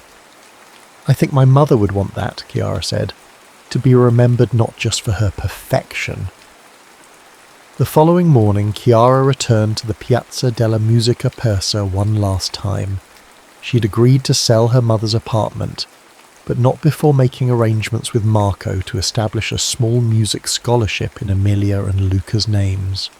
The piazza was empty except for Marco, who was supervising the installation of a small bronze plaque beside the fountain. "What does it say?" Chiara asked, approaching. Marco stepped back so she could read the inscription. "In this piazza from May to June 99, and again from 2019 to 2020, Emilia Sartori and Luca Moretti created music that exists now only in memory. Some songs are meant to be played just a few times. Some loves are meant to be lived just once, but both echo forever." "It's perfect," Chiara said, tears welling. "Your mother approved the text before she died," Marco revealed. "She knew she wouldn't live to see it installed." "She planned all of this," Chiara realized. "The journal, the violin, making sure I would find my way here. She wanted you to understand not just her story with Luca, but something about music itself, about life." "That perfection isn't the point," Chiara said softly. Marco nodded. "That beauty exists in the attempt, not just the achievement. That sometimes the notes we don't play are as important as the ones we do." As Chiara prepared to leave Venice the next day, she tucked her mother's journal and Luca's fountain pen into her carry-on bag. She would return to her own life, her own music, carrying with her a new understanding of the woman who had raised her. Emilia Sartori had lived two lives, one of public perfection and private loneliness, and another, briefer one of messy, beautiful connection. She had chosen duty over desire, structure over improvisation, but she had also, in her final years, returned to the scene of her greatest vulnerability and found it again. Chiara thought about her own career, her own choices. The electronic compositions that had so disappointed her mother now seemed less like rebellion and more like continuation. Different instruments, but the same search for something transcendent in sound. On her final night in Venice, she returned once more to the balcony of her mother's apartment. The same moon that had watched over Emilia and Luca's brief romance now illuminated the city's ancient facades and rippling canals. Below, a solitary pianist played in a different piazza, the notes drifting up like prayers. Chiara closed her eyes and listened, not just to the music, but to everything that lay beneath and beyond it. The water lapping at stone foundations, distant conversations in multiple languages, the gentle creaking of a city perpetually in dialogue with the sea that both threatens and sustains it. She understood now what her mother had found in Luca's jazz, in his philosophy of musical improvisation. Life itself was improvisation, a constant navigation between structure and spontaneity, between what we plan and what simply happens. The journal's final entry, dated just 3 months before Emilia's death, read, "Venice, January 2025. Chiara will come when I'm gone. I've arranged everything.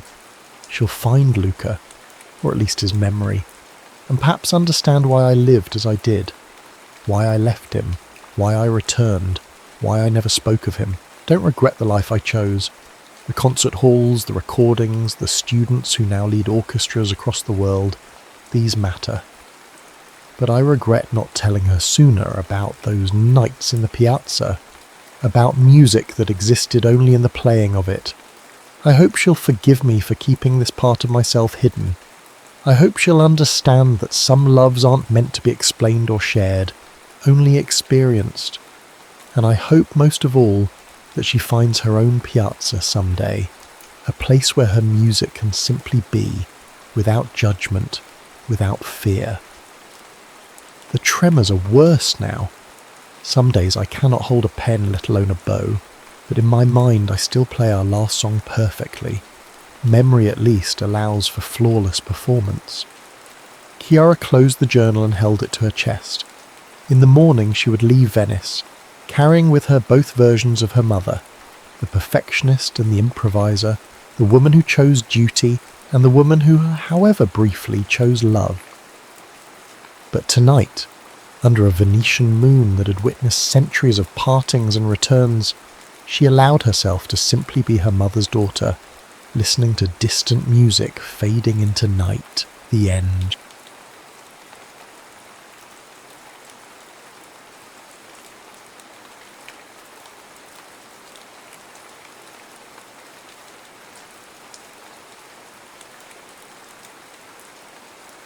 The winter of 1992 settled over Sarajevo like a shroud.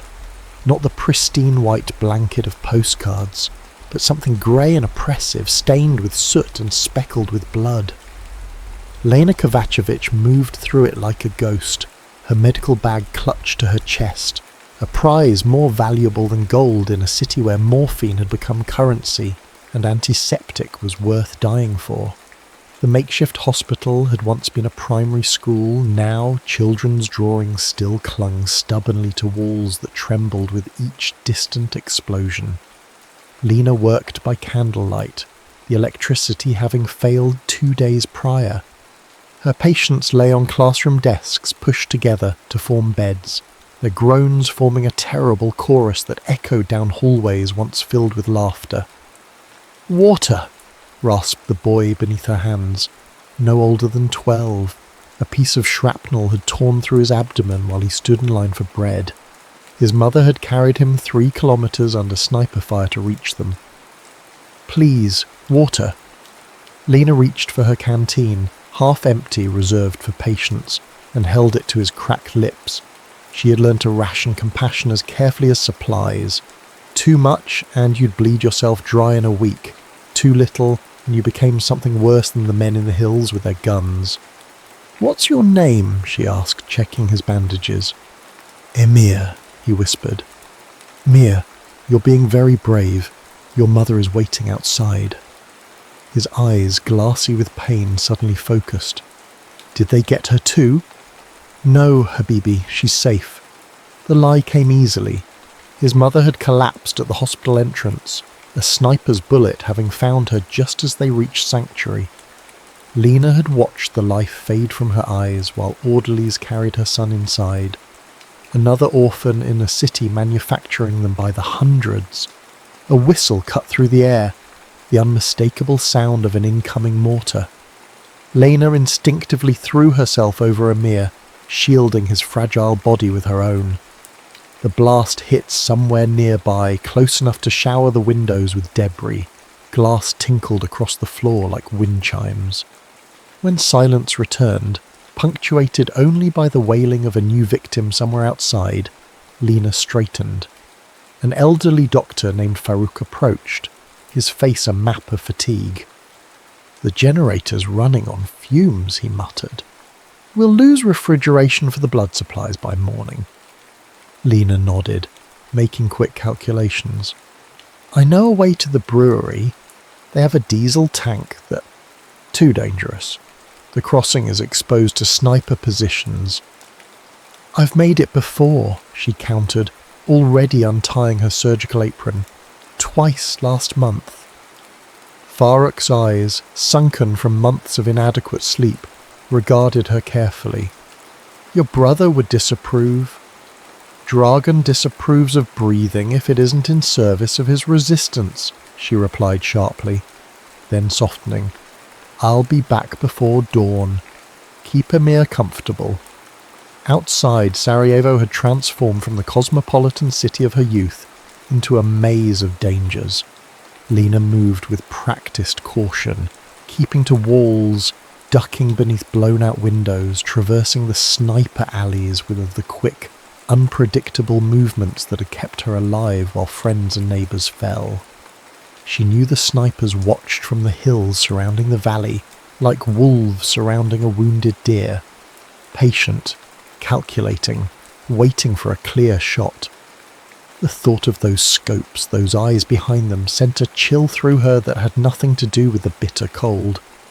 Who were these men who watched day after day as civilians scavenged for survival? Did they see people through their crosshairs, or merely targets? Midway to the brewery, a distant memory ambushed her. sitting on a sunlit hillside with Marco, their 10-year-old legs dangling, sharing a stolen cigarette and swearing blood oaths of friendship. Those same hills now harboured men who would kill her without hesitation. Was Marco among them? The childhood friend who had taught her to skip stones across the Miljacka River, whose mother had made the best tufahija in the neighbourhood, whose last name, Yankovic, had suddenly mattered in ways neither of them understood when the troubles began. A sharp crack echoed through the street, followed by the distinctive ping of a bullet striking metal nearby. Lena froze, then dove behind an abandoned car. Her heart hammered against her ribs as she pressed herself into the cold ground, making herself smaller, invisible. Another shot followed, this one splintering the pavement inches from her hiding place. Not random fire, someone was targeting her specifically. She crawled beneath the chassis of the car, ignoring the biting cold of the metal against her back. Through the wheel well, she could see a portion of the hillside where the shot had originated. Nothing but darkness and the vague silhouette of trees. Minutes passed, stretching into an hour. The sniper was patient, but Lena had learned patience too. It was the first lesson of surviving a siege. Eventually, the distant sound of artillery drew the attention elsewhere, and she seized her chance, abandoning her mission, and instead sliding through a broken fence into the ruins of what had once been a library. The building's roof had partially collapsed, but some interior walls still stood. Lena made her way through the rubble, her boots crunching on broken glass and charred book pages. Here, at least, she might find shelter until daybreak, when movement became marginally safer. In what must have been the reference section, a portion of ceiling remained intact. Lena sank down against a bookshelf, her exhaustion finally catching up to her. She closed her eyes just for a moment and was transported back to sunlit days, to the Sarajevo that existed before the world turned upside down. A sound startled her awake, the unmistakable click of a rifle's safety being disengaged. "Don't move," came a man's voice, low and controlled. Lena froze, her eyes adjusting to the darkness. A figure stood several meters away, his face obscured by the shadow, but the outline of his weapon unmistakable. "I'm a medic," she said, keeping her voice steady. "I have no weapons." The man stepped closer, and moonlight slanting through the damaged roof illuminated half his face. Recognition hit her like physical blow. "Marco?" she whispered, disbelief coating each syllable. The rifle's aim faltered, then lowered slightly. "Lena Kovacevic," he breathed, her name emerging like a prayer and a curse entwined. For a moment, they were just two ghosts from each other's past, surrounded by the ashes of a civilization that had once prided itself on tolerance. Then reality reasserted itself. He in a Serbian military uniform, she with the green armband marking her as a Bosniak medical worker. "Have you come to kill me then?" she asked quietly, finding strange courage in the absurdity of their reunion. Marco's face, harder than she remembered, but still unmistakably his, twisted with something unreadable. "If I wanted you dead," he said, "you would never have seen me." 3 weeks earlier, Marko Jankovic had watched Sarajevo burn through the crosshairs of his rifle. From his nest in the hills, the city resembled a wounded animal, smoke rising from its flanks, its streets empty save for the desperate souls who risked death for water or firewood. He had not fired a single kill shot in 4 days. Instead, he aimed at walls, at abandoned cars, at anything that would make his targets dive for cover without actually striking them. It was a dangerous game. Twice now, Commander Radovic had reviewed sniper footage, eyeing Marco with growing suspicion. "Your grandfather fought the Nazis without hesitation," Radovic had said that morning, cleaning his sidearm with methodical precision. Yet his grandson seems to have developed an inconvenient conscience. Marco had maintained eye contact, his face a practiced mask. "Conserving ammunition, sir. The supply lines are stretched." Ammunition is meant to be used, Yankovic, especially on legitimate targets. There was nothing legitimate about children collecting snow to melt for drinking water, but Marco had merely nodded. Understood, sir. Now, as evening descended, Marco scanned the ruined avenues below. His spotter, Nenad, dozed beside him, having consumed most of a flask of Slivovitz to ward off the cold. The radio crackled occasionally with encoded messages from other positions, but their sector had been quiet. A movement caught his eye, a figure darting between buildings with practiced stealth. Through his scope, Marco observed the feminine form, the medical bag, the determined set of the shoulders. Something about the woman's movements triggered a memory. He adjusted the focus, bringing her face into sharp relief. The recognition hit him like a physical blow. Lena, the girl from the apartment below his, the one who had taught him to dance before his first school formal, the one whose family had abruptly stopped speaking to his when the nationalist rhetoric began heating up. She paused at an intersection, checking for danger, unaware that she had already been seen. Marco's finger hovered near the trigger, not to shoot, but in acknowledgement of a terrible irony. Here she was, saving lives while he was assigned to end them. He tracked her movement, providing invisible protection. When another sniper's bullet struck near her position, Marco swiftly located the shooter 2 nests over and did something he had promised himself he would never do. He fired at a countryman, sending a round close enough to the other sniper's position to make him duck and curse over the radio. "What the hell?" Nenad jerked awake beside him. "Did you fire?"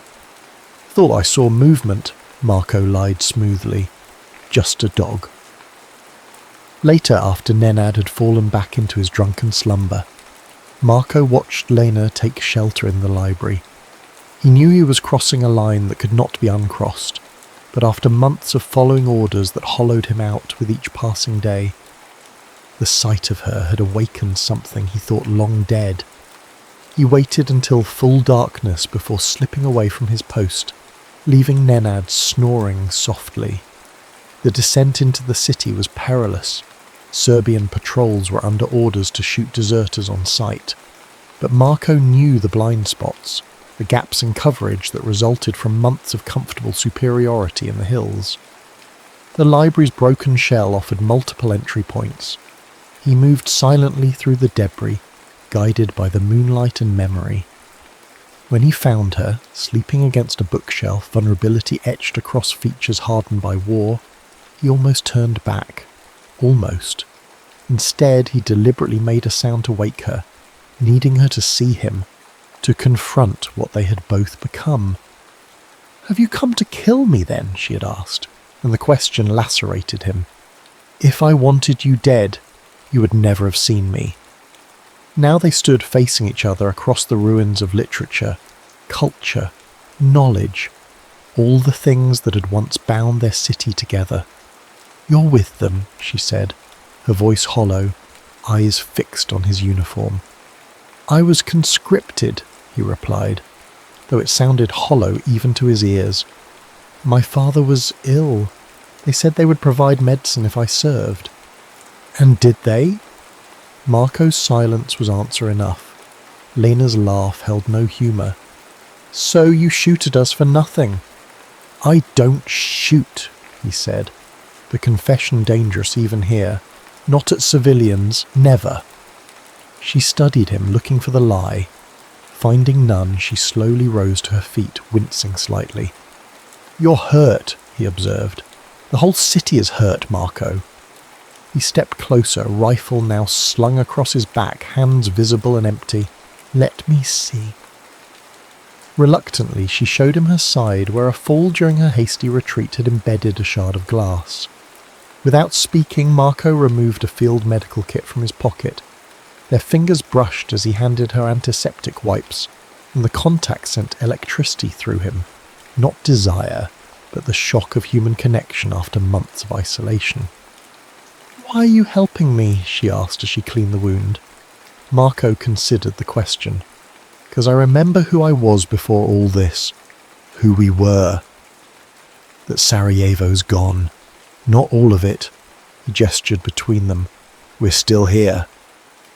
They talked through the night, voices low, sharing cigarettes and bitter truths. Lena told him of the hospital, of Emir and countless others, of her brother Dragan, now a fierce fighter in the resistance, of their parents killed by a mortar while queuing for bread last spring. Marco spoke of the commander's growing suspicions, of the way some men took pleasure in the killing, of his plan to desert when winter deepened and patrols thinned. As dawn approached, they both knew their time had ended. I can help, he said suddenly. Information, warnings about planned attacks. Lena's eyes widened. You'd be shot for treason. I'm dead either way, he replied, surprising himself with the certainty of it. If not by a bullet, then by what this place is turning me into. She considered him carefully. The east side of the central market. There's a damaged phone booth with resistance markings. Leave messages there. He nodded, memorizing the location. Why take the risk? She pressed. Why now? Marco looked at her, really looked, seeing both the girl she had been and the woman forged by suffering. Because seeing you reminded me there are things worth dying for, and this war isn't one of them. As they parted at the edge of dawn, Lena hesitated, then pressed something into his palm, a small worn photograph. Him and her, aged 12, arms around each other's shoulders, squinting into summer sun. In case you forget again, she whispered, and then she was gone, slipping between shadows back toward her broken city. Marco touched the photograph to his lips once before tucking it securely in an inner pocket close to his heart. Then he began the treacherous climb back to a position he could no longer stomach, to comrades who would kill him without hesitation if they knew what he now planned to do. For 3 weeks they existed in separate worlds that occasionally intersected through folded papers left in a rusted phone booth. Marco's intelligence saved lives. A warning about artillery targeting the central waterline allowed repair crews to evacuate before shells rained down. Information about sniper rotations created safer windows for civilian movement. Lena never told Dragan about her source. Her brother had become hardened, viewing the world in stark divisions of friend and enemy. The resistance fighter who had once composed poetry now spoke only of vengeance, of reclaiming, of blood debts to be paid. The gentleness that had defined him was another casualty of war. We're moving the weapons cache tonight, Dragan told her one evening, as they huddled around a small stove in what remained of their family apartment. The building's upper floors had been sheared away by artillery, but their third-floor unit remained precariously intact, if missing most of its windows. They had taped plastic sheeting over the openings, creating a membrane that inhaled and exhaled with the wind. Lena tensed. Why tell me this? He gave her an odd look. Because I need you there. 3 of our men were wounded in the last raid. If something happens, I'm needed at the hospital, she countered. You're needed by your people. Dragan's eyes, once warm brown, like her own, had taken on a feverish intensity. Or have you forgotten which side you're on? The accusation stung because it brushed against her secret. Was she betraying someone by helping Marco, by accepting his help? The boundaries between loyalty and humanity had blurred beyond recognition. I'll be there, she finally agreed, knowing she could not afford his suspicion. Later, alone, she crept to the phone booth and left an urgent warning. Weapons moving tonight. Southeast Warehouse District. Keep watch elsewhere. She lingered longer than was safe, hoping Marco might appear in person. They had not seen each other since that night in the library, but the streets remained empty save for the occasional shadow of someone else making their furtive journey through the battlefield that had once been neighbourhoods. At midnight, Lena joined Dragan and a small group of resistance fighters. They moved in silence through a network of partially collapsed basements and sewers, emerging near a warehouse that had once stored imported furniture. Now it contained ammunition, small arms, and this grim determination of people who had adjusted their definition of victory from thriving to merely surviving. Halfway through the transfer, the night erupted, not with gunfire, but with the thunderous approach of tanks. Dragan cursed, shooting her a look of pure betrayal that made her blood freeze. "How did they know?" he hissed, grabbing her arm roughly. "Who did you tell?" "No one!" The defense was automatic, but the guilt must have shown on her face. Before Dragan could press further, the warehouse's wooden doors splintered under the impact of a vehicle. Chaos erupted as fighters scattered, grabbing what weapons they could. Lena found herself pulled along by her brother's iron grip as they fled towards the river. "We were compromised!" he spat as they crouched behind an overturned kiosk. "Someone knew!" The accusation hung between them, unspoken but palpable.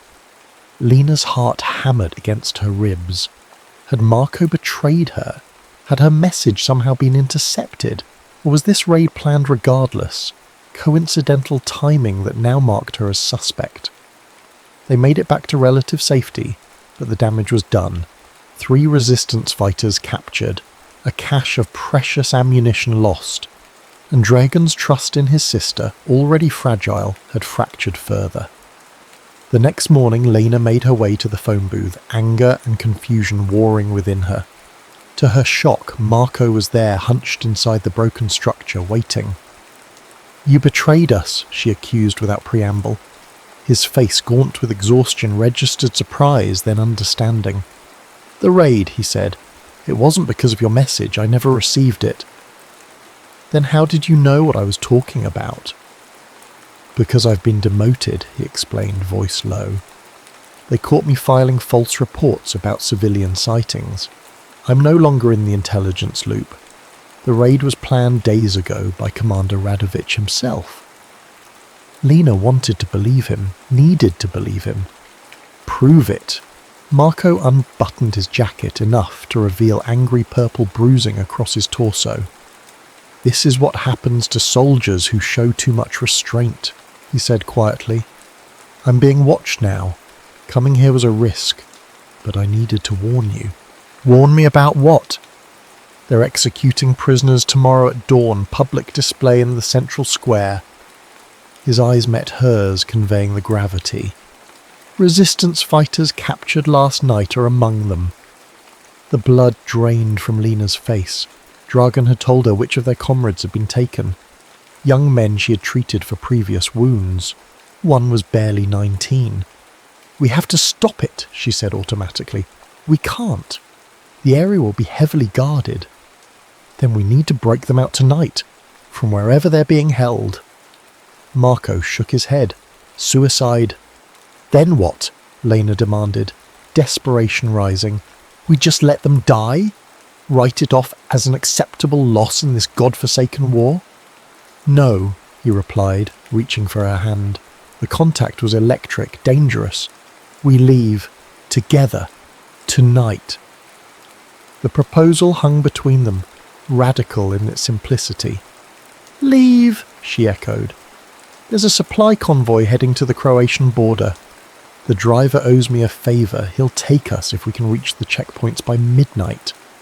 "I can't leave," Lena protested, though a treacherous part of her heart leapt at the possibility. "The hospital, my patients. Dragan will die here," Marco said, the bluntness like a slap. "So will most of the people you're trying to save. So will I, eventually. This siege isn't ending, Lena. It's just grinding everyone down until there's nothing left." She pulled her hand away. "That's why I need to stay. And if I stay, I'll be forced to become something neither of us can live with." His voice dropped to a whisper. "Please, we can start again, somewhere else. Help in different ways." The possibility unfurled before her. Life beyond checkpoints and snipers, beyond the daily calculus of survival. It was tempting, seductively so. "I need time to think," she said finally. "We don't have time," he countered. "Meet me at the library at 10 tonight if your answer is yes." If not. He let the sentence hang unfinished. They parted ways, both aware they might never see each other again. Lena returned to the hospital, going through the motions of bandaging, stitching, comforting, her mind elsewhere. That evening she approached Dragan as he cleaned his rifle. "If you could leave," she began carefully, "would you?" Her brother's hand stilled. "Leave what?" "Sarajevo. The fighting." He looked at her as though she had suggested growing wings to fly to the moon. "This is our home, our fight. But if there was a way out..." "There is no out," he cut her off, voice hardening. "There's only through. We fight or we die, or worse, we become refugees begging for scraps at the world's table." He set the rifle down. "Why are you asking this? Has someone offered you passage?"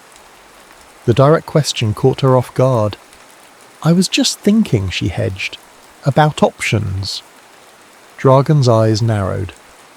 "The only options are victory or death," he said, with the certainty of one who had simplified the world to make its horrors bearable. "Anyone suggesting otherwise is not your friend." By 9:30, Lena had made her decision. She packed a small bag, extra bandages, a few precious medicines pilfered from the hospital stores, a change of clothes, and a photograph of her family from before. She left a brief note for Dragan, explaining nothing, apologizing for everything. The streets were treacherous at night, but Lena had become adept at moving through shadows. She reached the library by 10, heart pounding with the magnitude of her choice. But the agreed-upon meeting place was empty. 10 minutes passed. 20. Doubt crept in. Had Marco changed his mind? Been caught? Was this all an elaborate trap? At 10:30 she heard footsteps. Not the measured tread she associated with Marco, but something more erratic. She pressed herself into the shadows, watching as a figure stumbled into the library's ruined atrium. Marco, but not as she expected. Blood soaked his left side. His face was battered almost beyond recognition, and he struggled to remain upright. "Lena?" he called softly, voice ragged. She rushed to his side, medical instincts taking over. "What happened?" "Radovich," he managed, leaning heavily against her. "He knew about us, the messages." "How?" "Someone saw you at the phone booth." Lena helped him to a relatively clean area, laying him down to examine the wound. A bullet had torn through his side, not immediately fatal but dangerous without proper treatment. "I need to get you to the hospital," she said. Marco grabbed her wrist with surprising strength. "No, they'll be watching hospitals." He coughed, a wet, alarming sound. "The convoy. We can still make it." "You can't travel like this." "I won't survive here." His eyes, feverish but determined, locked onto hers. "Please, Lena. I'd rather die trying to escape than waiting for Radovich to finish what he started." She knew he was right. Knew also that their window was closing with each passing minute. With swift efficiency, she cleaned and bandaged his wound as best she could with her limited supplies. "Can you walk?" she asked when finished. "With help." They moved slowly through the darkened city. Marco's arm draped across her shoulders, his weight increasingly heavy as blood loss weakened him. Twice they froze at the sound of patrols pressing into doorways, holding their breath until danger passed. The rendezvous point was an abandoned garage 3 blocks from the official checkpoint. The driver, a gruff man named Amir, took one look at Marco's condition and cursed. "You didn't say he was half..." hissed at Lena. "Will you still take us?" she demanded. Emir hesitated, calculating risks versus the payment Marco had promised. "He'll need to be hidden better than I planned. Under the cargo, not just behind it." They had just begun transferring Marco to the truck when shouts erupted from the street. Flashlight beams cut through the darkness, accompanied by the unmistakable sound of rifles being readied. "Serbian patrol," Amir muttered, backing toward his cab. "This wasn't part of the deal." Before Lena could protest, the driver had slipped into his truck and gunned the engine, roaring away and leaving them exposed in the empty garage.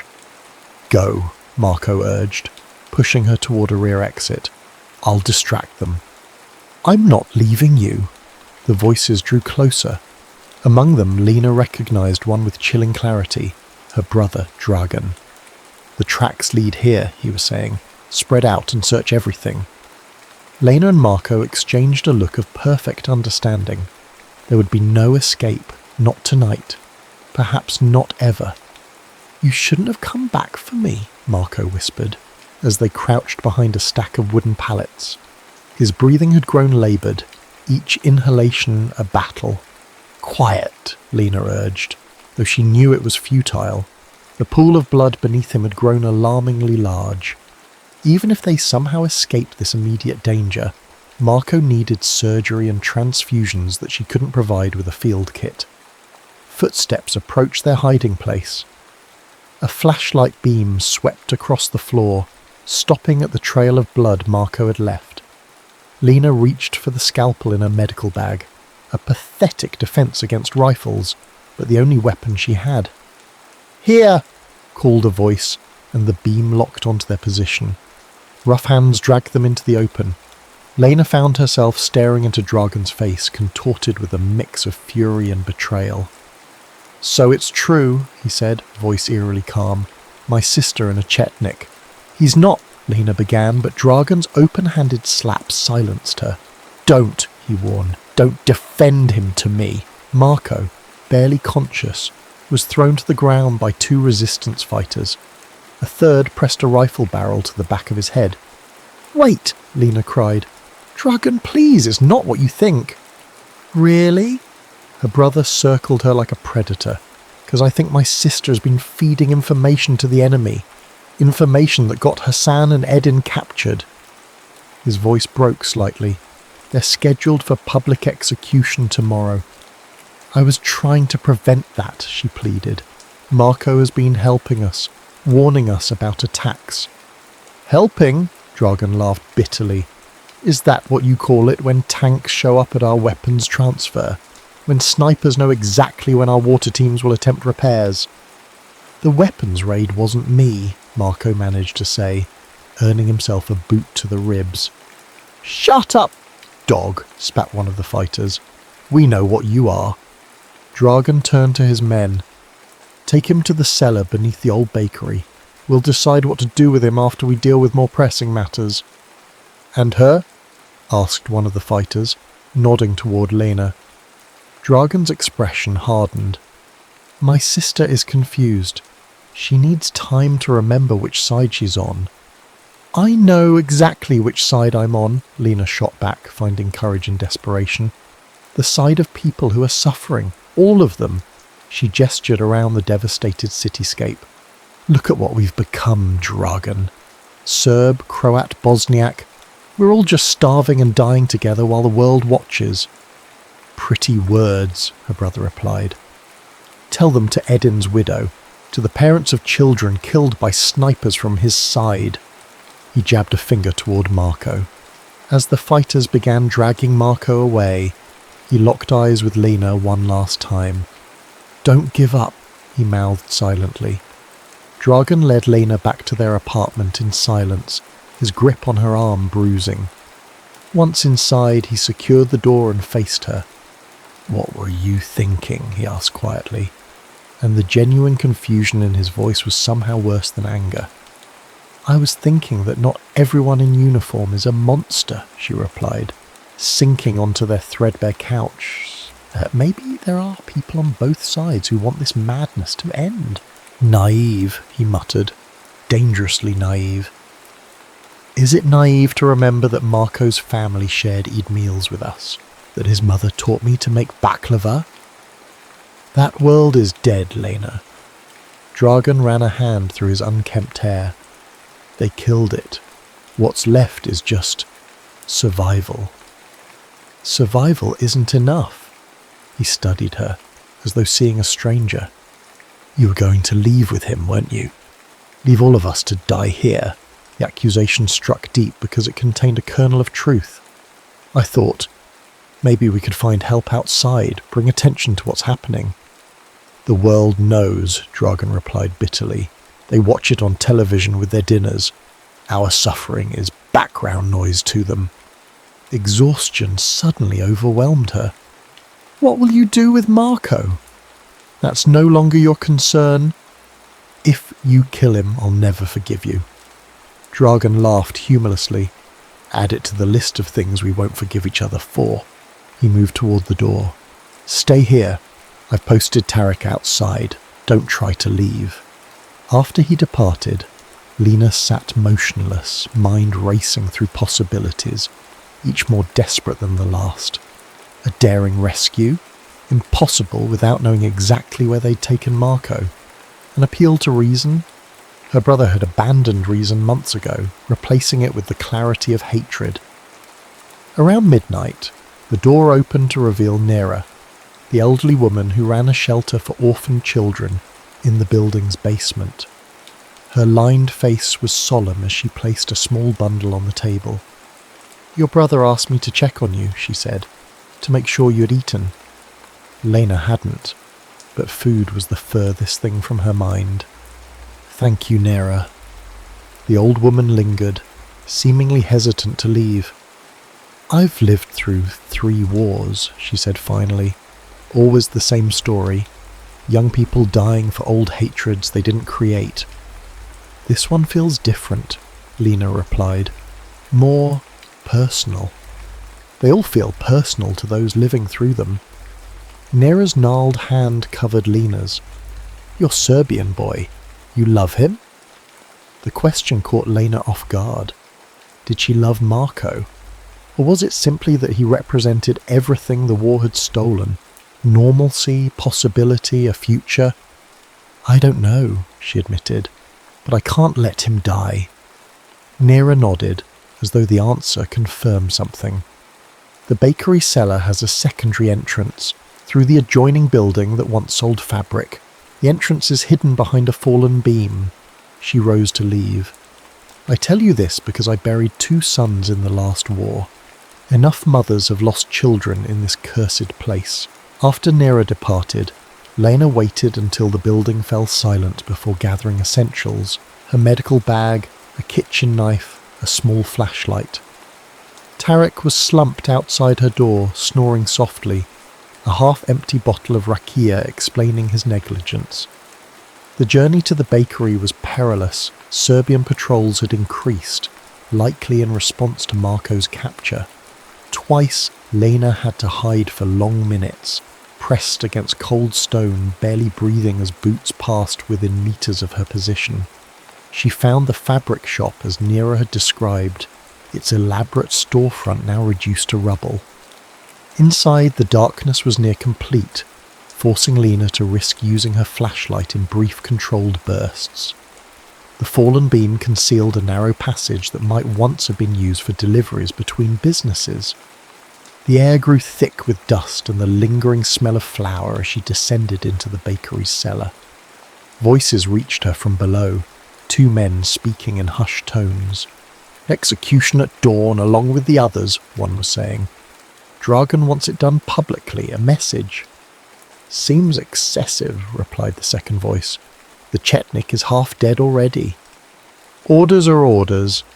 Lena extinguished her light and proceeded by touch alone, each step carefully placed to avoid creating noise. The cellar opened into a larger space, dimly lit by a single kerosene lamp. Through a partially open door, she could make out 2 resistance fighters playing cards at a small table. Beyond them, barely visible, lay a figure on the ground, Marco, unmoving. She retreated, mind racing. Direct confrontation was suicide. She needed a distraction. Inspiration came from an unexpected source, the building's ancient electrical system. Though power was unreliable in the besieged city, the resistance had rigged a generator for essential operations. If she could trigger a short circuit, using her scalpel, Lena carefully exposed wiring in a junction box she found near the stairs. The resulting spark when she connected 2 frayed cables was more dramatic than she'd anticipated. A flash, a pop, and then total darkness as the building's limited electricity failed. Confusion erupted below. Lena seized the moment, rushing toward the guards with surprising ferocity. The kitchen knife caught the first man across the forearm, his cry of pain masked by the general confusion. The second received a strategic elbow to the throat, an efficient method Dragan himself had taught her just in case. "Marco," she hissed, kneeling beside his prone form. "Can you hear me?" A faint groan was her only answer. His skin burned with fever. The bandages she'd applied earlier now soaked through. Moving him would be dangerous, but leaving meant certain death. "I need you to try standing," she urged, "just for a little while." With monumental effort, she helped him to his feet. His weight threatened to topple them both as they staggered toward the passage she'd used to enter. Behind them, shouts indicated reinforcements were arriving. The journey back through the war-torn streets was an exercise in agony. Twice they had to hide from patrols, crouched in rubble as searchlights swept past.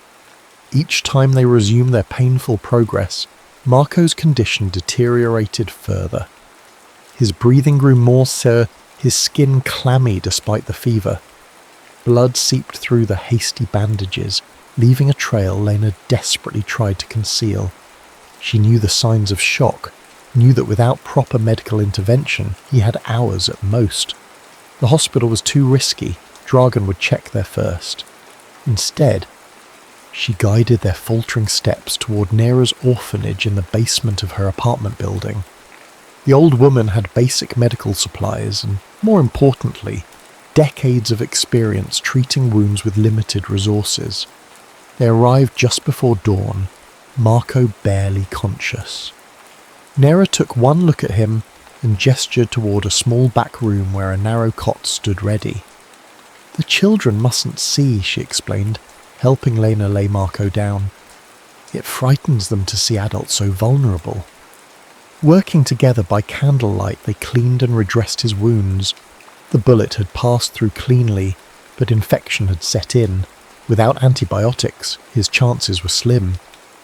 "I know someone who might have medicines," Nera said, reading Lena's thoughts. "It will take time." Time was the one thing they didn't have. By now, Dragan would have discovered Marco's escape and Lena's involvement. The city would be crawling with resistance fighters searching for them. "We need to leave Sarajevo," Lena said quietly as they finished their work. "Tonight, if possible." Nera nodded, unsurprised. "There is a tunnel," she said, "under the airport. The resistance uses it for supplies. Dragan never mentioned it to me, because it is reserved for the most essential personnel and goods, not for deserters." She spoke the word without judgment. "How do we access it?" "There is a house on the edge of the Dobrinja district, marked with 3 red lines on the door. Tell them Nera sent you." Lena squeezed the old woman's hand in gratitude. "Why are you helping us?" Nera's smile was tinged with ancient sadness. "'Cause love is rare in wartime. When you find it, you must protect it." She moved toward the door. "Rest now. I will bring medicines when I can." Hours passed like centuries in the dim confines of Nera's back room. Lena dozed fitfully beside Marco's cot, waking at each change in his breathing, each small sound from the children's quarters beyond the thin wall. His fever neither broke nor worsened, a precarious plateau that could tip either way. Near noon, the door opened to reveal Nera accompanied by a stranger, a gaunt man with a doctor's careful movements. "Dr. Karacu," he breathed, recognizing a surgeon from the central hospital. "Your friend here has been quite insistent," he said, nodding toward Nera as he set down a small case of supplies. "Something about a patient who couldn't come to the hospital." He examined Marco with professional detachment, the kind necessary when practicing medicine in a war zone. Gunshot wound, infected, beginning stages of sepsis. He should be dead already. "But," Lena prompted, hearing the unspoken qualification. "But he's young and apparently stubborn." Dr. Karic opened his case, revealing several vials of antibiotics, precious beyond measure in the besieged city. "I can give him enough to fight the infection, if his body is strong enough." As he administered injections and changed dressings, the doctor maintained a deliberate ignorance about his patient's identity. Better not to know, his silence suggested. Better not to ask why a young woman was hiding an injured man who clearly wore parts of an enemy uniform beneath his civilian clothes. "Keep him still for at least 12 hours, Karic instructed as he prepared to leave. "After that, if he's stable enough to move—" He left the sentence unfinished, but his meaning was clear. "Get him out of Sarajevo if you can." Nera returned later with troubling news. "Your brother has men watching the hospital, the checkpoints, even the black market areas. They're showing Marco's photograph." "And mine?" Lena asked. "No. Dragan tells people his sister was kidnapped by a Serbian soldier. He's positioned himself as the grieving, vengeful brother." The revelation wasn't surprising. Dragan would never publicly admit his sister had chosen to help, much less flee with, a man he considered the enemy. It would undermine his standing in the resistance, call his own loyalty into question. "How long until the tunnel?" Lena asked. "Tonight, after curfew." Nera hesitated. There's a complication. I've arranged passage, but my contact says only one of you can go. Space is limited. Priority is given to wounded resistance fighters being evacuated for treatment." "Then Marco goes," Lena said without hesitation. "And you?" "I'll find another way out." Or she left the alternative unspoken. Staying in Sarajevo meant eventual discovery, and Dragan's sense of betrayal would not allow for mercy. As evening approached, Marco regained consciousness. His eyes clearer now as the antibiotics fought back the infection, found Lena's. "You came for me," he said, voice hoarse. "Of course I did." He reached for her hand, his grip weak but determined. "They'll kill you if they find you helped me escape. They'll have to find me first." She tried for a lightness she didn't feel. When Nera explained the plan, the tunnel, the single passage available, Marco's response was immediate. "No, I won't go without her." "You'll die here," Lena argued. "I'm not leaving you behind to face your brother's wrath." His attempt to sit up ended in a grimace of pain. "Stop being a hero," she snapped, frustration born of fear making her voice sharp. "One of us needs to survive this. Otherwise, what was any of it for?" Their argument was interrupted by a commotion outside. Through the small window, Lena could see people running, hear distant shouts. Nera hurried in moments later, her usually composed face tight with anxiety. "They're searching the building," she said. "House by house, room by room. Someone must have talked, perhaps saw you arrive." Lena's mind raced. "The children are my concern," Nera cut her off. "You must go, now, through the back alley. My contact will meet you behind the collapsed school, the one with the blue door." "Marco can't walk that far yet." "Then you must help him, or you both die here." The old woman's bluntness left no room for argument. With desperate efficiency, Lena gathered their meagre supplies. Marco insisted on trying to stand, his determination compensating somewhat for his weakness. Together they slipped out through a narrow door as the sounds of the search grew closer. The journey to the meeting point was excruciating. Marco leaned heavily on Lena, each step clearly agony. Twice they had to hide as patrols passed, crouched behind debris, his laboured breathing seeming impossibly loud to her terrified ears.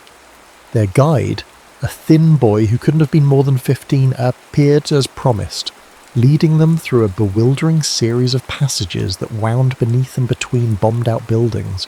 The route was clearly designed to avoid open areas where snipers might have clear shots. "How much further?" Lena whispered, as Marco's weight grew heavier against her shoulder. "Almost there," the boy replied. "There's a problem. The entrance area is guarded tonight." "By whom?" "Your brother's men," he said, glancing at her with something like pity. "They were not there earlier today." Dragan had anticipated their plan. Perhaps not the specific route, but he knew the tunnel represented the only real hope of escape. The question was whether he had shared this suspicion with others or kept his own counsel, unwilling to admit publicly that his sister had betrayed him. "Is there another way in?" Marco asked, each word a visible effort. The boy hesitated. "Yes, but it's exposed.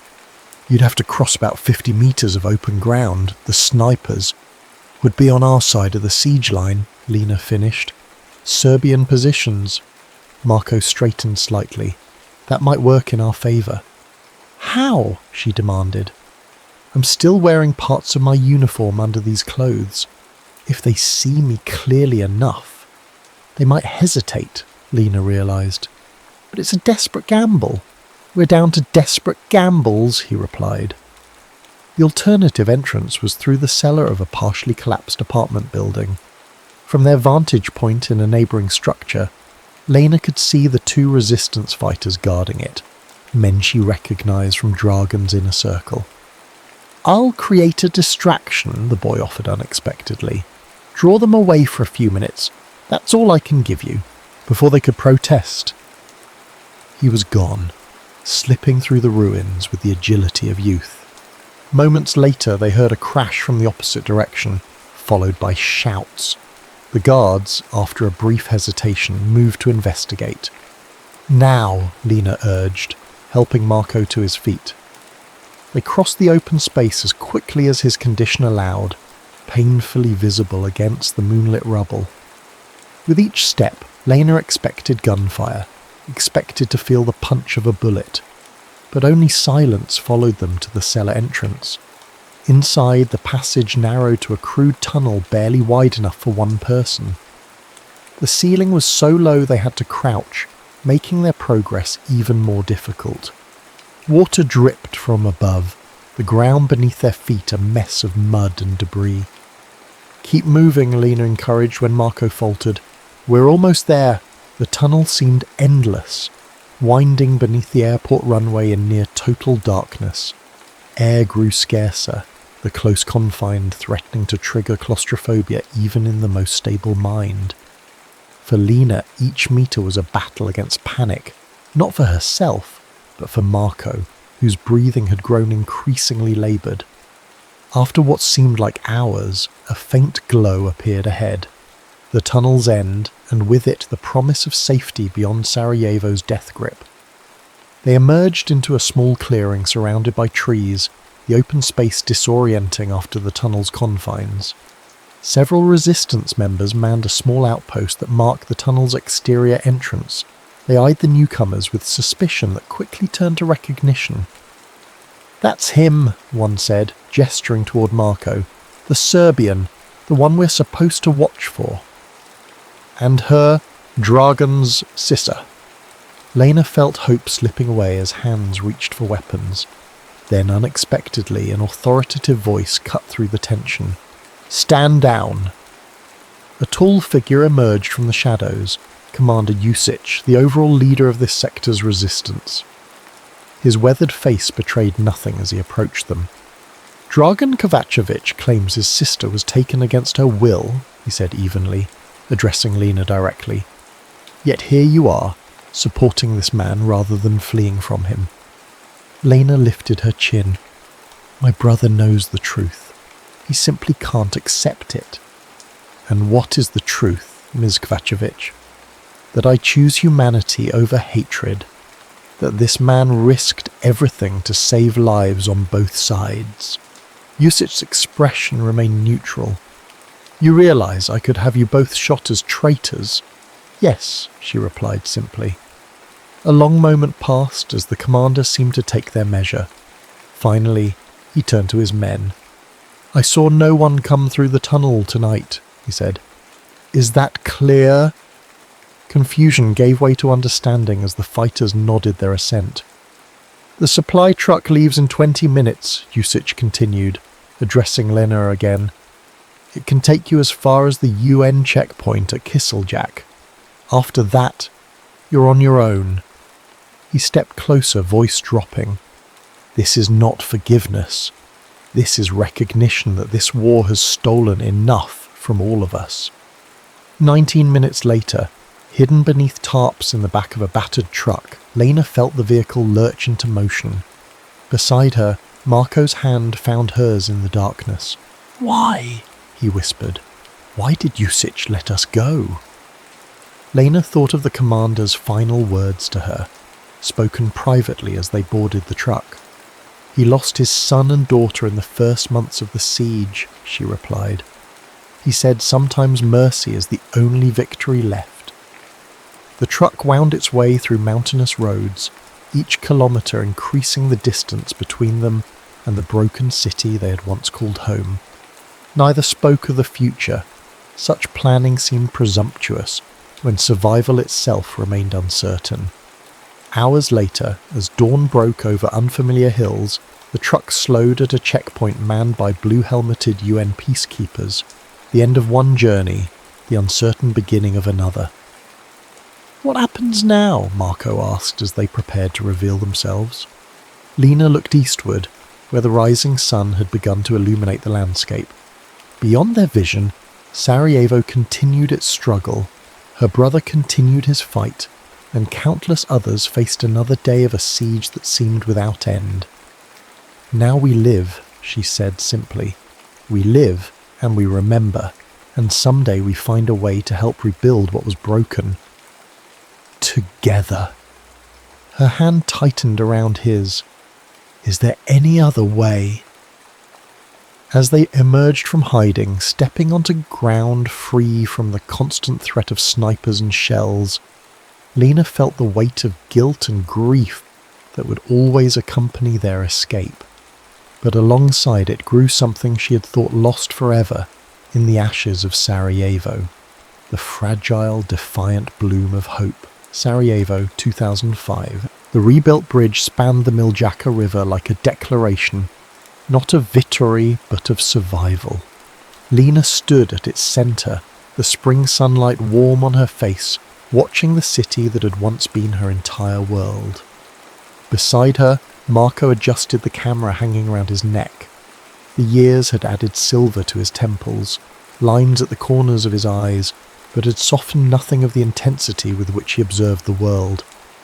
His photographs of the siege, published years after they had found safety in Germany, had helped ensure the world remembered what had happened here. "Smaller than I remembered," she said, gazing at the hills that had once held such terror. "Most battlefields are," he replied. They had returned for the memorial 10 years since the official end of the siege, though the true end had come earlier for them. Their presence was both pilgrimage and penance. They had survived when so many had not. The cemetery had expanded beyond what Lena could have imagined. White stones stretching across the hillside in ordered rows. They moved among them slowly, reading names, placing flowers. At one marker, more elaborate than the others, Lena knelt longer. Dragan Kovacevic, beloved son, brother, defender of Sarajevo. He had survived the war, only to die in a car accident 3 years later. They had never reconciled. Some wounds, Lena had learned, remained beyond healing. "Do you regret it?" Marco asked quietly as they walked away from the cemetery. "Leaving?" The question surfaced periodically between them, less frequently as years passed, but never fully laid to rest. "No," she answered, the same response she always gave. "But I regret that it was necessary." They made their way toward the old library, its reconstruction finally complete after years of international fundraising. Inside, beneath the magnificent restored dome, children sat reading while sunlight streamed through stained glass windows. This was why they had returned, not just to remember, but to witness the city's rebirth, to see that life had continued, that beauty had managed to emerge from the rubble of hatred. Later, as the evening settled over Sarajevo, They stood on the balcony of their hotel room. In the distance, lights twinkled from homes built atop the ruins of others. Music drifted up from a cafe below. Young people laughed, living their lives in a peace that must sometimes seem fragile, but was peace nonetheless. "We did the right thing," Marco said softly, arms encircling her from behind. And for the first time since they had fled through that dark tunnel, Lena believed it without reservation. Their love had not been a betrayal of her city or his duty, but rather an affirmation of the humanity that war sought to destroy. In a city that had once burned with hatred, they had found a love worth surviving for, and in surviving, they had kept alive the memory of what was lost, and the promise of what might yet be rebuilt from the ashes. The end.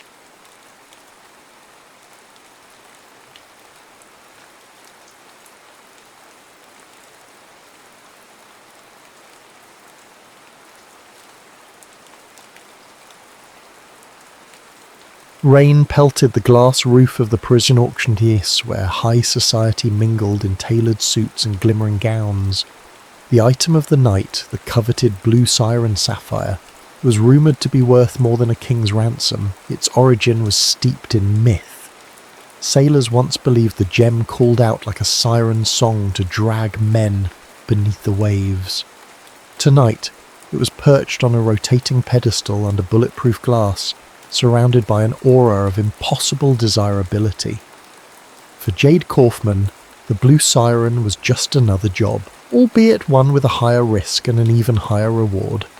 27 years old, resourceful and infamous in the underground for her flawless thefts, she prided herself on leaving no trace behind except rumours.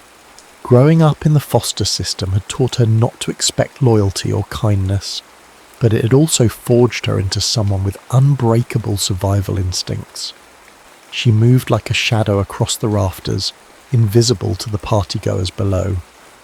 Though she wore a form-fitting black jumpsuit that allowed for maximum flexibility, she felt the weight of the hidden compartments carrying her tools, glass cutters, specialised wires, and lock-picking devices.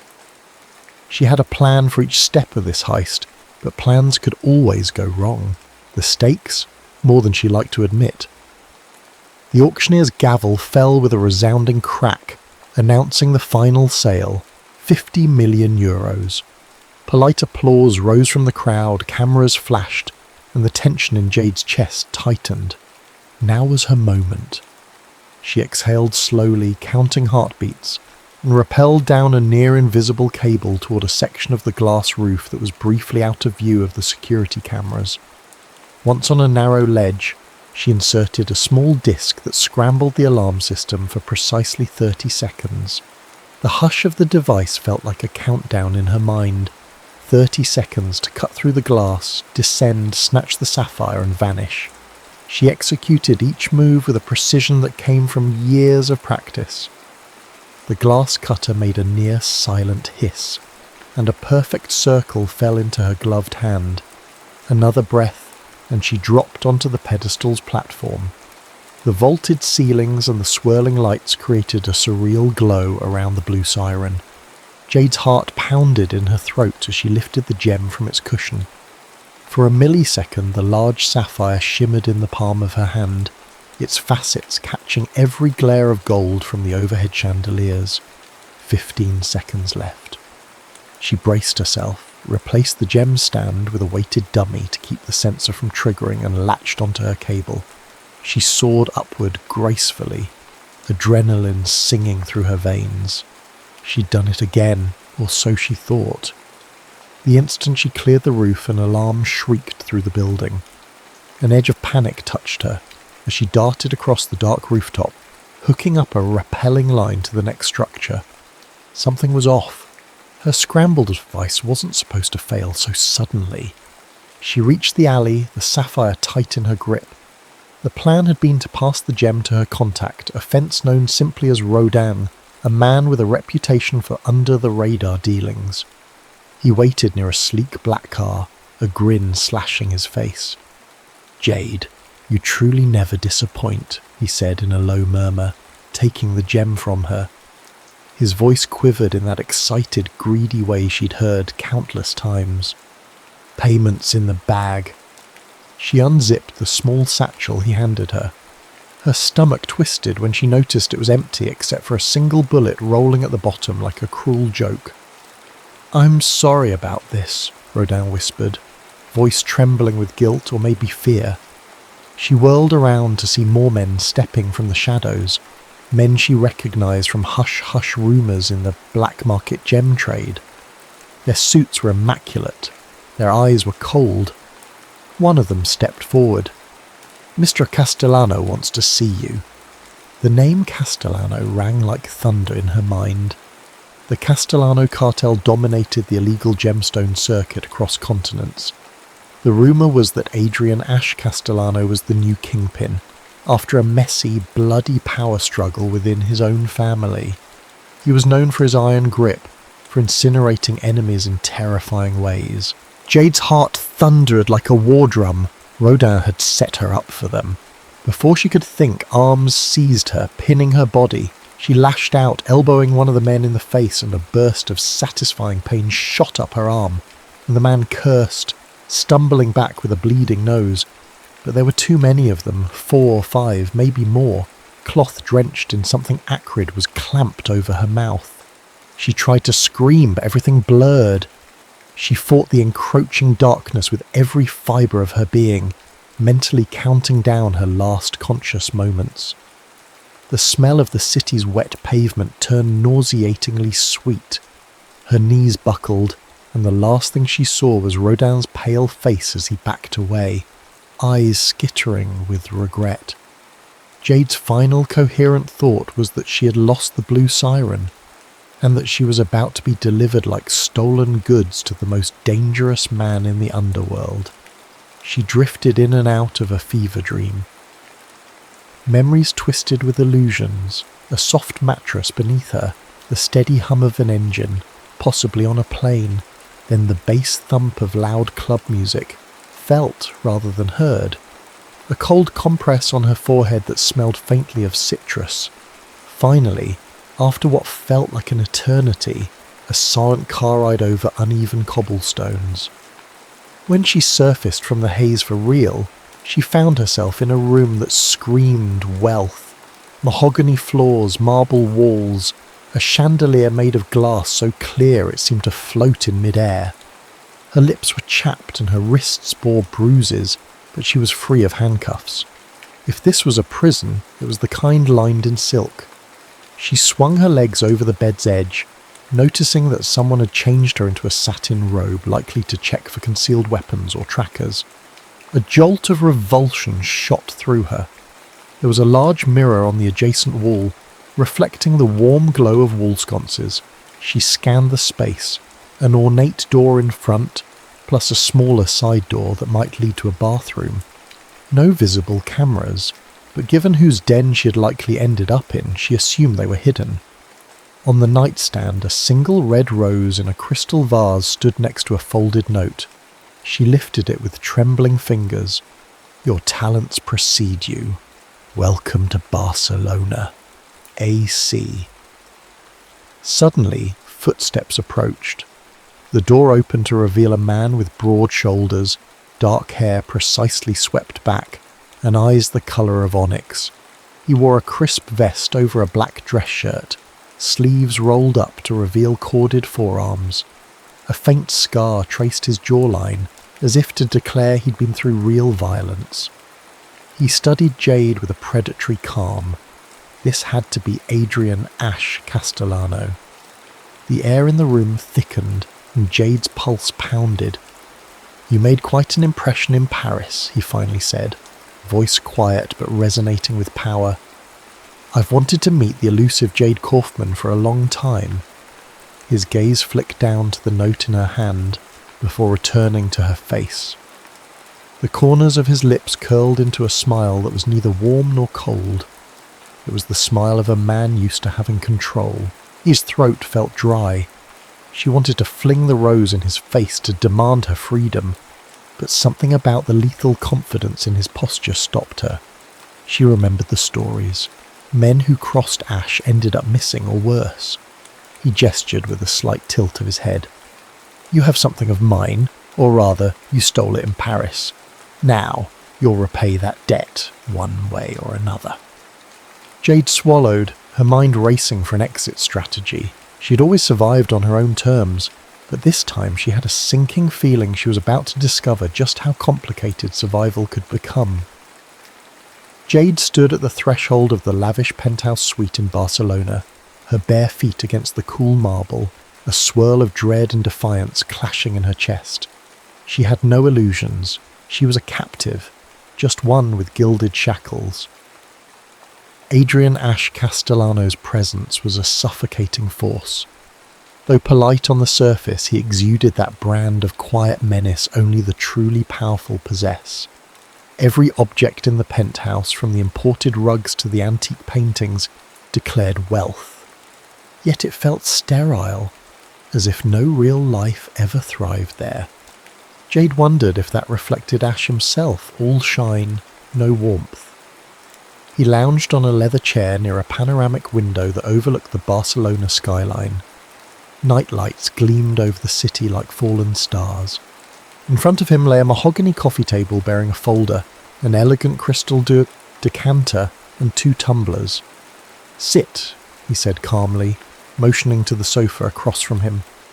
Jade hesitated, scanning for potential weapons or escape routes.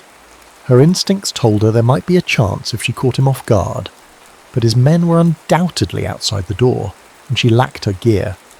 Reluctantly, she settled onto the sofa. Ash handed her a tumbler. "Drink," he commanded. When she made no move, he rolled his eyes and took a small sip from his own glass. "It's not poisoned, if that's what you're afraid of." Jade sniffed it. Whiskey, smooth and strong. She took a measured sip, hoping the burn would sharpen her frayed nerves. He leaned forward. "So, let's talk about the Blue Siren. You cost me a great deal of inconvenience. And money." "You don't strike me as the type to worry about loose change," Jade replied, her tone biting. She wanted to provoke him, to see cracks in his composure. A flicker of amusement lit his gaze. Bravado. Admirable, if not misguided. "I knew you would try for the sapphire in Paris. That's why I had Dan in place." She set her glass down. "Then you know I'm worth more to you alive than dead. So what's your plan? Ransom? Torture for kicks? Or do you fancy turning me into your personal cat burglar?" Ash's jaw tightened, but his voice remained calm. "You're perceptive, Ms. Kaufman. Indeed, I want your services. You owe me, and I prefer to collect debts through utilization of talent rather than brute force. If you refuse, I'll deliver you to a less forgiving party, Interpol, or certain other individuals who'd relish your downfall. Alternatively, you can work off your debt stealing for me." She hated the chill of his words, more so because they were true. She doubted there was a safe corner of the world where she could run now that Ash Castellano had her in his sights. "What if I say no?" she challenged. He shrugged, a gesture too casual. "Then you spend the rest of your life in prison, or in a shallow grave, depending on who claims you first. You're smart enough to see that's not a bluff." A knot of fury formed in her throat. She had always loathed having her freedom stripped away. Memories of her childhood in foster homes, where every rule felt like a cage, came rushing back. She clenched her fists. "Fine, I'll do it. But on one condition. Once this is done, you let me go. Clean break." He paused, swirling the whiskey in his glass, as though contemplating. "That's what a bargain is, Jade," he said at last, letting her name roll off his tongue with a strange intimacy. "You deliver, I release you, no strings, for now." Over the next few days, Jade explored the penthouse's halls, each corridor leading to opulent rooms decorated with priceless art. The windows, however, were bulletproof and impossible to open from inside. Security cameras were discreetly embedded in corners. At intervals, she saw well-dressed guards who politely averted their eyes, but she could sense their readiness to pounce. A private tailor arrived with racks of designer clothing just her size. Jade scowled, feeling like a doll being dressed for display. She selected only practical items: black trousers, form-fitting tops, boots that wouldn't hinder her movement if she decided to make a run for it. She hadn't seen Ash much. Rumour had it he was dealing with fallout from a smuggling ring on Sour, but on the third day he summoned her to a penthouse library. Jade stepped inside cautiously. Shelves of leather-bound books rose to the ceiling, and a single massive window offered a breathtaking view of the city. Ash stood behind a carved wooden desk, pressing a phone to his ear. A silver laptop was open, showing an array of security feeds, warehouses perhaps, or secret vaults. He ended the call abruptly upon her entrance, then gestured for her to come closer. "I have your first assignment," he said, sliding a folder across the desk. She flipped it open. Photographs and blueprints revealed a grand mansion in Amsterdam with a vault rumoured to contain a rare emerald pendant. A note at the bottom read, "Owner under watch by Interpol. Proceed with extreme caution." Jade's adrenaline spiked. He continued, "My buyer wants that emerald.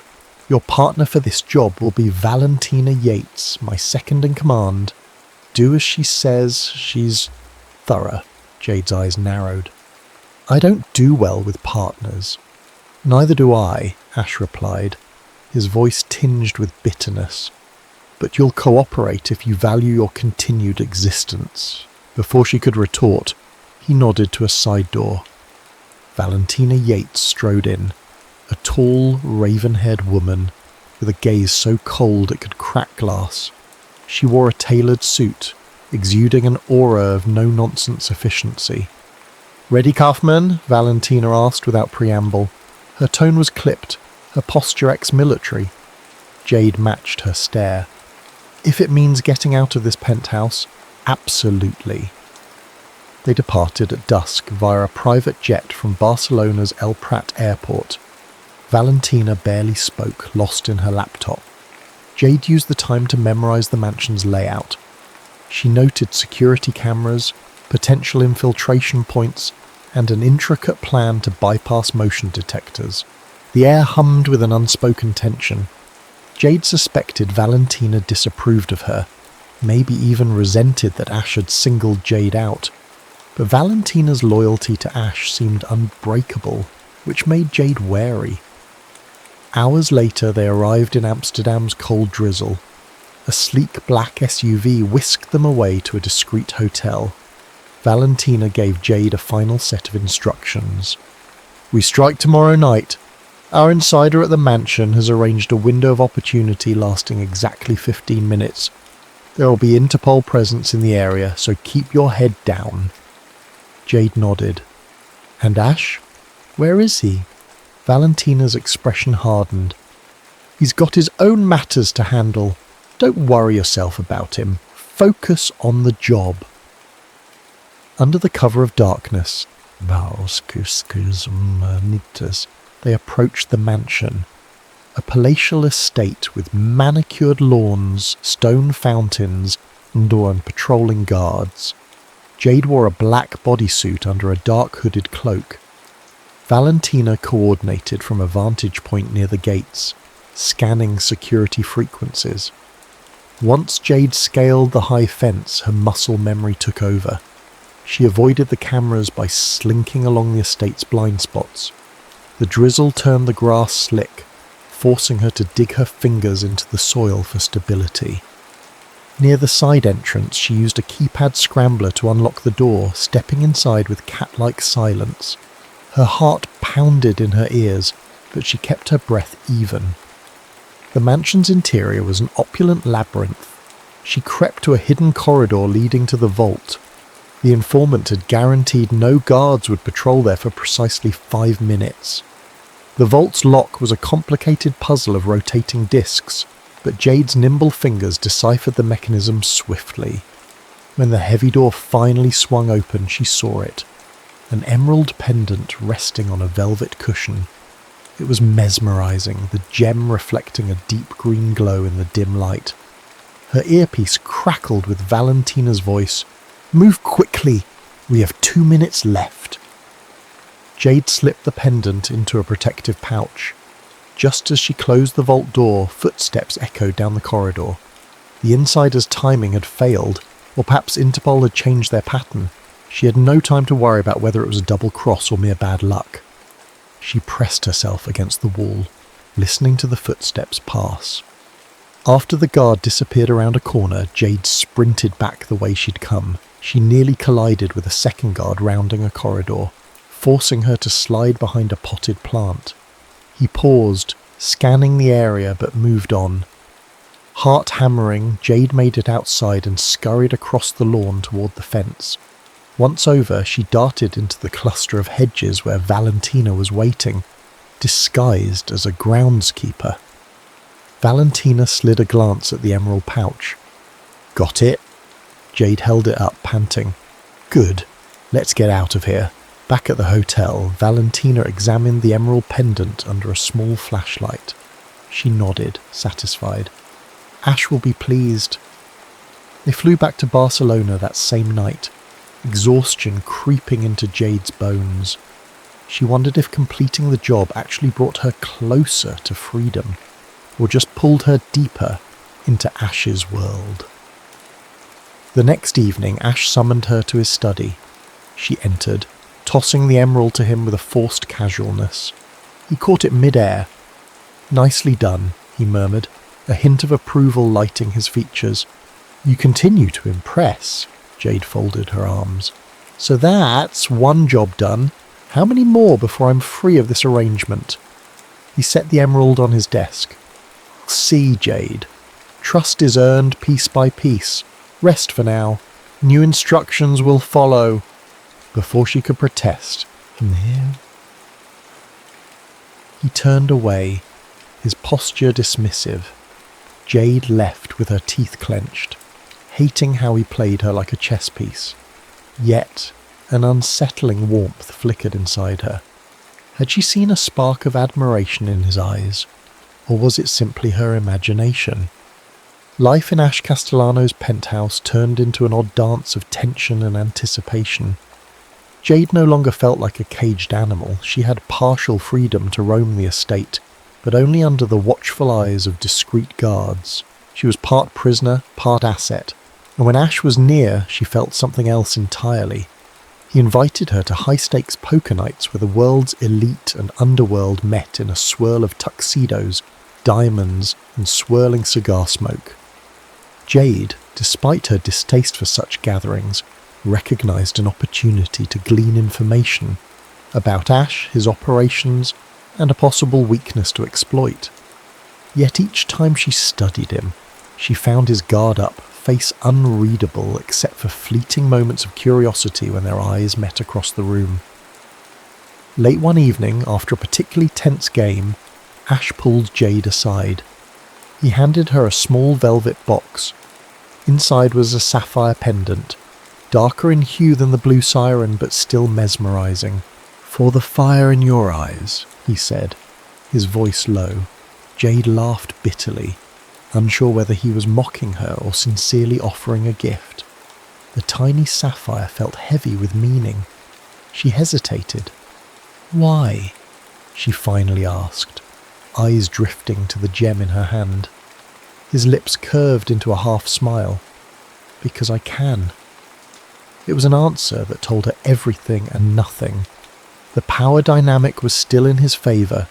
He might view her as a treasure he'd acquired, but there was a peculiar gentleness in his tone, as though he saw something in her that mirrored a part of himself. That night, she paced in her room, the sapphire pendant glinting on the bed. She wanted to throw it out the window to demonstrate she couldn't be bought, but a deeper part of her ached. For years she'd kept the world at arm's length, relying only on her skill. Yet something in Ash's eyes, his loneliness perhaps, resonated with her own sense of isolation. While she wrestled with her thoughts, there came a soft knock on the door. Ash stepped inside without waiting for permission. He wore a black silk shirt, unbuttoned at the collar, and the tension in his posture hinted he was waging a silent war within himself. "I should have knocked properly," he said quietly, glancing around her room. Jade raised an eyebrow. "Surprised you bother with politeness now," he let out a soft chuckle. "You're free to kick me out." "Am I?" she asked, bitterness lacing her tone. A flicker of pain crossed his face, but he pressed on. "I want to show you something." He gestured toward the hallway, and curiosity, along with a desire to end the suffocating tension, made her follow. They walked to his study.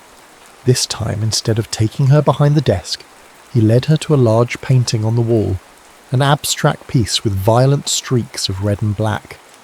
He pressed a hidden latch, and the painting swung open, revealing a safe. Punching in a code, he opened it. Inside were documents, stacks of cash, and a single photograph that he took out carefully. It depicted two young boys with bright smiles, arms around each other, standing on a sunlit dock. "This was me and my brother Diego years ago," Ash said, his voice wavering slightly. "We were close once. Our father ran the family business, smuggling gems. Diego was older but reckless. We had dreams of taking the business legit, but things changed." He paused, gaze turning distant. "Diego betrayed us. He tried to align with a rival cartel, nearly had me and our father killed to seal the deal. I had no choice but to confront him. The confrontation escalated. Our father died in the crossfire. Diego fled. I never forgave him, or myself." Jade studied his face in the dim light, seeing the raw torment etched into his features. She'd expected a hardened criminal, not a man burdened by regret. "Why tell me this?" she asked softly. "Because you might understand," he replied, setting the photo back. "That feeling of always being alone, mistrusting everyone, including your own blood, and because you're not just a pawn in my game." His final words lingered, heated by an undertone of longing. It happened unexpectedly. Perhaps it was the weight of confessions or the vulnerability Ash rarely displayed, but Jade found herself leaning closer. The tension between them ignited. He reached out, brushing a strand of her hair aside. She closed her eyes, inhaling the faint scent of his cologne, smoke and spice. His lips hovered near hers, and in that breath of uncertainty she realized she wanted it. She wanted to feel alive in a way she'd never allowed herself. Their mouths met in a fierce bruising kiss that tasted of desperation and pent-up desire. They stumbled against the desk, scattering papers.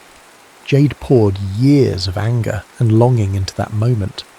Ash responded with an intensity that sent a shiver down her spine. This was more than a power play. It was two people drowning in the same darkness, clinging to each other for a taste of light. When they finally broke apart, gasping, Ash's forehead rested against hers. "You're the storm I never saw coming," he whispered. Jade opened her eyes, heart pounding. She saw fear in his, a fear of losing control, of caring too much. Before she could speak, the phone on his desk buzzed, shattering the quiet intimacy. Ash pulled away, breath ragged. He grabbed the phone. "Yes?" A flash of anger crossed his features. "What do you mean we have a problem?" He muttered a curse, his gaze flicking to Jade with a mix of apology and frustration. "I have to handle this." Jade swallowed hard, stepping back. The moment had ended, but it left a crack in the walls she had built around herself and a fissure in his stoic persona. A week later, word reached them from Dubai. Diego Castellano, Ash's older brother, had resurfaced after years of staying hidden. The rumour was that he'd commandeered a rival cartel, forging alliances with extremist groups that valued precious gems as untraceable currency. The atmosphere in Ash's penthouse chilled overnight. Guards appeared at every corner. Valentina doubled security protocols. One evening, Jade was in the library, pretending to browse books while eavesdropping on a hushed conversation between Valentina and Ash. She overheard enough to catch that Diego was planning something big, something that threatened Ash's entire operation. Later, an anonymous message reached Jade on a secure phone she'd hidden in her room. The voice on the line was scrambled, but she recognized the slight Spanish accent. The caller's content was more startling than the voice itself. "Ash killed our father. He's lying to you. Everything he's told you is a facade. Don't let him make a fool of you." The line went dead before Jade could respond. She tried calling back, no luck. Was it Diego? If so, was he telling the truth? A knot formed in her stomach. Ash had said Diego's betrayal led to their father's death. But what if the blame wasn't so simple? As the days passed, Jade's thoughts turned restless. She was falling for Ash, or at least the tender illusions he allowed her to see. But if he'd lied about his father's death, what else might he have concealed? She couldn't openly ask him. That would raise suspicions. Instead, she spent nights in the penthouse's small office, hacking into restricted files. She found references to the Castellano patriarch's demise, but the documents were heavily redacted. There were hints that their father had been shot in a warehouse, both sons present, but no official conclusion on who pulled the fatal trigger. Jade's heart pounded with each new clue. Was she letting desire blind her to Ash's darker secrets? She recalled how effortlessly he manipulated her life. Could he have done the same with the truth about his father? Valentina summoned Jade to a private lounge for a briefing. She laid out the next operation, a black opal heist in Italy that promised to fetch an obscene sum. But Jade's mind was elsewhere, on Diego's warning, on Ash's possible deception. At the end of the briefing, Valentina stared hard at Jade. "Something's off with you lately. Don't let your personal entanglements compromise your focus." Jade bristled. No risk there. Valentina's gaze was icy. Good, because Diego Castellano isn't playing around. If you get tangled in his web, you'll regret it. Jade forced a cool nod. Inside she was torn. If Ash had lied, Diego might be the lesser evil. Or maybe both were devils. She was caught between warring shadows, uncertain which flicker of light to follow. On the eve of their departure to Italy, Ash found Jade pacing by the balcony, the city lights shimmering below them like restless spirits. The tension between them was suffocating. She wanted answers, but feared what she might discover. He approached from behind, gently laying a hand on her shoulder. She flinched, fighting the urge to confront him right then. Instead, she turned and pressed her lips to his in a desperate kiss. For an instant, his arms wrapped around her, and she leaned into the solace of his warmth, trying to forget the serpents of doubt coiling in her mind. But as they parted and their gazes locked, Jade saw that same wariness. Something had shifted irreversibly. Tomorrow they would face dangers from the outside world, but tonight it felt like the real battle was already raging inside them. Italy beckoned with promises of beauty and danger. Jade, Ash and a small team landed in Florence under cover identities. Their target was a secluded estate owned by a private collector rumoured to harbour an exquisite black opal necklace worth millions on the black market. But Jade carried more weight than her infiltration gear. Diego's warning, "Ash killed our father," echoed in her mind. She had not confronted Ash yet. She needed tangible proof. Anxiety gnawed at her, threatening to undermine her razor-sharp focus. They scouted the estate, noting guards armed to the teeth, advanced surveillance and a treacherous layout. Valentina was in charge of logistics, while Jade was once more the point person for the break-in. The plan was airtight, until it wasn't. Halfway through disabling the estate's security grid, the lights flared back on. Sirens blared. "Ambush!" Valentina's voice crackled through Jade's earpiece. "Get out, now!" Jade sprinted down a corridor lined with Renaissance paintings. She found Ash cornered by armed men. Without thinking twice, she hurled a smoke grenade, covering their retreat. Gunfire erupted, bullets ricocheting off marble. As the smoke thickened, she seized Ash's hand, guiding him toward the exit. The moment they were clear, Ash whipped around, suspicion blazing in his eyes. "You told Diego, didn't you? You sold me out." Jade's chest tightened in outrage. "I never—" He cut her off, voice razor sharp. "Don't lie. My father's memory might mean nothing to you, but I won't die in a trap orchestrated by my own blood." Something inside Jade snapped. "If you trusted me, you'd know I'd never do that. But you don't, do you?" She almost spat out the question about his father's death, but held back at the last second. The chaos surrounding them wouldn't allow for deep conversations or confessions. Valentina appeared, helping them fight off 2 more guards. The team evacuated into black SUVs, speeding through the Tuscan countryside until they reached a safe house. The heist was a complete failure. They'd barely escaped with their lives and a few flesh wounds. Back at the safe house, tension sizzled like a live wire. Ash paced the floor, Valentina cleaned her pistol in brittle silence, and Jade fumed in a corner, her heart banging against her ribcage. Finally, Jade rounded on Ash, fury fueling her words. "You accuse me of betrayal, but maybe you're the one who set this up. A test of loyalty or something twisted to confirm your paranoia."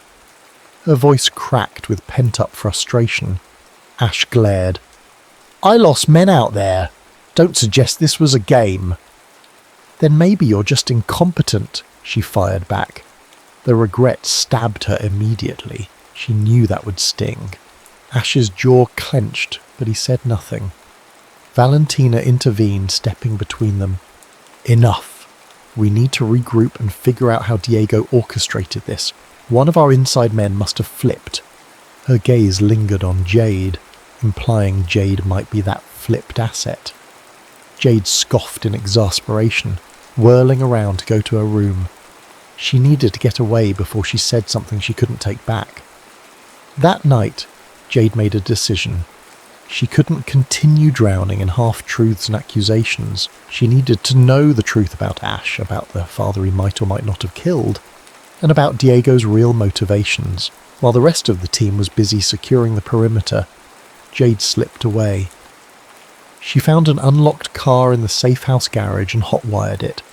She realized she had no clear destination, only an overwhelming urge to be free from the swirl of lies.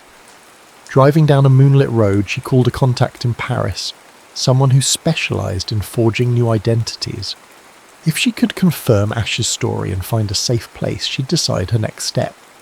Yet, she'd barely gotten a few miles when headlights flared behind her. A black motorcycle roared up, weaving dangerously close. Jade recognized the rider, Ash. He pulled up beside her window, motioning for her to pull over. Fear and anger clawed at her. She accelerated, hoping to outrun him, but he cut in front, forcing her to stop. They screeched to a halt on the deserted roadside. Ash yanked off his helmet, eyes ablaze. "You're running!" he demanded, stepping toward her car. Jade jumped out, slamming the door. "I have no choice. You won't tell me the truth. You don't trust me. You treat me like a thief in a gilded cage." He grabbed her arm. "You are a thief, and you've stolen more than you realize." She met his gaze, tears threatening to blur her vision. "Let go." His grip loosened, but he didn't release her. The road was silent except for the hiss of the wind through olive trees. Emotions warred on his face. Anger, desperation, something else unspoken. Finally, he let her go. "If you truly want out, go. But know this. If you walk away, Diego will come for you. He wants to use you against me. He's even more ruthless than I am." Jade swallowed the lump in her throat. "And that's my burden to bear." For a long moment, neither spoke.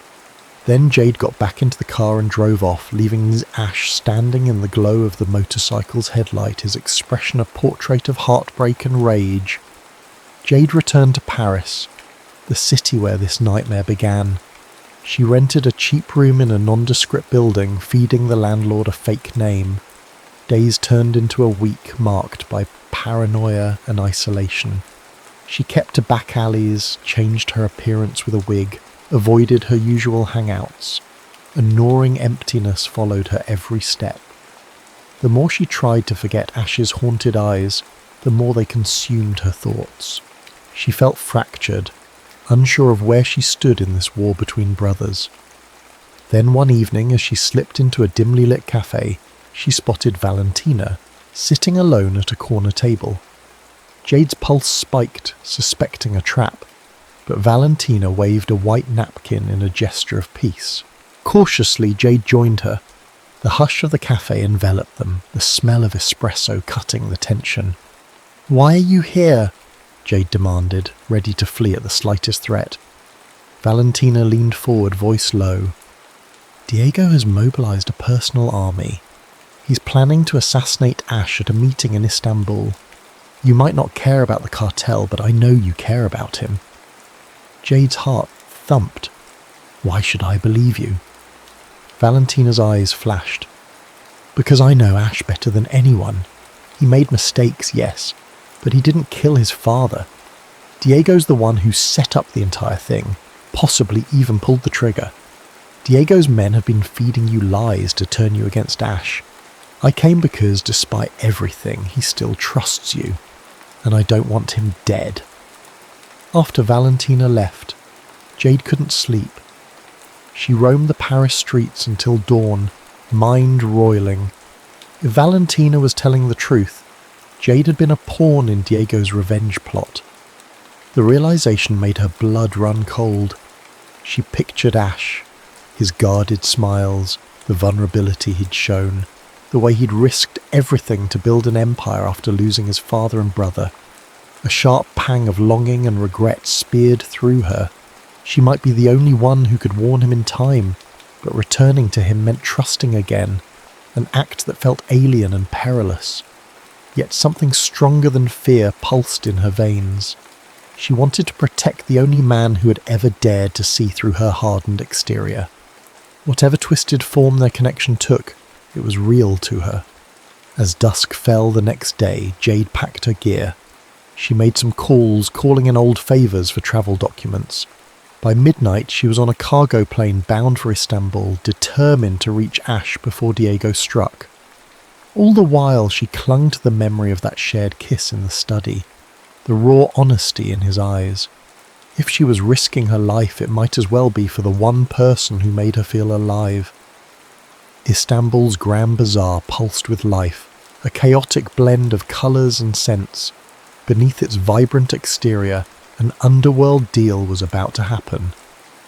Ash Castellano stood in a secluded corner of a warehouse near the Bosphorus Strait, accompanied by a handful of loyal guards. He looked more tense than ever. Word on the street was that Diego had orchestrated this meeting to negotiate, but everyone knew it was a trap. Jade watched from the rafters, heart pounding.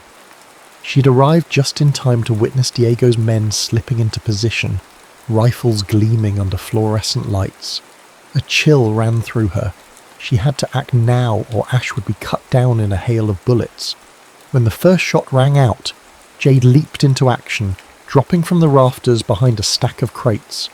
She lobbed a flash grenade that disoriented Diego's men, then darted forward to where Ash took cover behind a steel pillar. He started to aim his gun, until recognition flickered in his eyes. "Jade?" She gave a nod, breath ragged. "I'm sorry, I didn't know. Diego, he lied to me. I'm here to help." Emotions cascaded across his face, shock, relief, anger, maybe even a hint of gratitude. But there was no time to talk. Diego himself strode into view, flanked by bodyguards. The older brother's face wore a triumphant sneer. "This ends now, Ash," he spat, levelling a pistol. "And this time, I won't miss." Gunfire erupted from every direction. Jade and Ash fought back to back, covering each other in a deadly dance of bullets and cunning. At one point, Jade rolled across the concrete floor to grab a fallen weapon, taking out 2 of Diego's men. She realised she was fighting not just for survival, but for a chance at redemption, for both her and Ash. Valentina arrived with reinforcements. pushing Diego's men into retreat. But Diego himself remained, determined to kill his brother. He cornered Ash behind a shipping container, pistol aimed at Ash's chest. Jade, hidden behind a nearby crate, took a shot that grazed Diego's arm. He howled in pain, pivoting the gun toward her. Ash seized the moment. He lunged, wrenching the weapon from Diego's grasp. A scuffle broke out, brutal and personal. In the end, Ash pinned his brother to the ground, chest heaving, gun pressed to Diego's temple. Diego glared, panting. "Do it, brother. Prove you're just like me." Jade felt her heart spike. Would Ash pull the trigger? The seconds stretched like wire about to snap. Finally, with a growl of rage, Ash hurled the gun aside. "No," he said, voice shaking. "I'm not you." Valentina's men secured Diego, who spat curses as they dragged him away. Jade knelt next to Ash, heart in her throat. He had a bleeding gash on his arm, but it seemed superficial. Cradling his face in her hands, Jade looked into his eyes, tears wetting her lashes. "I'm sorry I doubted you," Ash exhaled, a shuddering breath. "You saved my life, twice now." They helped each other up, battered but alive. The city lights of Istanbul glittered outside like 1,000 possibilities. For the first time, Jade believed in something more than just survival. A gentle ocean breeze caressed Jade's skin as she stood on the sun-drenched balcony of a secluded island villa. The horizon was a tapestry of turquoise waves and golden sunlight. She sipped from a cup of spiced tea, letting the salty air soothe her. Behind her, Ash emerged, dressed casually in linen pants and a half-buttoned shirt, a faint scar visible on his forearm, one of the many they'd both acquired. After the showdown in Istanbul, rumours spread that Adrian, Ash Castellano, and his infamous jewel thief accomplice had vanished, presumed dead or in hiding. The truth was more nuanced. They'd decided to step away from the black market empire altogether, leaving Valentina to handle the transition to legitimate ventures, or dismantle them if she wished. Now, on this remote island, they ran a private security firm specialising in the protection and recovery of rare artefacts, flipping their skills from theft to preservation. It felt like a surreal twist of fate, yet it also felt right. Jade's hand absently touched the ring on her finger, its centrepiece, the blue siren sapphire. Once a symbol of her captivity, now it sparkled as a testament to a shared destiny. The memory of their stormy path still brought flashes of pain and regret, but they found solace in building something honest, side by side. From the open doorway, Ash smiled. "Ready for our next job? There's a lost manuscript in an auction house that needs protecting." She turned, a playful glint in her eye. "Let's go steal it before anyone else tries then. Old habits die hard after all." He chuckled, crossing the balcony to stand beside her. Their hands entwined, and for a moment, the ghosts of their pasts receded, replaced by the pounding of the ocean against the shore and the simple warmth of each other's presence. No matter the shadows that lingered, they had found a form of freedom in the very thing that once bound them, trust in one another. Even if tomorrow brought fresh storms, tonight they stood together, hearts still beating in unison amidst the quiet hum of the surf.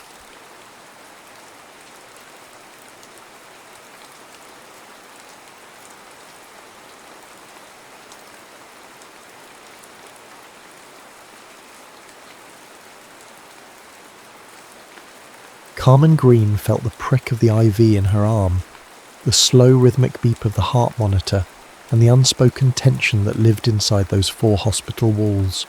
She'd been stuck there for weeks, the Phoenix Children's Hospital, room 512, 16 years old, newly diagnosed with leukemia, and still trying to figure out why the universe had singled her out for this unfair battle. Across the hallway, nurses bustled in bright scrubs. Families walked in and out trying to hide tears, and the clink of medical carts was as constant as the Arizona sun. If Carmen closed her eyes, she could almost picture herself anywhere else. in a movie theatre with friends under stadium lights at a Friday football game, or even just lazing around in her bedroom with a music playlist turned way up. But every time she opened them, the reality of her fight drifted back. On a hot June afternoon, she heard a stir of excitement from the hallway. Whispers. A nurse flustered at the nurse's station. Carmen sat up straighter, curiosity piqued. A few seconds later, the handle turned and in walked a young man who looked both ridiculously out of place and exactly like someone you'd see on a national sports magazine cover. He was tall and lean with the broad shoulders of an athlete. His short chestnut hair peeked out from beneath a grey LA Angels cap, and his face, still soft enough to reflect his youth, lit up with a warm grin. In his left hand, he clutched a gift bag decorated with cartoon baseballs. "Hey there, I'm Colton Hayes," he said, leaning against the doorframe. He cleared his throat. "You probably, well, maybe you don't know me, but I play for the Angels," Carmen said, tilting her head with a knowing smile. "That means you crush my Diamondbacks whenever you're in town." His grin turned wry. "I mean, we try our best, but the Diamondbacks aren't an easy team to beat." Carmen laughed. She didn't consider herself a baseball fanatic, but living in Phoenix, she'd picked up the basics. And it was kind of impossible to be sports averse when your family watched baseball religiously, especially once they heard about Colton Hayes, the 20-year-old phenom who was making waves on every sports highlight reel in America. "How are you feeling today?" he asked, stepping closer. I brought you this." He held out the gift bag. Inside was a small plush teddy bear wearing a miniature baseball jersey, along with a foam baseball that had been signed by the entire LA Angels roster. Carmen let out a small gasp, her eyes darting across the scribbled signatures. "It's just something the team does," he explained, rubbing the back of his neck. "We heard there was a big baseball fan on this floor. And, well, might be you, might not be, but I figured it was worth a shot." Carmen's heart warmed, and not just because of the gift. There was something in his voice, a genuine nervousness. He was big-time famous. She'd definitely seen him in a commercial or two, yet he seemed almost shy talking to her. For the next 15 minutes, they chatted about everything from hospital cafeteria food. She gave it a solid 5 out of 10, although the jello is suspiciously bland, to the latest Marvel movies, to how unbelievably hot an Arizona summer could get. Carmen found herself cracking more jokes in that short time than she had in her entire hospital stay. The conversation was easy, like they'd known each other for months. At one point, a nurse peered in, making subtle time's up gestures, but Carmen didn't want him to leave. There was something comforting about having someone so full of life in her sterile room. Before he left, Carmen acted on impulse. "Hey, you know how people sometimes become pen pals in these, really old black and white movies?" He stuffed his hands in his pockets, curious. "Like writing letters? Letters, postcards, Instagram, whatever. You see, being stuck here, I can't exactly get out and do normal stuff, but maybe we could keep in touch?" Colton broke into a relieved grin. "That sounds awesome, actually." He scribbled his Instagram handle on a piece of scratch paper from the nurse's station at Colton Hayes 24 and gave it to her. Carmen stared at it like it was a golden ticket. She wasn't delusional enough to think a famous athlete would keep messaging her, but it was nice to pretend. "One condition," she teased. "You better respond when I message you. No ghosting allowed, even if you're some big baseball star." He laughed. "Deal. Although my DMs might be a dumpster fire, I'll keep an eye out for your name. Promise." And with that, he left, giving her a quick wave from the threshold. The moment the door closed behind him, Carmen squeezed the foam baseball in disbelief. Yes, he was a national star, rumoured to be the next big thing in the MLB. But in that short visit, he'd felt more like a friend than a celebrity cameo. Days passed, and Carmen was sure it was just a fun memory, one she could replay in her head on nights when chemotherapy made her feel lonely. Then early one morning, her phone buzzed with a new notification on Instagram. She opened it, her mouth dropping when she saw the direct message. At Colton Hayes, 24. Hey Carmen, how's it going in there? On a scale of 1-10, how terrible is the hospital food? Her heart flipped. She typed back, Carmen G, probably a 6. However, the lemonade is worse than dish soap, so that drags the overall rating down to a 4.5. He responded almost immediately, sending back an audio clip of him pretending to interview her about culinary atrocities in the healthcare system. Carmen laughed so hard that a nurse poked her head in to make sure she was okay. From there, they talked every day, or as close to every day as possible. Between his workouts, travel schedules and interviews, Colton always found a moment to reply to her messages, and Carmen looked forward to each notification. She would send him photos of the silly craft she made with other patients, or jokes on sticky notes plastered to her IV pole. He reciprocated with behind-the-scenes glimpses of the Angels' training facilities, short video clips of him signing merchandise, or telling cringily dad jokes that his teammates apparently loved. It felt surreal. Two people from very different worlds forging a bond through phone screens and hospital walls. Then, against the odds, Carmen's doctor delivered miraculous news. Her white blood cell counts were back to near normal range, and the latest scan indicated that her leukemia was in remission. "We're moving in the right direction," the doctor said, smiling for the first time in what seemed like forever. "If this continues, you'll be home soon." It happened so fast that Carmen barely had time to process it. One day she was reviewing the next chemotherapy appointment.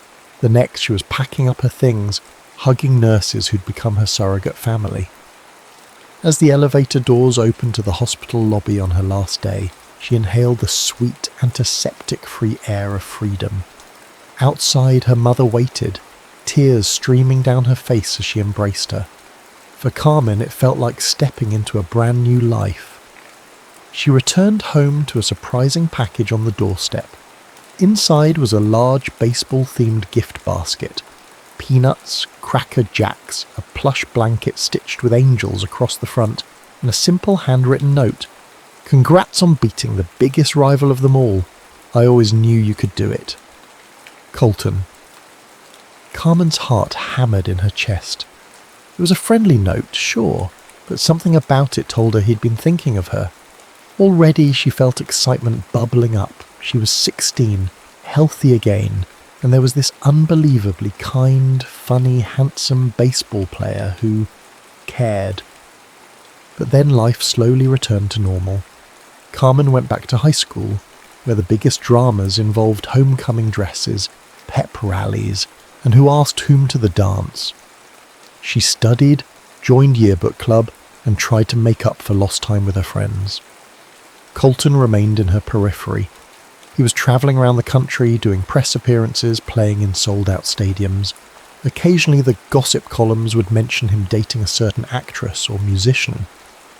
The first time Carmen saw a headline, something about him being photographed with a rising pop star, her stomach twisted. But she reminded herself they were just friends, pen pals who lived worlds apart. That was the reality, or so she thought. Carmen counted down the days to her high school graduation with a mix of giddiness and anxiety. Sure, she was now healthy, brimming with energy, but the world was about to shift on its axis again.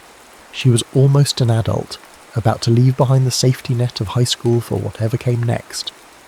In her senior year, she piled her schedule with normal teenage stuff. The Friday football games, a part-time job at a local coffee shop, and the quest for perfect prom photos.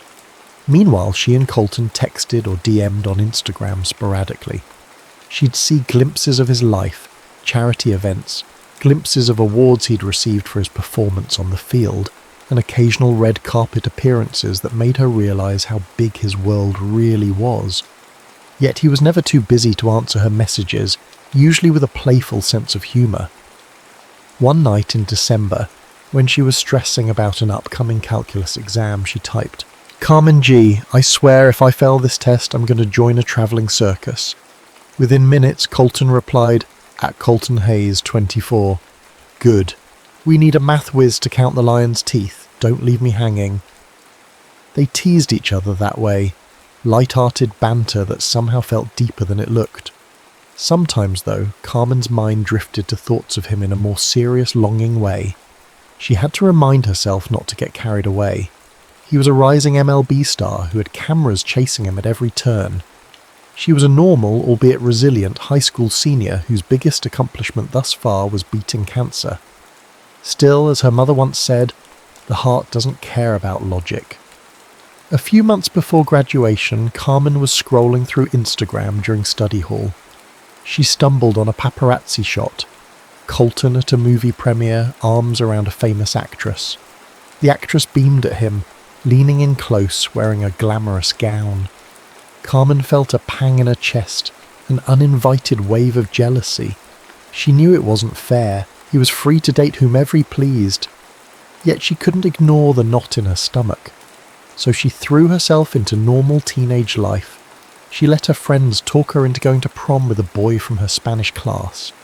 He was tall, polite, academically gifted, but no sparks flew.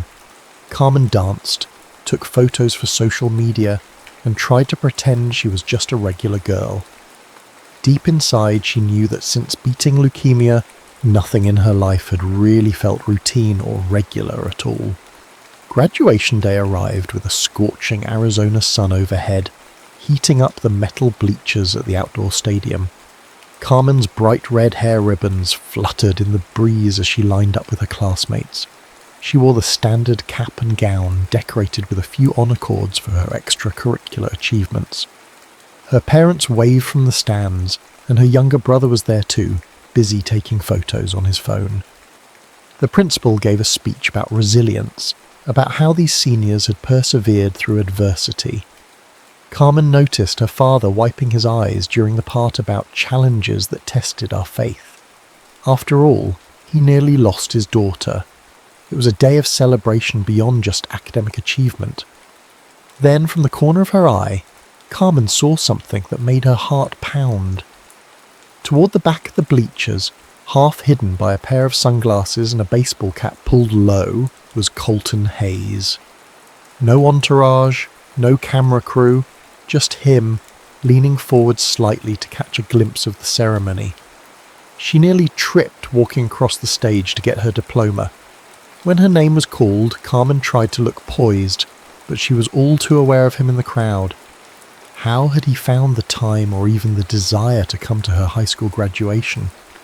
The idea both thrilled and terrified her. As soon as the ceremony ended, and they tossed their caps into the air, the stadium erupted into cheers and general chaos. Carmen wove through the crowd, scanning for that baseball cap. Family and friends pressed in, and she offered quick hugs, but her eyes kept searching. Finally, on the edge of the bleachers near the exit, she found him, sunglasses perched on his nose, a grin so big it seemed to radiate happiness. "You made it," she breathed, throwing her arms around him for a tight hug. The adrenaline of the moment made her bold. "Are you kidding? I wouldn't miss this for the world," he said, stepping back just enough to look into her eyes. "Congratulations, graduate." She felt her cheeks warm. "Thank you. Oh my gosh, do my parents know you're here? They'll flip out." "Not sure," he said with a chuckle, "but I'm prepared for anything." Sure enough, her mum and dad came rushing over, starstruck. They welcomed Colton with open arms. Everyone knew him from the baseball highlights, but it was the personal connection that mattered more. Her mother was practically speechless, only able to stammer out how proud she was of Carmen, and how grateful she was that Colton would come all this way just for a commencement ceremony. "I've got a couple of days here in Phoenix before heading to Chicago for a series," he said, glancing at Carmen. "I'd love to take you and your family out to dinner, celebrate your big day properly." Carmen hesitated, a swirl of excitement and apprehension. Her father nodded immediately. "We'd be honoured." That evening they gathered at a local southwestern grill. The hostess nearly dropped her pen when she realised who was in the party. A mild commotion ensued, but once they were seated, the haze effect seemed to mellow. Everyone gave them space to enjoy the meal. Colton asked Carmen how she felt about finishing high school, what her plans were for college. She spoke animatedly about possibly attending Arizona State, maybe majoring in journalism or something communications related, but she wasn't locked in. Afterwards, on the short walk back to their cars, Carmen's mother pulled her aside for a moment. "I might be imagining things," her mum whispered, "but you two have an incredible connection. Are you sure there's nothing more going on?" Carmen gave a wry smile, shaking her head. "He dates movie stars, Mum, and I'm just a kid fresh out of high school. This is just a friendship that started when I was sick, that's all." But her mother's words played over in her mind all night. She couldn't deny the truth. Seeing him had jolted something inside her, something that felt like more than just appreciation. But then again, it was one magical night and he was heading out soon. No sense turning it into a daydream. Still, fate sometimes laughs at our attempts to keep life simple. Weeks later, Carmen's acceptance to Arizona State University came in. She squealed with delight, calling up friends and family to share the news. She posted a celebratory picture on Instagram, then typed a quick message to Colton. "Carmen G. Got into ASU, officially a Sun Devil next year. Might see you at spring training if you're still in Arizona then." P. He responded with an immediate swirl of emojis, fireworks, baseballs, confetti, and a promise at Colton Hayes 24. "That's awesome. Let me know when you're settled on campus. And definitely come visit during spring training. I owe you a celebratory lunch at least." Carmen felt a fresh wave of excitement. For once, the future didn't seem so uncertain. It felt full of promise. The desert sun was beginning to mellow, slipping into the mild warmth of early March. Carmen, now 18 and a freshman at Arizona State, couldn't believe how busy college life was. She juggled classes, study groups, and the thrill of living in a dorm with new friends. It was everything she'd hoped for and more. Independence, a chance to reinvent herself, and a schedule that bordered on chaos in the best possible way. Mid-semester, Colton messaged her. "At Colton Hayes 24, spring training is in full swing. Want to swing by and watch us practice?" He attached a digital pass to the team's training facility, complete with VIP access. Carmen's pulse sped up. For some reason, even though they'd been in touch for years, every new invitation from him felt like stepping into a surreal dream. She asked two of her closest college friends, Haley and Denise, if they wanted to come along. They screamed "yes" in unison the moment she mentioned Colton's name. When they arrived at the practice field, Carmen expected to feel awkward or out of place. Instead, an official usher guided them to a shaded seating area near the dugout. For the next couple of hours, they watched batting practice, fielding drills, and pitchers warming up. Colton, wearing his Red Lay Angels jersey with the number 24 on the back, snuck them waves between drills. Each time, Carmen's stomach fluttered. When practice ended, Colton jogged over, still catching his breath. Sunlight glistened off the fine layer of sweat on his arms. Haley and Denise were starstruck. Carmen, for her part, wasn't sure if her sudden warmth was from the Arizona heat or from seeing him in action. "You made it," he said, beaming, as he gave Carmen a half hug. "Thanks for coming." "You kidding? Thanks for letting us watch," Carmen replied. "You were amazing out there." He shrugged, but she could see the pride in his eyes. "We're still working out the kinks before the regular season starts." Before long, he proposed taking them all out to dinner. "I know a place nearby, good tacos, great music," he said, pulling off his batting gloves. "We can just relax and catch up." The four of them ended up at a lively Tex-Mex joint. The walls adorned with colourful murals and neon signs. A local band played upbeat tunes on a small stage in the corner. The energy was infectious. Haley and Denise teased Carmen relentlessly, describing embarrassing stories from the dorm. You should see her at 2 a.m. with a mountain of flashcards. Colton took it all in stride, matching their humour with a playful banter of his own. While the others were busy trying different hot sauces, Carmen and Colton slipped into easy conversation at the corner of the table. He asked how her classes were going, whether she'd chosen a major yet. She told him about her interest in broadcast journalism, how she dreamed of telling stories that mattered, especially stories of resilience, like the patients she had met at the children's hospital. He listened intently, nodding along. At some point, Hayley suggested they go dancing. The restaurant had a small dance floor near the band, and couples were already swaying to the beat. Denise dragged Carmen out there, and Colton followed, leaving his baseball cap behind at the table. Under the twinkling lights, with the band switching to a slower romantic tune, Carmen found herself paired with Colton. He placed a hand gently on her waist, and she slid her arms over his shoulders. It felt like the rest of the world blurred out, leaving just the hum of the music and the thump of her heart. They talked quietly as they swayed. He told her about the pressures of being the youngest star on the team, how the media hype sometimes made him want to crawl into a bunker just to breathe. She confessed her fears about post-cancer checkups, the lingering worry that overshadowed her future plans. Their honest words created a bubble of closeness, a tether that seemed to draw them even nearer. By the time the evening wound down, all four were buzzing from the experience, good food, dancing, and that intangible spark that lit the air. Carmen's friends teased her on the drive back to campus. "Girl, he's into you," Denise insisted. "He looks at you like you invented baseball."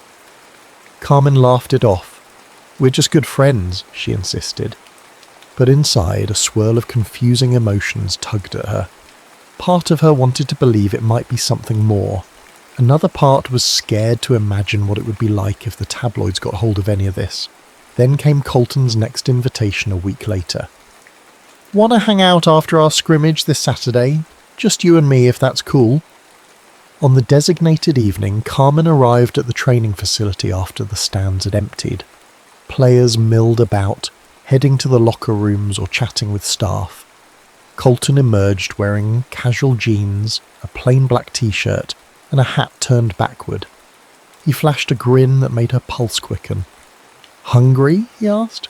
"We can go grab a milkshake or something." They ended up at a hole-in-the-wall burger joint. The neon sign out front flickered, and inside the decor seemed frozen in the 1950s. They slid into a vinyl booth, ordered 2 chocolate milkshakes, and talked about everything from music tastes to childhood memories. He spoke with passion about his father, who had passed away a few years prior, and how baseball was their shared dream. She opened up about the existential fear she felt after beating leukemia, like her life was on borrowed time, so every moment had to count. After the milkshakes and burgers, they stepped back out into the warm desert night. The distant city lights of Phoenix stretched across the horizon. In a nearby empty lot, someone had strung fairy lights around a battered chain-link fence, an odd but whimsical sight. Colton glanced around, then guided her gently by the elbow toward the fence. It felt private, illuminated by soft light and the hum of the city. They walked in comfortable silence for a minute, his hand resting lightly at the small of her back. Carmen sensed a trembling excitement building with every step. She turned to him, intending to say something witty, but the moment their eyes locked, words faltered. The vulnerability in his gaze, like he was both terrified and exhilarated, mirrored her own feelings. Then he leaned in, hesitant at first, almost to give her a chance to stop him. She didn't. Their first kiss was tender, laced with the sweetness of chocolate milkshake and the thrill of a million what-ifs. A gentle press of lips that seemed to ask an unspoken question. Could this be real? And the answer, at least for that moment, felt like an undeniable yes. A flash interrupted them, bright and unmistakable. Carmen jerked away, startled, her heart thudding. Across the street, half hidden in the shadows, someone held up a phone or camera. The figure snapped another picture, then rushed off. She felt panic coil in her stomach. "Oh God, what was that?" Colton cursed under his breath. "Paparazzi, probably. I should have been more careful." Her mind flooded with anxiety. Would they post it? Of course they would. And soon. The tabloids would have a field day with the headline, LA Angels Phenom Kisses Mystery Girl, and that mystery girl was her. She covered her mouth, trying to steady her breath. But how? What? He placed both hands gently on her shoulders. Hey, look at me. His eyes were calm, though tinged with regret. We'll figure it out, all right? I'm so sorry. I wanted this to be just our moment. Carmen swallowed hard, her cheeks burning from both embarrassment and fear. She was old enough to understand the ramifications, but also so new to this kind of spotlight. She'd read about celebrities and the mania that followed them, but never envisioned she'd be caught up in it. All she wanted was to savour that magical first kiss under fairy lights. Now, it was compromised by the glare of a camera lens. Still, one thing felt irrevocably clear. Their connection had shifted. This was no longer just a pen-pal friendship or a casual bond formed in a hospital room years ago. It was something deeper, more fragile, and definitely more complicated. They clung to each other a moment longer before heading to their cars. Even with the swirling chaos in her mind, Carmen's lips still tingled from the kiss. She felt a thrill that overshadowed the fear, because for the first time she fully understood that whatever was happening between her and Colton was undeniably real. It didn't take long for the photos to appear online. By the next morning, Carmen's phone pinged relentlessly. Her social media was ablaze with tags and messages. Who is she? Colton's mystery girl. She's in college? Worse, the paparazzi had found her full name, rummaged through her public posts and spun a dramatic backstory. A couple of fan blogs tried to cast her as a gold digger, or a small-town girl chasing fame, while others ran with the angle of her being a leukemia survivor. Carmen barely slept that night. The next morning she had a mild panic attack walking across campus, feeling every glance as though it carried judgment. Was she imagining the stares? Possibly, but then a local news crew actually showed up outside one of her lecture halls, which proved it wasn't all in her head. Her phone lit up with Colton's name. She answered in a hushed voice, hand trembling. "Carmen, I'm so sorry," he said, his tone laden with guilt. "I really am. The last thing I wanted was for you to be harassed like this." Tears pricked her eyes. She knew he meant well, but the avalanche of sudden fame felt crushing. "I just don't know what to do," she whispered. "My professors are giving me weird looks. Students whisper my name in the hallway. It's like I can't just be me anymore." He sighed heavily on the other end. "This is part of my world I wish I could keep you out of. I'll make a statement if you want, or I don't know if that'll help," she said, voice catching. "It might just draw more attention." A short silence fell. "Carmen, if you need space, if you need to walk away, I understand," he said quietly. "I'd never hold it against you." She closed her eyes, a tear slipping down her cheek. "No, it's not that I don't care for you. I just hate this part." They ended the call with a promise to keep in touch and figure things out. Over the next few weeks, the media frenzy slowly subsided. Colton did a subdued interview after a game, gently asking reporters to respect Carmen's privacy and emphasizing that they were getting to know each other. He offered no sensational details, which helped the story fade from the tabloid's front pages. Meanwhile, life marched on.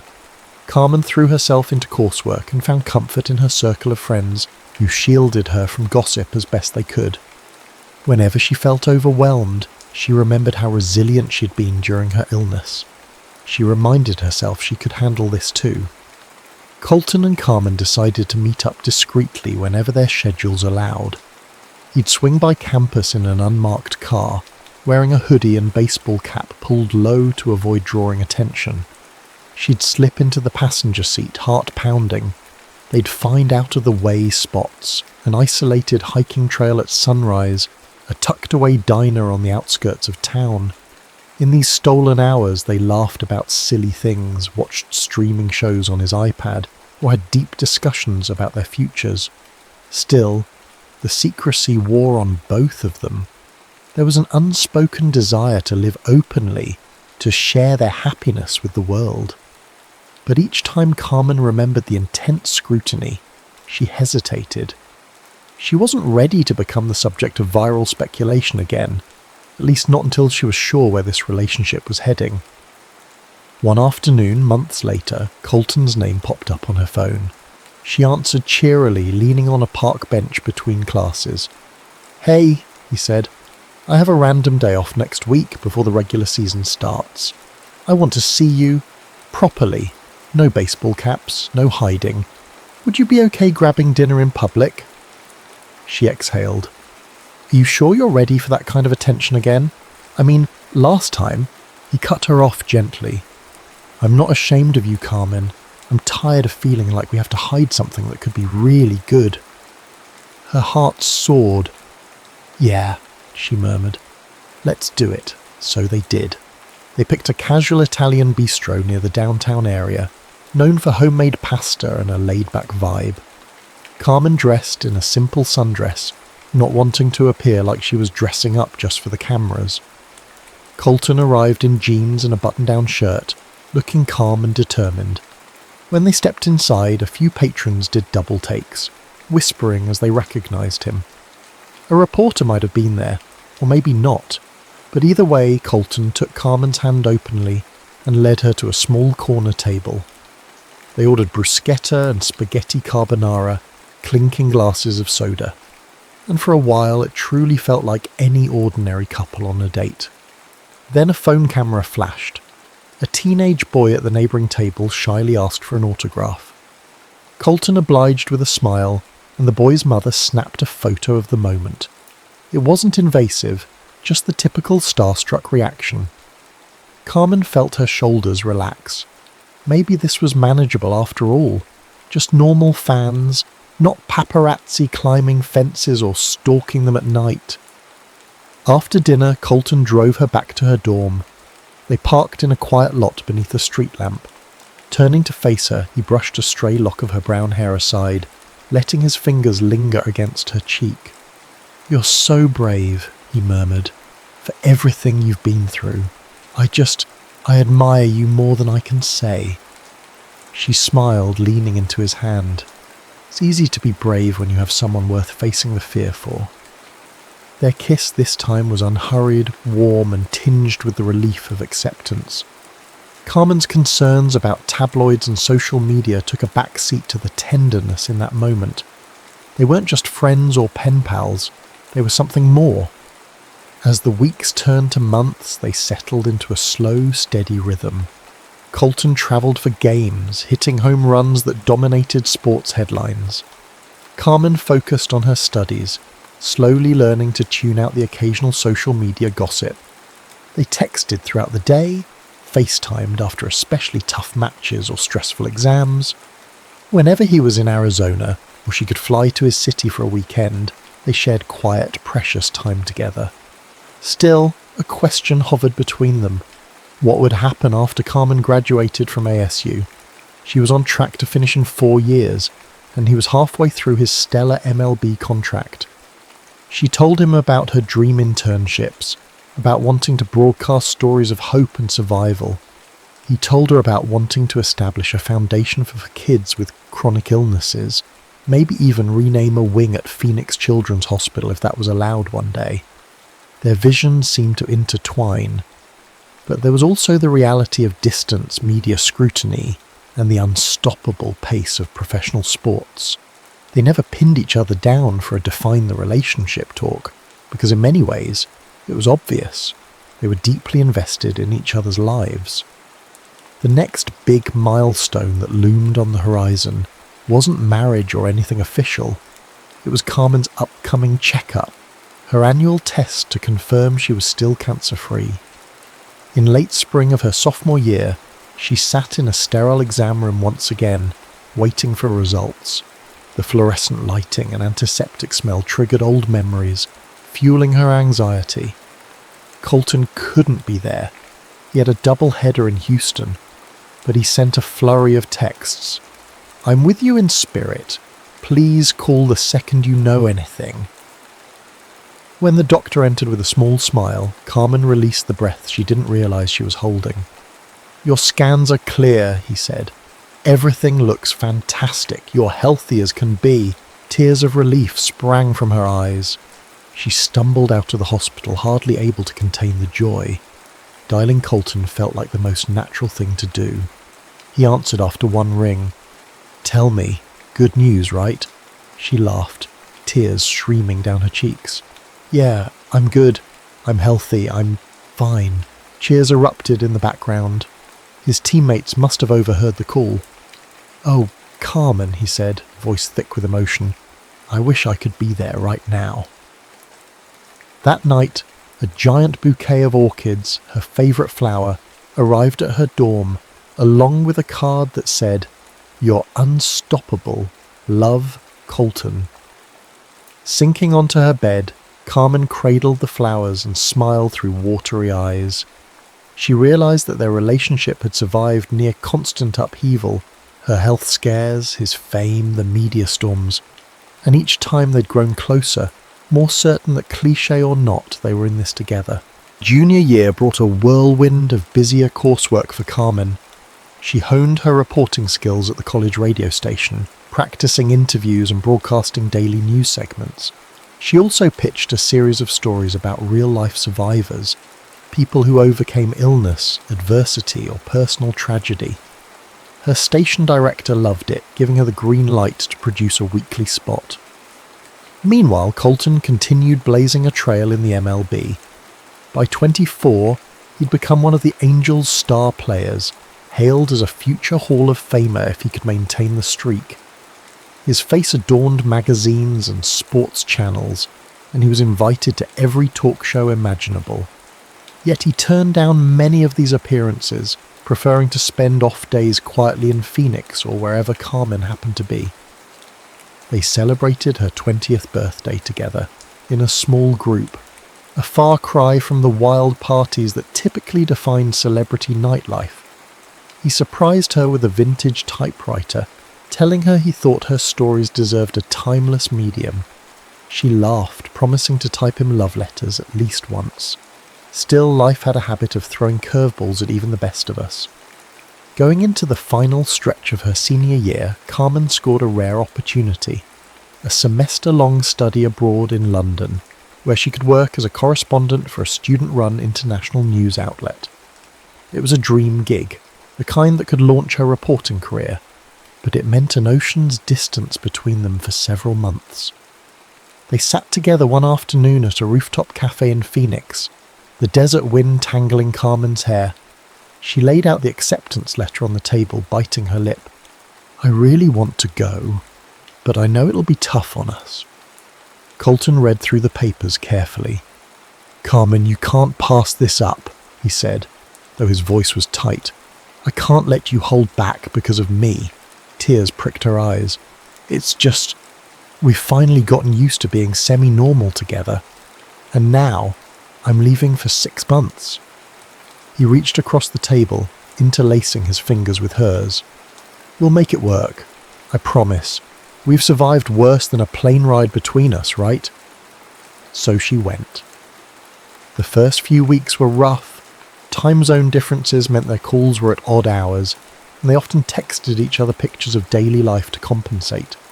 A snapshot of him in the dugout, an image of her in a bustling London street. They left video messages, falling asleep to the other's voice. The distance stung, but it also reaffirmed that what they had was deeper than geography.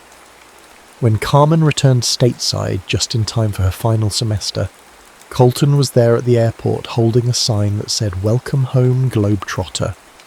She ran straight into his arms. Tired from a long flight, she felt simultaneously euphoric, as if no time had passed.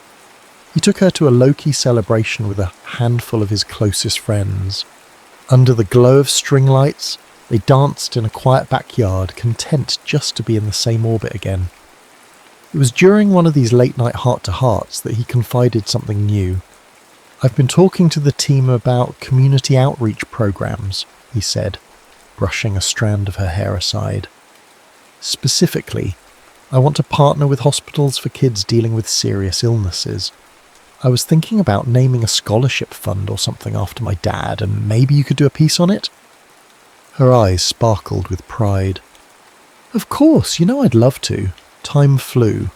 Carmen graduated from ASU with a degree in journalism, and on that scorching May afternoon, she wore a black cap and gown.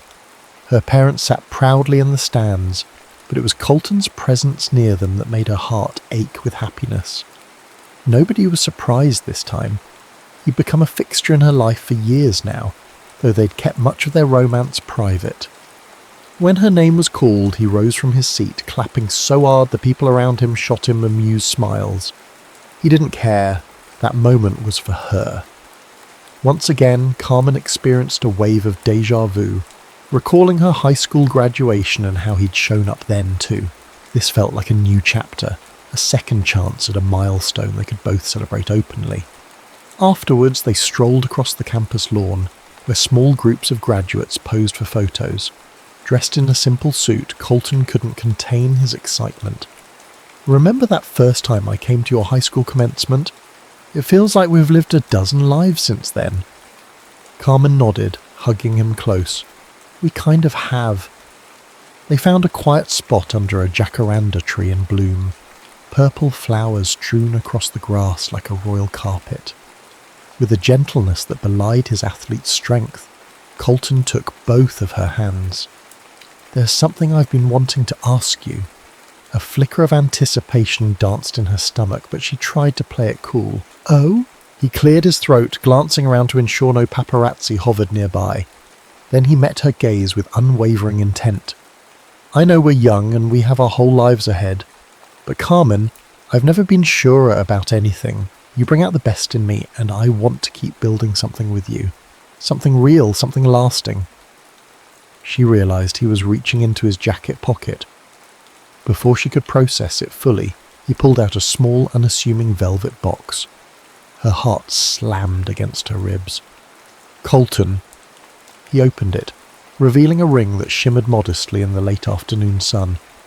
"Will you marry me?" he asked, voice trembling, just enough to betray his nerves. "I don't have a fancy speech, I just know that I don't want to wait any longer to make it clear that I choose you. Always." Tears blurred her vision as she stared at him. Memories flooded her.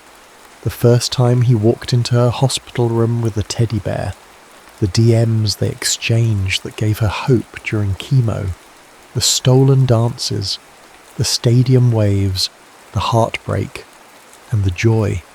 It all led to this. "Yes," she breathed, barely able to get the word out. "Yes, of course I will." He slid the ring onto her finger, and she laughed through her tears as they embraced. The moment was so simple yet monumental. Two people who started as strangers in a hospital, forging a bond that defied the odds. The jacaranda petals fell around them like confetti, drifting on a gentle breeze. Months later, the engagement was announced formally, but by then they didn't care how many headlines blared. Baseball star proposes to former cancer patient, or MLB phenom ties the knot with hometown heroine. They had each other, and everything else paled in comparison. In the end, they decided on a small wedding ceremony, family and a few close friends in attendance. As Carmen walked down the aisle, her brown hair cascading over her shoulders, her crystal blue eyes sparkling with tears of joy, Colton stood at the altar in a crisp suit, his eyes reflecting awe. No paparazzi invaded, no stadium roar, just the quiet hum of loved ones, the soft desert wind, and the vow that they would continue writing each other into every chapter of their lives. And yes, they still referred to each other as pen pals sometimes, laughing at how it all began with one fleeting question in a hospital room. "Hey, would you ever want to be pen pals?" Sometimes the simplest beginnings lead to the most extraordinary journeys.